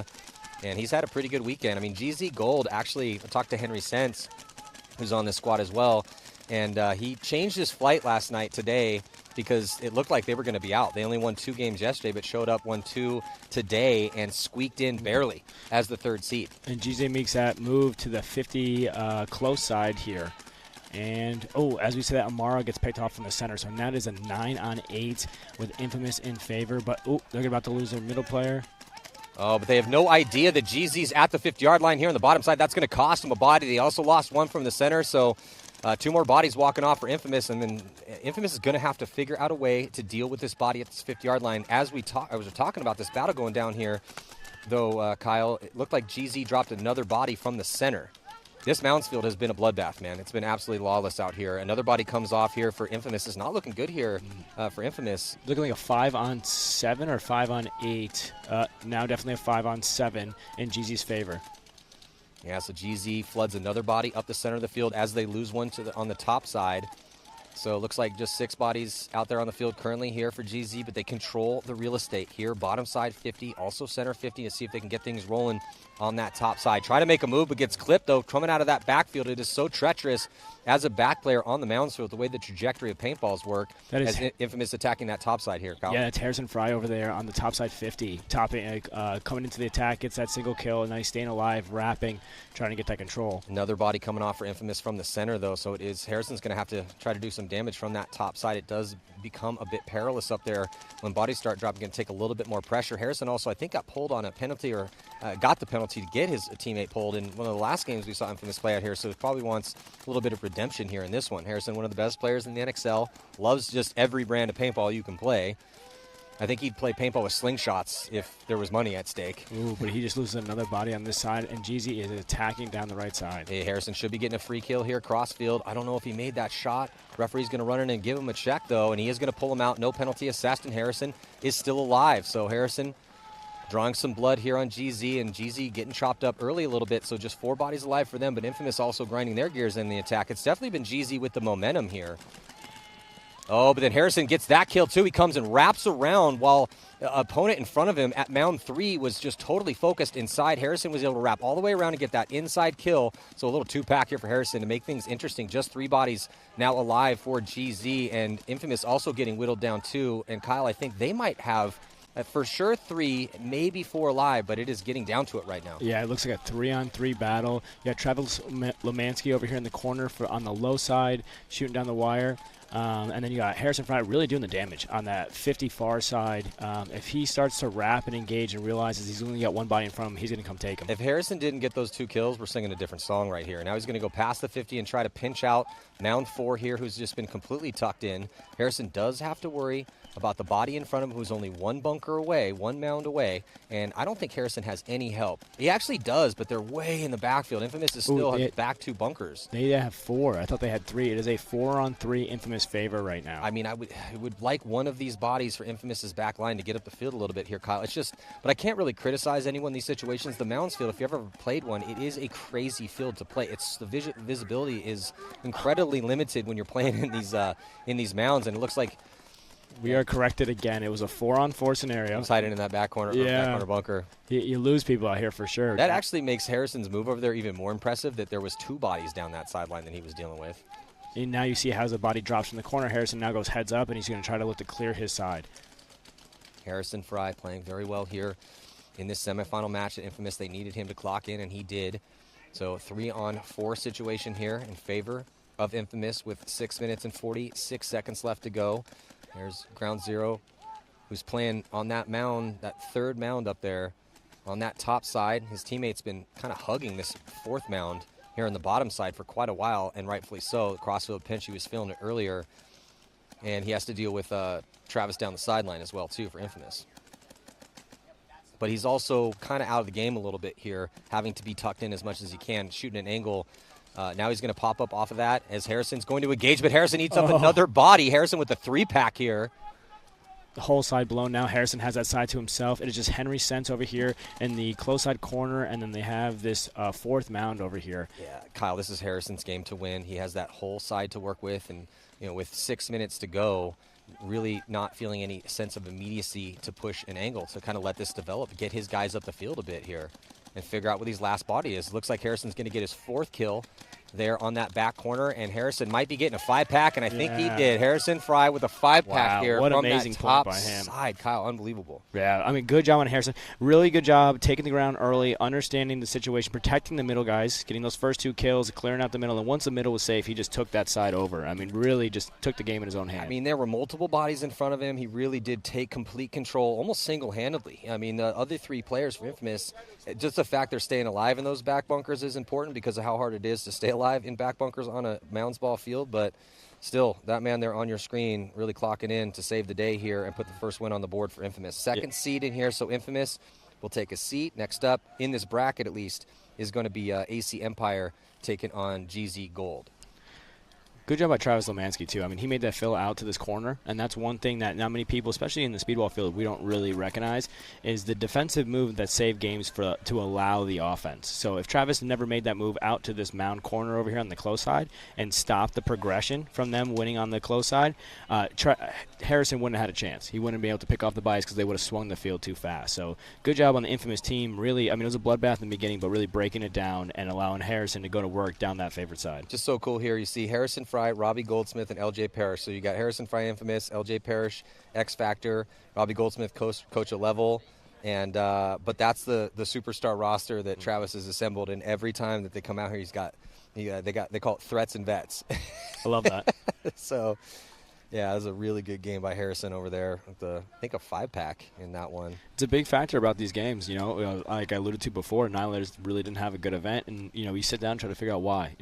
Last year we won the 5-man series, we were a top team in the 10-man, and you try to figure out why you don't win or lose, right? Like, what is the situations that correlate together to create failures compared to successes? And the first thing, I think, is a direction, and Travis Lemansky is doing an incredible job of having everyone underneath the same direction. Well, Joey Blute puts it a good way. He says that the way that you look at a leader like a Travis or Joey on damage or what you're doing with the ML Kings is that you need really good ingredients. And he uses a chef analogy or a metaphor.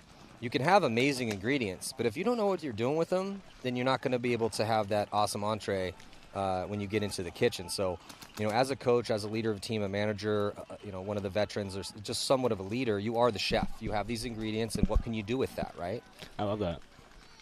And, yeah, Travis Lemansky is, year after year, always put competitive teams out there. It is going to be interesting with Infamous in the NXL when we do start. And again, it's going to be March 10th through the 12th, coming up here, first event. And It's been so crazy in the offseason. We'll be continuing to give you guys some storylines, but Jesus, man, if you're a paintball fan, it's been a blessing the past couple years just with all the drama, off-field drama, on-field drama. And for some reason, I've been here for roughly around 18 years watching the game competitively, and I feel like this is the year, man. It's about to explode. Yeah, excited about it right now. So again, mark the calendars, March 10th through the 12th. Also check out episode 2, Defining Moments, going to be coming up here next couple weeks. So we got Rogue and Image And Image starting from the red side. We got Rogue here on the blue side.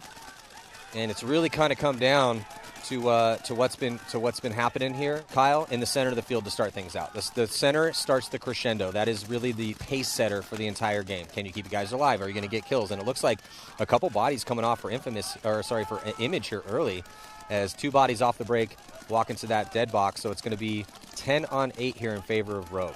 Yeah, Rogue did a great job of taking the 30s and 40s off the rip, not pushing too hard and really being heavy guns. Oh, and Image loses another. It's down 3 bodies, so I believe it's a 10 on 7 now.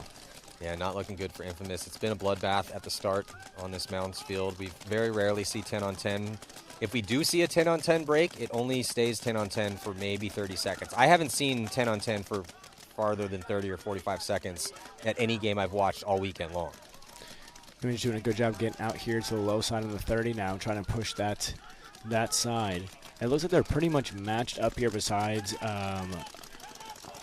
Rogue having more bodies. Those bodies mainly over on the low side there. Well, Kyle, it would be huge if Image could find a way to pinch out this third mound right here. But the referee went and checked him out. Looks like he's good to go. So still 10 bodies out there for Rogue.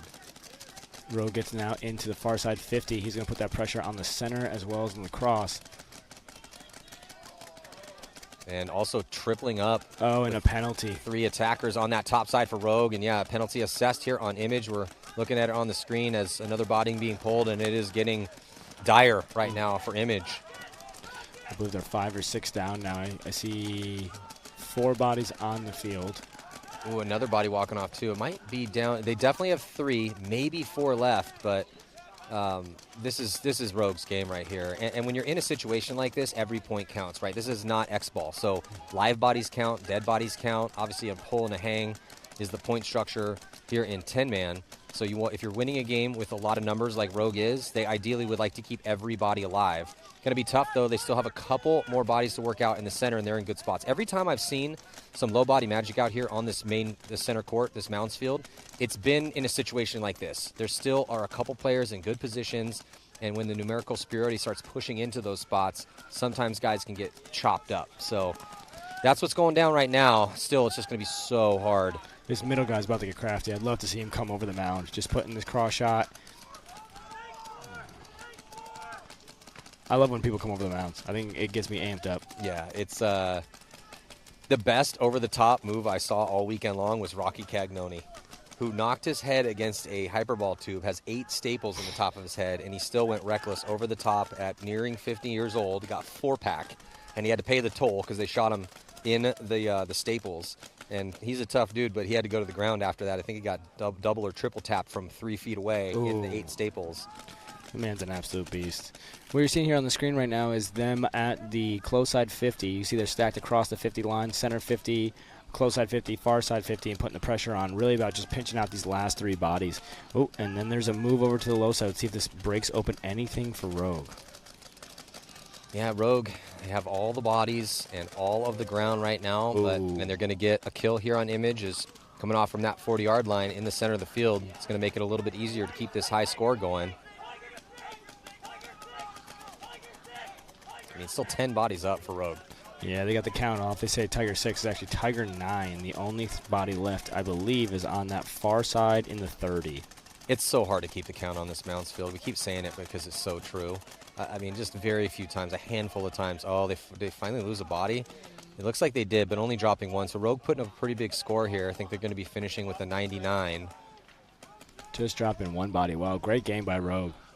Good job taking those 30s and 40s off the break. Heavy guns, keeping the pressure, and just slowly, as Dynasty guys say, just squeezing that anaconda, right? They get the first 2 kills and just slowly keeping pressure, guns up, keeping on the containment, and that's a big thing. You know, and Dynasty is probably the best at it.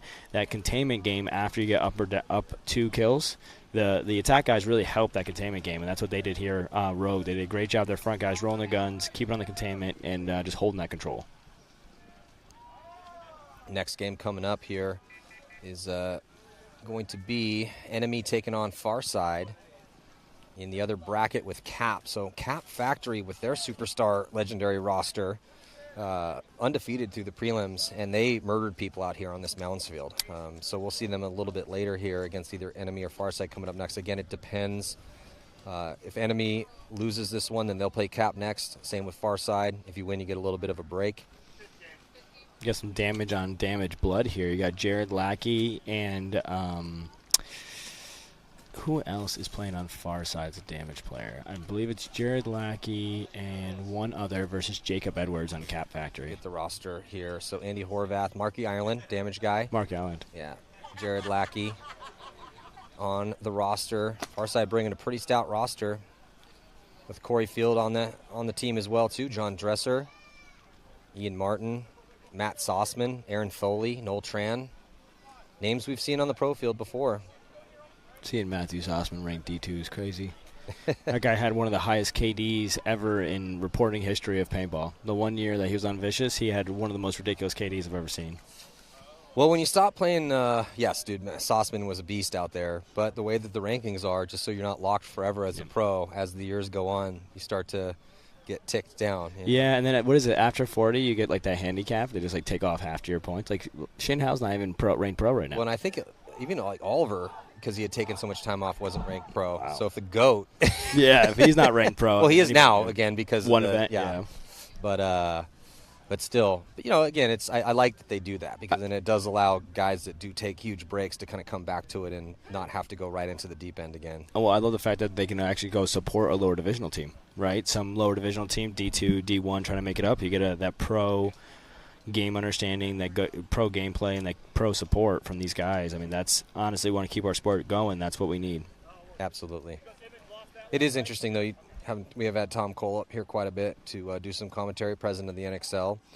And he's saying, you know, when we think back about how big some of these tournaments were back in the day when we were playing 10-man. I mean, the very first 10-man I ever went to was a World Cup in 1994, and there were 72 10-man teams here. There's 56 10-man teams at this event. Wow. So just to give you a little perspective, and there'll be 200 teams in Texas, in Florida here for the first one. So it has grown over the years. Yeah.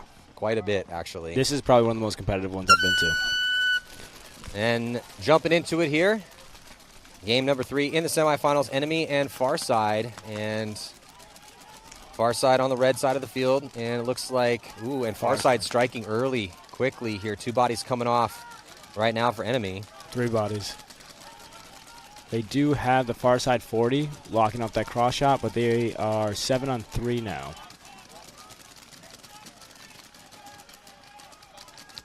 Yeah, referee coming and checking out one of the center players here for Enemy. Looks like he's good to go. But they have no outside progression. Oh, look at this huge move for Farside on that top end all the way past the 50 and eats that first body up. No refs even checking that player, so he's just going to be good to go on Enemy side. Enemy trying to counterattack a bit up to mound 3 on that top side. That's going to be a major penalty as a couple more bodies flood off. This is going to be a real quick one here, Kyle. It's a 3 on 10, I believe. I don't think. Talk about a high score. Yeah, I don't think Farside's lost a body. Yeah, this could be 100 right here because I don't see anybody coming off right now. Oh, Farside lost 1. Okay, so they're now sitting at a 99. Really need to keep as many bodies alive as they possibly can here, getting the gift of this penalty. Body coming off real quick for Enemy. Just 1 body left alive. Looking absolutely horrible right now for Enemy's chances. 9 on 1. It's going to take a miracle. You have them sharking down the field. And they're maybe have to sacrifice 1 more to get this last body out. Definitely didn't need to do it. No, looks like he's going to get that move clean. So that's the fastest game I think I've seen out here on this Mounds field. Yeah, that was a quick game. That's a minute and a half. A great job by Farside, and getting those initial 2 kills, and then really taking the advantage on that Farside, getting us to the 40. I don't know who that was, but he took that first kill, and took their side within the first minute, and that's true strength on these Mounds field. If you can get that far up the field, you just hit so many side shots where people are just not expecting because the communication is so difficult out here. Well, there's John Dresser and I believe Lackey from Tampa Bay Damage. Yep, that's Lackey. I mean, he's wearing the neck guard. That's the new style for you kids these days. It makes it even extra hard for me to figure out who's. I'm pretty sure Alex Goldman started that, and it's like, dude, isn't California hot? Doesn't it get hot out there? Because I watch kids in Florida faint wearing that thing. Yeah, well, it depends on where you're at in California. It's a big state and what time of the year. But yes, it can get pretty hot depending on where you're at. I've seen kids out in Florida. It's not Florida hot. Yeah, That's for sure. I'm like, you look cool. I'm like, you think you look cool? He's like, yeah, I look super cool. I'm like, yeah, I'll come back to you in 3 hours. Laying on the ground, pantsing. Dead. I'm like, you feel cool now? Pantsing like a dog. Yeah. You still feel cool? Yeah. Yeah, we've been, the Red Legion have been here now in Florida. We have Kirill, Pasha, Danny, and Smochar for the majority of it. And we've been training with those guys, and it's like, they're used to the 1 hour, 2 hour grind, and their structure is phenomenal. I mean, what they have documented to the level of development is insanity. That's really good for Florida Paintball that those guys are down here. Really good for Florida Paintball. We're all here at Tiki's. We kind of all migrated here at Tiki's. Damage is still, and the Killers are at CFP, but everyone else here at Tiki's. Just trying to train the guys, and I'm working with Pasha, and I'm like, okay, Pasha, you do a Russian drill, then we'll do a Florida drill. Russian drill is very critique, has everything structured, has a level of perfection. It's great. Florida drill, we're just dripping sweat. We're dying, right? He's talking about doing specific stretches before you hit a shot. I'm talking about doing 10 push-ups if you miss a shot. Oh, it's funny. I loved that you guys had that tryout for the ML Kings. And the speech you gave the guys, I was very impressed. And I posted something, and because you were like, oh, I shouldn't have cussed so much. I'm like, no, man, shoot these guys straight. People need to know, not waste anyone's time. I was highly impressed. Yeah. If I was there in person, I would have patted you on the back. Like, good job, Kyle. That means a lot, Matty. Thank you so much. Thank you. Well spoken. The one thing I'm really trying to do, especially in Florida, there's so much talent. There's so many good people. Yeah. There's so much going on here that could help grow the sport of paintball, and everyone's in a silo. Everyone's doing their own thing. Everyone has their own little secret sauce they want to keep, and that's fine. I mean, keep what makes you a little bit different, but the pie's not that big. Let's make the pie bigger. That's my biggest thing. Let's try to find a way to bring everyone together, and that's why transparency is a big deal. I definitely agree with you.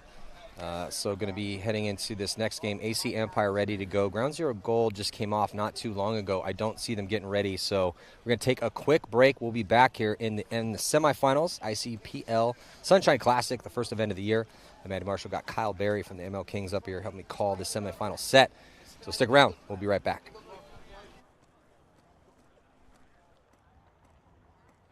Recognition that if Damage didn't give them what we gave them, they wouldn't be who they are.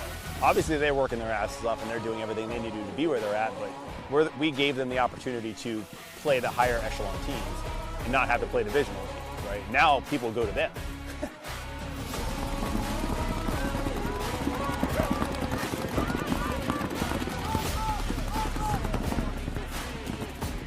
So back and forth, it was so chippy, and we were talking a lot of trash that you probably can't hear too much on the webcast.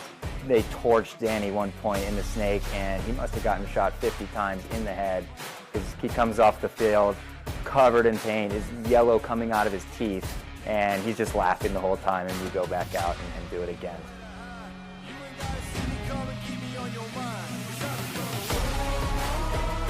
After the loss to level, Damage would go on to take their anger out on the rest of the bracket, thrashing the Ironman, DMG, and Infamous. Every single win by the Mercy Rule with a combined score of 21-3. But in order for Damage to stay hot and go deep at this event, to win their first big tournament since 2013, they would have to get by the reigning champs in the quarterfinals. But we learned a lot from it. That's the one thing I will say is we learned a lot from our losses. And going through the next couple matches, we were able to kind of beat teams down based on what we have done from before.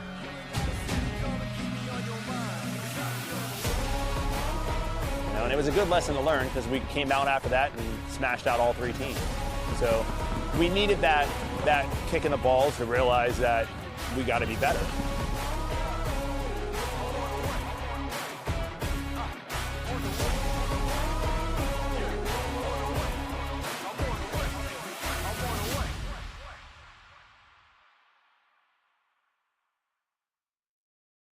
Wake the fuck up! Wake up! Let's fucking go, man! Wake the fuck up! At the fucking ghetto! I was still waiting on the second one. No, you didn't. He just said kill the fucking 500 I grabbed. He ran down fucking 500. Okay, another ghetto came out to 500. Wake the fuck up, man! You push that fucking way! Hey, stay together, boys. Stay together. No one had played.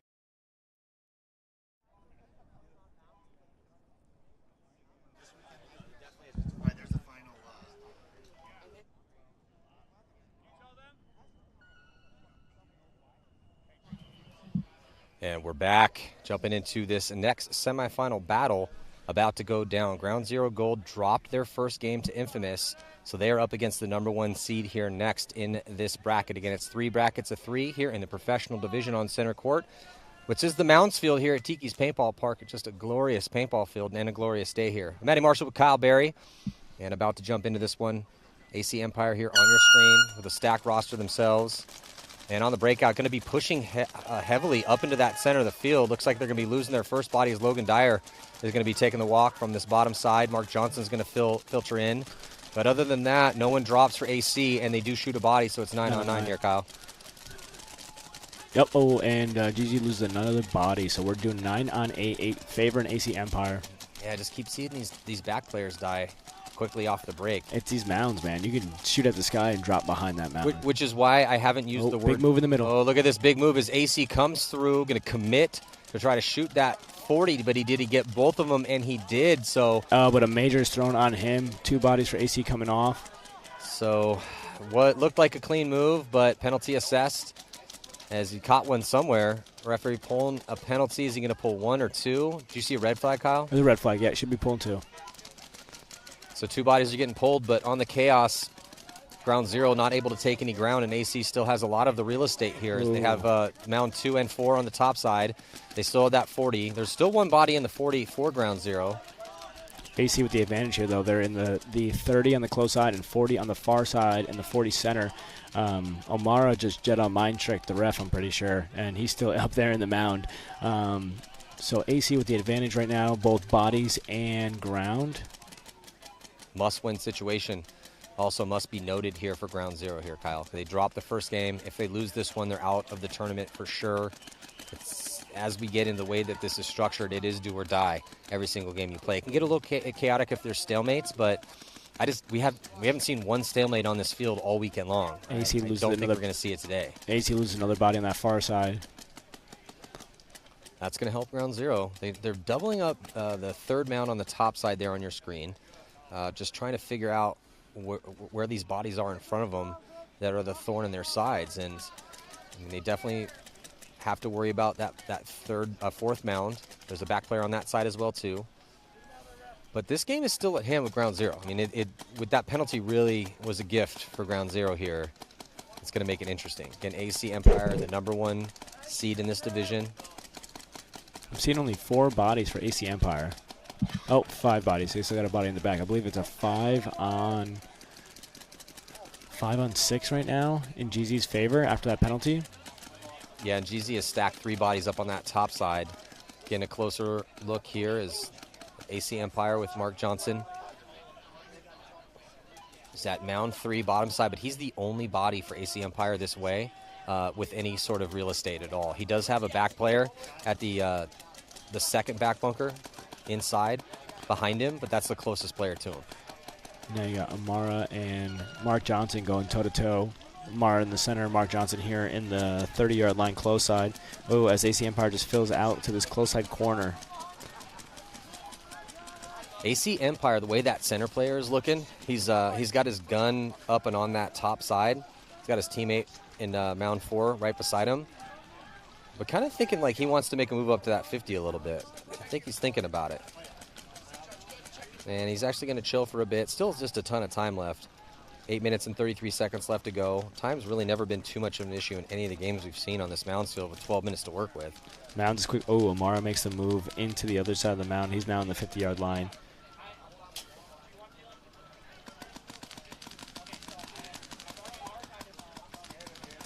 Looking over the shoulders here. Ground Zero Gold and Henry Sens from Baltimore Revo. With Omar on the squad as well, too. Great pickups for Ground Zero. You can see how Henry and Amara playing off of each other. Henry keeping an eye on Amara. Amara going to the middle. Ooh, good move here on the close side. Taking the inside cut up to the 50. Yeah, he's got Omara right up there with him. So now Ground Zero has turned the tables a little bit on this. Better position for AC on the top side. Better position. Not much, though. But yeah, it's just a better position currently here for Ground Zero Gold. They're still in this tournament. If they can win this match, it's going to come down to these next couple kills, though, Kyle. He's going to watch this 50 player, how he's playing loose like that. Any ball drops in, this guy starts engaging this right side. It's going to get scary for him.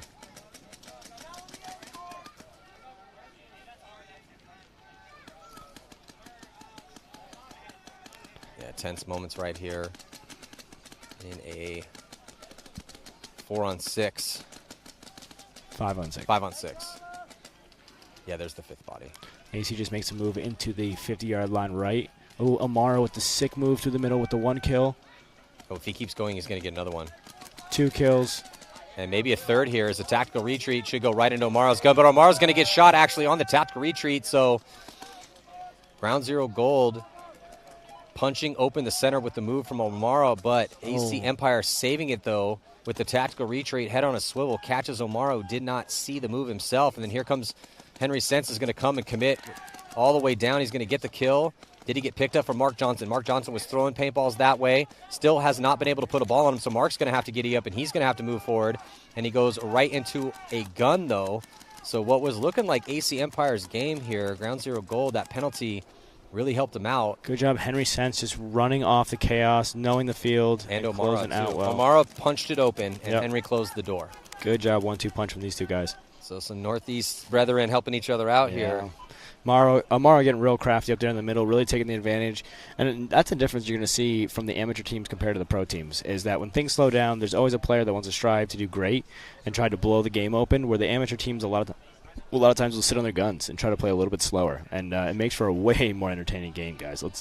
I always tell my guys, let's try to be entertaining out there, right? Let's try to have some fun. If we want people to care about paintball, the sport does need to be entertaining. It's got to be entertaining. Yeah, I mean, if you look at, say, like jiu-jitsu, right? Like, I'm a big fan of jiu-jitsu, but it's hard for me to get other people to want to watch jiu-jitsu because it is dudes trying to do, submission on the ground, and unless you know what you're looking at, it can be not as entertaining. It's not very flashy as dudes getting knocked out as regular mixed martial arts. So with paintball, I'm with you on that. If we can try to get it where it's more, that's why I'm happy that we're actually watching the Mounds Field. No stalemates, aggression wins out here. It's been wild and crazy, so we kind of need that for the sport. Yeah, and it's good to see. I mean, honestly, anybody watching this, I feel like over the last decade, we've gotten so professional and formal with how we play the game, which is awesome. I love the evolution of the intelligence and everything like that of what we have. But really, man, we got to bring that entertainment factor back. Like I consistently watch videos of Oliver Lang back in 2007, 2008, not playing, but commentating with you. And he is up there, and he gets so excited when there's one guy left. He goes, "Why aren't you bunking him? Why aren't you bunking him? Why aren't you bunking him?" He understood an entertainment value, and I just hope that everyone in this game, we remember that. Basketball players remember. Basketball players remember at the end of the day, like, I'm a professional athlete in basketball, but I get paid to entertain, right? And that's what we get paid out here to do. We get paid to entertain when it comes to the live cast and showing it to our friends and family. So Image going to be from the blue side, getting ready to play this next one here. Ooh, Aftershock's coming out. Yeah, so Ground Zero saving that one. Yeah, it should be Shock and Image up for this next game. Shock with a roster. You got LP Everett, Dimitri Ninos, Mike Paxson, Todd Adamson, Dan Holliday, Brad McCurley. I mean, just stacked. I just love seeing the way that it's like we always talk about roster roulette. It's just how things get spun up. Different players playing on different teams. But when you have these 10-mans, seeing guys come out of the woodwork to play for different squads, it always makes it, like we talked about, entertaining. Exactly. And for some reason, it seems like the guys that take a little bit of a break, they come out here with they worry less and have more fun. And it seems like they just go and get it, It's just like Ali at World Cup, right? You could tell that he wasn't really concerned about making the wrong move. He just wanted to make a move to win the game. Yeah, and and of course the paintball gods would fade it that we had a big center. Right. It was pretty easy to get to, and if you were willing to take a risk, you could have some flashy finishes, and that's exactly what won Oliver the finals MVP, coming back after a multi-year retirement. So.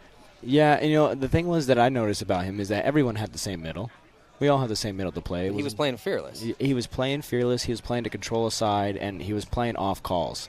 Really well off calls. If you slow down and watch from the sidelines, he would do certain aspects to have full control, and then once he understood the next play to kill off a call from his team, he would go and make a move. And that's what's interesting. I remember having a talk with the Notorious guys in California. It's a longer story, but I essentially said, do you think this game is about reflexes? I mean, how old are you? 22, 24, 25? Okay, if I put Ryan Greenspan or Oliver Lang or Alex Frazier on a machine and test their reflexes, do you think those 40-year-olds are going to have as quick reflexes as you? Absolutely not. Nope. That's not how human bodies aging work. However, they understand this game is not just a game of reflexes. It's a mental chess match. That's what wins and loses paintball tournaments at the highest level. So, your physical skills just get you in the door.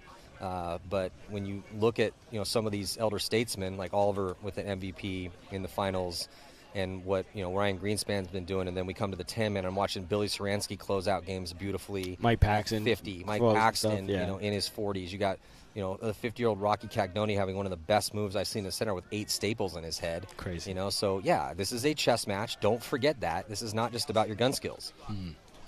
Getting into this game here, we have Aftershock versus Image. So on the breakout here, as we see our eye in the sky, breaking out and taking some ground with Chicago Aftershock starting from the red side, and they're going to be the first to strike. Actually, 3 bodies here coming off early right now for Image. Not looking good for them, and they are in a do-or-die spot playing the #1 seed in their division. The Aftershock actually also knocked out the All-Americans in the last game in the prelims. It's 7-on-10 now, Aftershock's favorite. Image does have that 40 far side, but they are matched up. So Aftershock's in the 40 far side. They actually have 2 bodies in the 30 far side. Looks like they're looking to push that way with LP Everett in the center, stopping the other direction, this low side here. Yeah, he's in a really good spot, putting a lot of pressure. He's going to get that kill on mound 3 as Image is going to launch up the center of the field, but it is not looking good for him because they haven't shot anybody on Shock. So it looks like it's a 10-on-6. Yeah, 10-on-6 situation here in favor of Chicago Aftershock. Now it's going to be up to Image to tighten up and try to work back into this game. Shock, though, not known to throw bodies away needlessly. But as we say, as with first commentator curse here, the semifinals, yeah, it's going to be taking a walk from that center. So first body to drop for Aftershock, and then here comes Image as they take the real estate in the 50. And looking good on the top side, too. It's actually evened up on that top side. Both teams have a body in mound 3 and 4. No one at that 50 yet. Better ground taken in the center. Currently still for Image there on your screen. Love Image's aggression. Even though down bodies taking those middle, really what's going to have to happen here is Aftershock's going to have to break open this close side here and get out wide, find that middle body, identify him. Oh, and here it happens. Well, Image, though, losing a body out of mound 4 from the top side, so not going to help their chances. Down to just 4 bodies. Going to commit past the 50. Oh, and the player at mound 4 did not pick it up. So he's going to come through. There's no one to shoot there, and maybe... Well, it's not really miscommunication at that point. You kind of will assume when you're down bodies there's going to be somebody in that 40. I can't really knock that move here for Image. He was going to win, man. You got to respect going to win. Oof. And this is falling apart for Image. I believe they only have 3 bodies left, all on the low side. And as soon as Dimitri Munoz realizes this, which I believe he just did, he's going to swing out this way and close this point. Looking good for Shock. They were able to clip out that back bunker on the top side. So now down to just 2. They're both on the top side, so yeah, this is just all about Ryan Shock Hosky from the Killers getting crafty up there in the middle. I love that Ryan was able to play with Shock. Did he get a penalty? Oh, major penalty going to be assessed on Hosky. And that's going to pull out another one, too. That's definitely going to cost Shock a bunch of bodies. They're still going to get the pull and the hang. And we'll see how things go in game number 2 for them, but definitely some bodies and some points wasted on that penalty. Yeah, Ryan's got to watch that. It looked really cool. It was an awesome move until the red flag was thrown. It looked really cool until it didn't. Yep. Saransky clearing out that top side. No one left to shoot. It's going to wave off his teammates, and Munoz is going to run in to hit that, or to grab the flag. And you always want the younger guys to run the flag back. Yep. This is twice now I've seen, because Billy had a beautiful run through with Meter actually to finish off a game that was getting close on time. Or not on time, but on bodies. Billy cleaned it out with a 2-pack and grabbed the flag and then handed it off. Yeah. Like, all right, Meter, you're going to have to run this the 100 yards back to the flag station. Man, these games are going quick, Matty. Yeah, quick. This has been, again, it's been straight murder out here on the Mountains field, man. We have not seen a stalemate yet on this field, thank God. Because, like we said, like to be entertained here, so stamelates can get a little boring. You know, it's funny you brought this up before the chess match. I've had a lot of kids of recent, especially after the tryouts and things, walking up to me and asking me, hey, can you explain the chess match? Like how much time you got, kid? Yeah. You know, and it's there's a million, as you play this game more and more, there's a million different factors that come into it that let you to finite develop a game plan to win. And that's really what chess is. And I think that's what needs to be explained to everybody that hasn't been explained much recently, is that when we say it's a chess match, we basically mean that you need to be thinking about every time you move a piece. You know, I mean, you pick up a chess piece, you go to move it, and then you just hold your finger on it, and you're like, I don't really know if I should put that there. I might lose, I might win.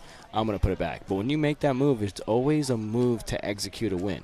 If you're ever thinking in chess, right, hey, I'm going to move this way to protect myself, that guy is 3 moves ahead of you, and he's going to close that game out and win. Well, the thing about chess is fascinating. Go is another, like it took the computers a much easier time to beat human beings at chess, but it took them about another 10 years to beat human beings at Go. There's actually a fascinating documentary about this, but it is about that next level strategy. So a grandmaster in chess is looking anywhere between 8 to 12 moves ahead, whereas decent amateur is maybe thinking 3 or 4 moves ahead, and that's what we're seeing out here with paintball. You know, when you're watching these high-level, these teams that keep winning tournaments over and over historically throughout the time, regardless of their age, it's because their ability to look and read the tea leaves and understand the future, what's going to happen just a few beats ahead of the current progression of the aggression in that situation.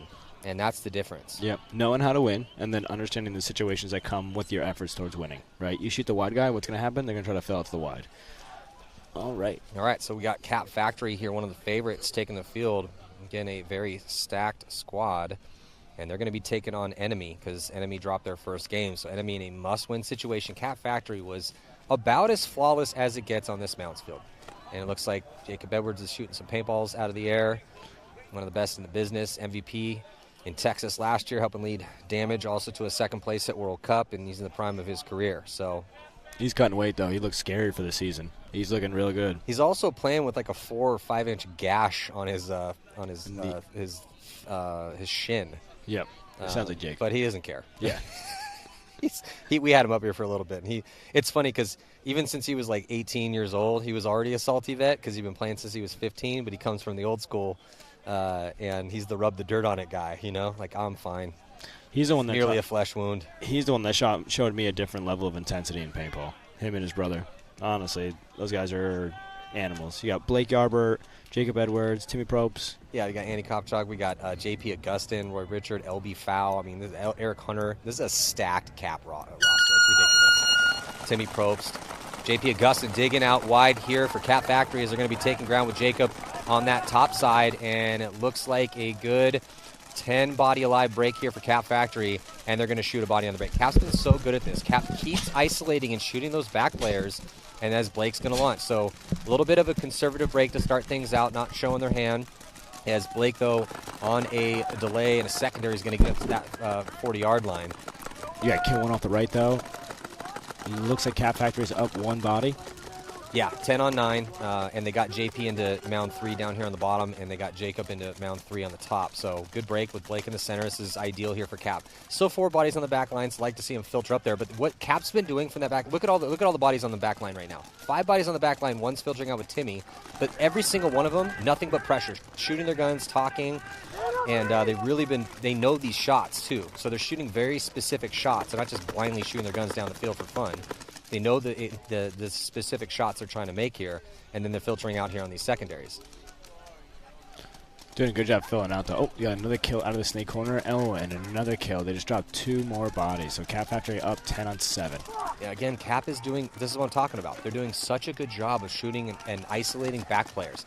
It is way easier and safer to be a front player on a Mounds field than it is to be a back player because of the trajectory of a paintball shot around 290, you know? Yep. And this is almost a perfect field to have a drop shot when you're right around that, feet per second, the way these guns shoot. I remember the first time I played Mounds, I literally am sitting there, gun rolling down the wire, and it just comes right over the edge of the mount, hits me on top of the head. And I'm like, oh, that's how we play this game. Well, first body to drop for Cap Factory is going to be from that back corner. And he kind of snuck out, too, so I don't know if Enemy knows that they actually did finally get a kill here. So it's a 9 on 7.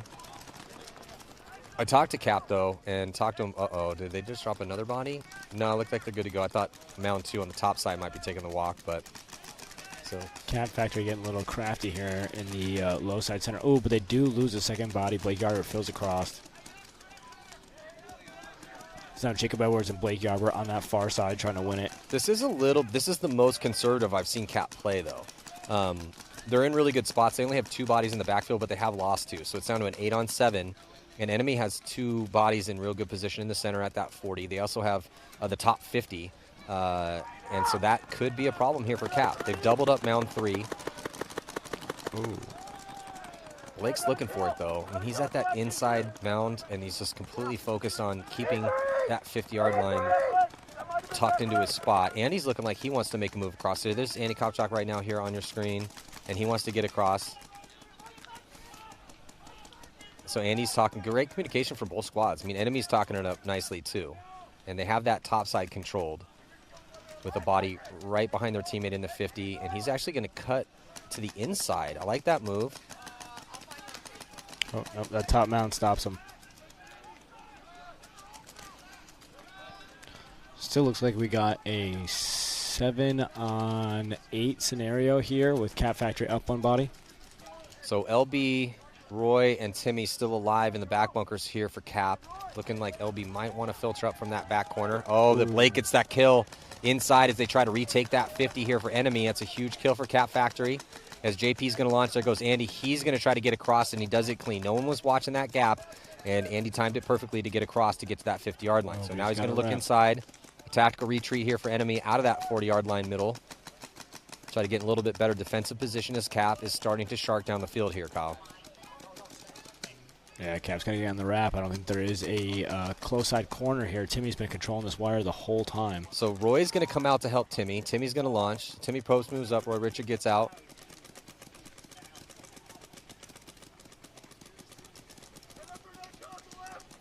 Yeah, as soon as this guy starts wrapping right here, game's over. He's going to find that middle mound. Ooh, misses the shot. So they got 4. Cap has 4 buys. They got Andy, JP, Timmy, and Roy all here on the low side. Also, guys in good Blake position. Garber going for the move in the middle. Yeah, Blake's going to commit. He comes through. He shoots one, and able to stay alive. No, finally gets pinched out, but he did take his body out, and that body needed to die. And they still have 2 attackers ready to go on that top side. Jacob thinking about it, thinking about getting to that 50. He's wrapping around. He's got a body in front of him at mound 3, so he's just biding his time. Andy wrapping around. Andy's going to come across, and Andy's got to be careful. Might have got caught. JP's going to follow up Andy, and then Timmy's right behind him. So this is uncharacteristic. We don't really see this on this field. They're going to try to blow it open from the bottom side. The top side's been typically the side when this happens, but you can steal games from this bottom side, and it looks like that's what Cap is going to do. As they're chewing up bodies on this inside, JP crawls up on the top to shoot the body trying to transition with the tactical retreat, and that is going to do it. So a beautiful close here from Cap Factory. Very nice, yep. And that is going to do it. So they're going to finish with 7 bodies alive here for Cap. Powerful by Cap Factory. Good job by Blake coming to the middle and closing that out. And good job as just team orchestrated guns, right? They played that back line real strong, heavy guns. Got the early kills from the back line, too. Yep. A little scary of a game, I'm not going to lie. I mean, if I was on Cap Factory, if I had to play against that team, I would just be bombing it across the back 5 lines. Just put me at 270, coach, and I'll just put a little higher. I actually had a guy come up to me when I was walking the field on Friday afternoon, and he's like, Matty, you played back and known for, getting kills out of the back line creatively. What do you think about what feet per second I should be running at here? And I'm like, well, I always like to be, even if the way this field is, you can run at 285 and still have a pretty good drop shot. Yeah. I would be a little scared to go lower than that because I'm not trying to bounce people out here. Mm-hmm. We're in Florida. It could be potentially a little humid. It's not, but you never know. There's all the things you got to keep in consideration, depending on where in the world you're playing and what the temperature is, time of the day. But yeah, with the way that Cap Factory is masterfully playing the back line, but look at who they have as their back players. I mean, you got Timmy Probst, you got Roy Richard, you got LB Fowl. That's some real good guys on the back line, and just really impressive. Looks like Brand Lamerson, who was a teammate of mine when we were winning on Ironman, and they got Eric Hunter also as well too. So, yeah, and then Rodney wasn't playing this one, but they got Mike Arena from Dynasty. This is a pretty stout roster. And Mikey's been playing nasty. I watched him over there on the hybrid field. Yeah, just masterfully, just back and forth, being alive, hitting shots, playing good. I mean, the whole team has had points. Yeah, and I've heard what's been happening on the other fields. I've only been able to hear the mounds, but this is 3 games we've seen Cap. That's the toughest game they had, and they still won with 7 bodies. Yep. And you're right, it did look a little scary, a little bit, but that was also the most conservative I've seen Cap play. The other 2 games, they were just crazy reckless in the center, taking tons of ground. And then also the fact that they won it from the bottom side, cleaned it up from the bottom side, is not typically how it goes out here. But, because other 2 games they were finishing it from the top side. And, just again, the full display of the powers that Cap has right now is pretty impressive. Just a front on all sides, right? Biggest thing, especially like with the Kings this year I'm talking about, it's like we need to be the aggressors, right? We have to have an attack on all fronts. We have to have a center attack, a Dorito side attack, a Snake side attack, and that's Cap Factory's doing that great right now of just making sure they're constantly a threat from every angle, so it's not like the team can adjust and swing the field on them in one way or another. You guys picking anyone up that we should know about, or any moves have been making? Any news to break for me here? Yeah, I mean, we did the another revamp of the roster. So in 2021, we did a revamp of the roster. We picked up 5 players: Connor Kelly, Carter Donaldson, Jim Corcane, John Peterson, and Chewy, Lewis Bentoncorp. We lost Chewy, we lost Connor to the Heat, and we decided to expand our roster a little bit, give more opportunities for young players to come up, so that if we do, say, lose Carter at the end of this year, we have someone to fill that spot. So we decided to pick up 5 more players to fill out our roster of 12. Charlie decided to take a back seat as a player and is now only a coach, which I don't like, but he wanted to give young players the opportunity to be on the roster. So we picked up Josh Kalea, who is a Miami player, used to play on Mutiny. Incredible guy. He should have been pro already, but picked up him, picked up Eddie Dawes. He is now. Yeah, he is now, man. He's ready to ball, too. Eddie Dawes from Energy and Carolina Crisis. Yeah, Eddie Dawes is good. Yep, Ricky Smith. Oh, yeah, Ricky's great. Love Ricky. Yep, Ricky finally gets a chance to really hone in with the team. Jackson Blue from the Killers. Okay, yeah. And the 5th one was LJ Woodley. Oh, that's right. Yeah. Woodley hit me up. He's like, hey, I'm playing with ML Kings. So I think could be a good mix for you guys. LJ is one of the best players, depending on the event, but there's like one event a year he could win it for you, you know? So I think that could be good for you because he needs another chance. Anyway, he's in a whole different mindset. He's ready to ball. Jumping back into this one, we got Infamous taking on AC Empire here. And this is an important one. AC Empire starting from the red side, Infamous from the blue, and Infamous taking good ground, but AC Empire going to match it. Oh, first kill is coming from AC off the field for AC Empire. It's a 10-on-9, and Infamous is a favor. It looks pretty well matched up. They're in the 30s at the high and lows, and 2 bodies both in the centers for each teams. Yeah, pretty mirrored, right? Body coming off, though, from the top side for Infamous. Or no, sorry, for AC Empire. AC Empire, the first to lose a body. Yeah, so it's 10-on-9. Oh, look at this. Aggressive move. Up the center of the field right now for Infamous. I think that was Rodino. Does it get... I don't... Yeah, there was no one there to shoot, though. Nope, that seems like some miscommunication there. Yeah, he's coming off shaking his head a little frustrated with that one. Yeah, maybe a little bit of miscommunication. Yeah, he's coming off in frustration. That evens it up, 9-on-9.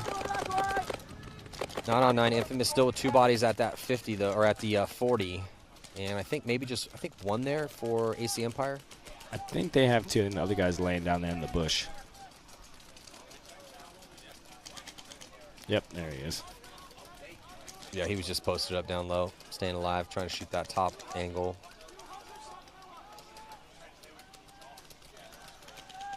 Good communication from both squads here in this 9-on-9 situation.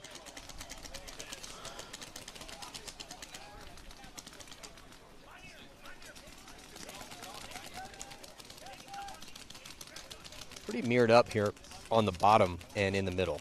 Both teams with 2 bodies at that 40. Both teams with mound 3 on the bottom side and the back corner. Yeah, next offense is going to come from that far side. Seems like the Infamous kind of has an island here on the close side. You got Ryan Brand over here in the corner holding it down. I'm not quite sure who's in front of them there at the purple barrel, but they're stuck right now because of that cross shot coming to the center. And the first move is really going to happen from that far side. Looks like Harrison Fry trying to get crafty over there and find a way up to the next mound and see if he can have another point. Infamous a win here. They should punch their ticket to move on. AC Empire dropped their first one to GZ Gold to make this bracket super interesting here. So AC Empire desperately needing a win in this situation to stay in this tournament. They came in as the #1 seed in this bracket. Infamous has won a bunch of 10-man. They were basically unbeatable in 10-man for a while. They're the ones that made the rules where we can't look at the pro team. Yeah. Yeah. You guys have too many awesome players, so we're going to need to change it up a little bit. And they were like #free infamous. Yeah.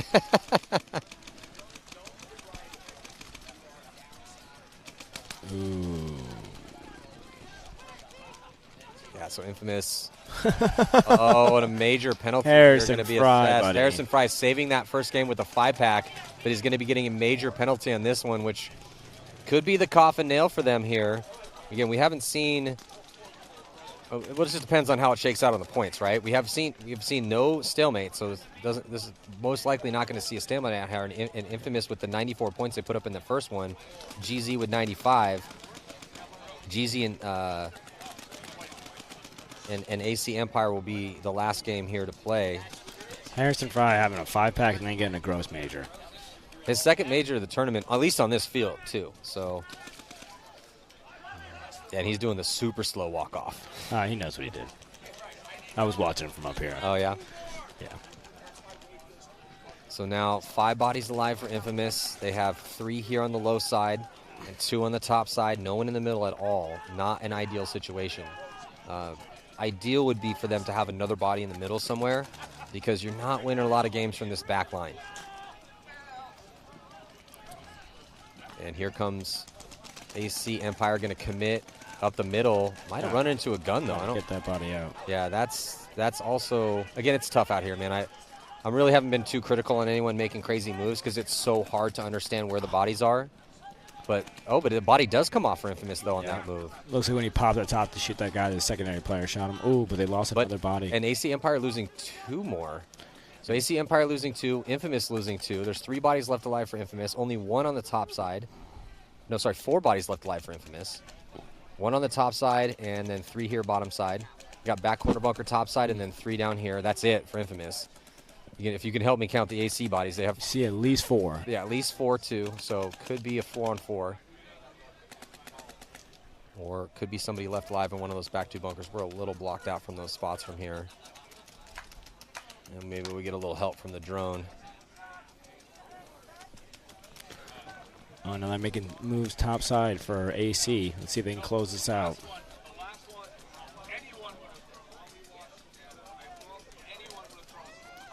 Oof. Oh, again, it's not a tough death. There are no real tough deaths. Again, Moundsfield, I'm less critical because it's so hard to know all the angles. But man, dying out of Mound 3 right here in that situation for Infamous. He knew the body was there.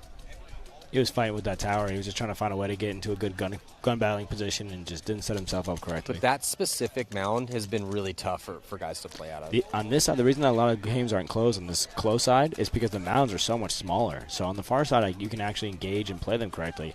These mounds, they say get one with the bunker and be the angle of the bunker. Well, the angles of these bad boys are rough. Yeah, it's rough out there. And another body dropping for Infamous from that top side. I think that's Goldsmith taking the walk. He was the only body as the island on that side of the field. So even though it was very close on the bodies, AC Empire here is going to be turning this one into a very interesting bracket because they scored 10 points in their first one. Looking pretty good here, but I don't know how many bodies are going to, if they do win this one, still have to work out 2 Infamous players. Still seeing 4 bodies less for AC, and it is just 2 for Infamous, so 4-on-2 for AC. Yeah, Kyle, I haven't seen that. I've seen some low body craziness, but not out of these 2 spots all weekend long. This is 2 tough spots that Infamous is in right now. They're trapped in these back bunkers here on the low side. The field is now going to be completely blown open on that top side as AC Empire has made it past the 50. So as soon as he starts working his way up, it's going to get really tough, these last 2 players. Sure enough, another body dropping as I think that's Travis taking the walk. Yeah, Travis Lemansky taking the walk. So Infamous looking like they won their first game with the 94, going to be potentially losing this one unless, can't see this, I think it's Ryan Brand is the last body, and he's going to get tapped out. A lot of times that back corner bunker here on the snake side is the last body alive. So they're going to be winning this one with 4 bodies. Make it interesting. Yeah, that is going to make it interesting here because they're also going to have a 94 for AC Empire. So they went 10-94. And then GZ Gold with a 95 and a 12. They won it. That would be, if GZ Gold moves on as the bottom seed here. Yeah, it looks like GZ Gold's going to move on. I think that definitely might have sewn it up here for GZ Gold. Because that'll give Infamous 10. They'll put them at 104. AC's at 104. They're at 107. Yeah. I mean, we actually have a lot of the GZ guys here hanging out with us on the sidelines, and I think they just figured it out too. So it looks like that's like GZ's a legendary squad, and they have some ringers on that team. But with Infamous's roster and AC Empire's roster, I was on paper got to give it to either Empire or Infamous, but on paper it doesn't mean anything, man. We always talk about it's not the names on the back of the jerseys, it's what's actually happening on the field. Exactly. So does look like GZ Gold might be punching their ticket here to the finals, and they also now Henry Sense is gonna have to change his flight because last night at dinner, Will Arroyo had said, man, I don't think we have any chance of hell of making it on because they only won 2 games on day 1 and then won 2 games today in a crazy bracket to skate through as the last seed. And now they're top 3. And then now they're top 3. Yeah. God, you gotta love tournament paintball sometimes. We have definitely been blessed, as we have for the past couple of years, with tons of entertaining paintball, and it just always continues to be crazy out here. Yeah, it's a big thing I brought up. I was just talking to Elias Rodriguez about this when we were going to get food, and it was like, the one thing that I think these other teams are doing very well, and I bet GZ's doing it right now, is a constant progression throughout the event. Not just coming into the event and the practices and orchestrating your team correctly to come out swinging, but really absorbing how these other teams are playing, really absorbing and understanding what to do next, and how to adapt and evolve throughout the event, right? Not just when you get there, but we as a young player, I practice every single weekend, right? So I'm looking at these guys that are only playing during layout weekends. I'm like, man, how are they so damn good? You know what I mean? I'm practicing every weekend. They're out here still crushing it. But you would see them the first match, a little rusty, a little off. But by the 3rd match, 4th match, I mean, it is fine-tuned machine. They are constantly just getting better and better. And it's a huge factor at any of these tournaments. Even if you're a local MVPS guy, it's a huge factor. So we're going to take a quick break here. 2023 first event of the season, ICPL Sunshine Classic going down here on center court, which is the Mounds Field of Tiki's Paintball, a little outside of Tampa, Florida. Matty Marshall here with Kyle Berry, and we will be back here more of this semifinal action as we find out what teams here in the Pro Division are going to be moving on to play in the finals. Top 3 teams move on. We'll be right back. Players with chips on their shoulders, and I'm excited. It's going to be a good year.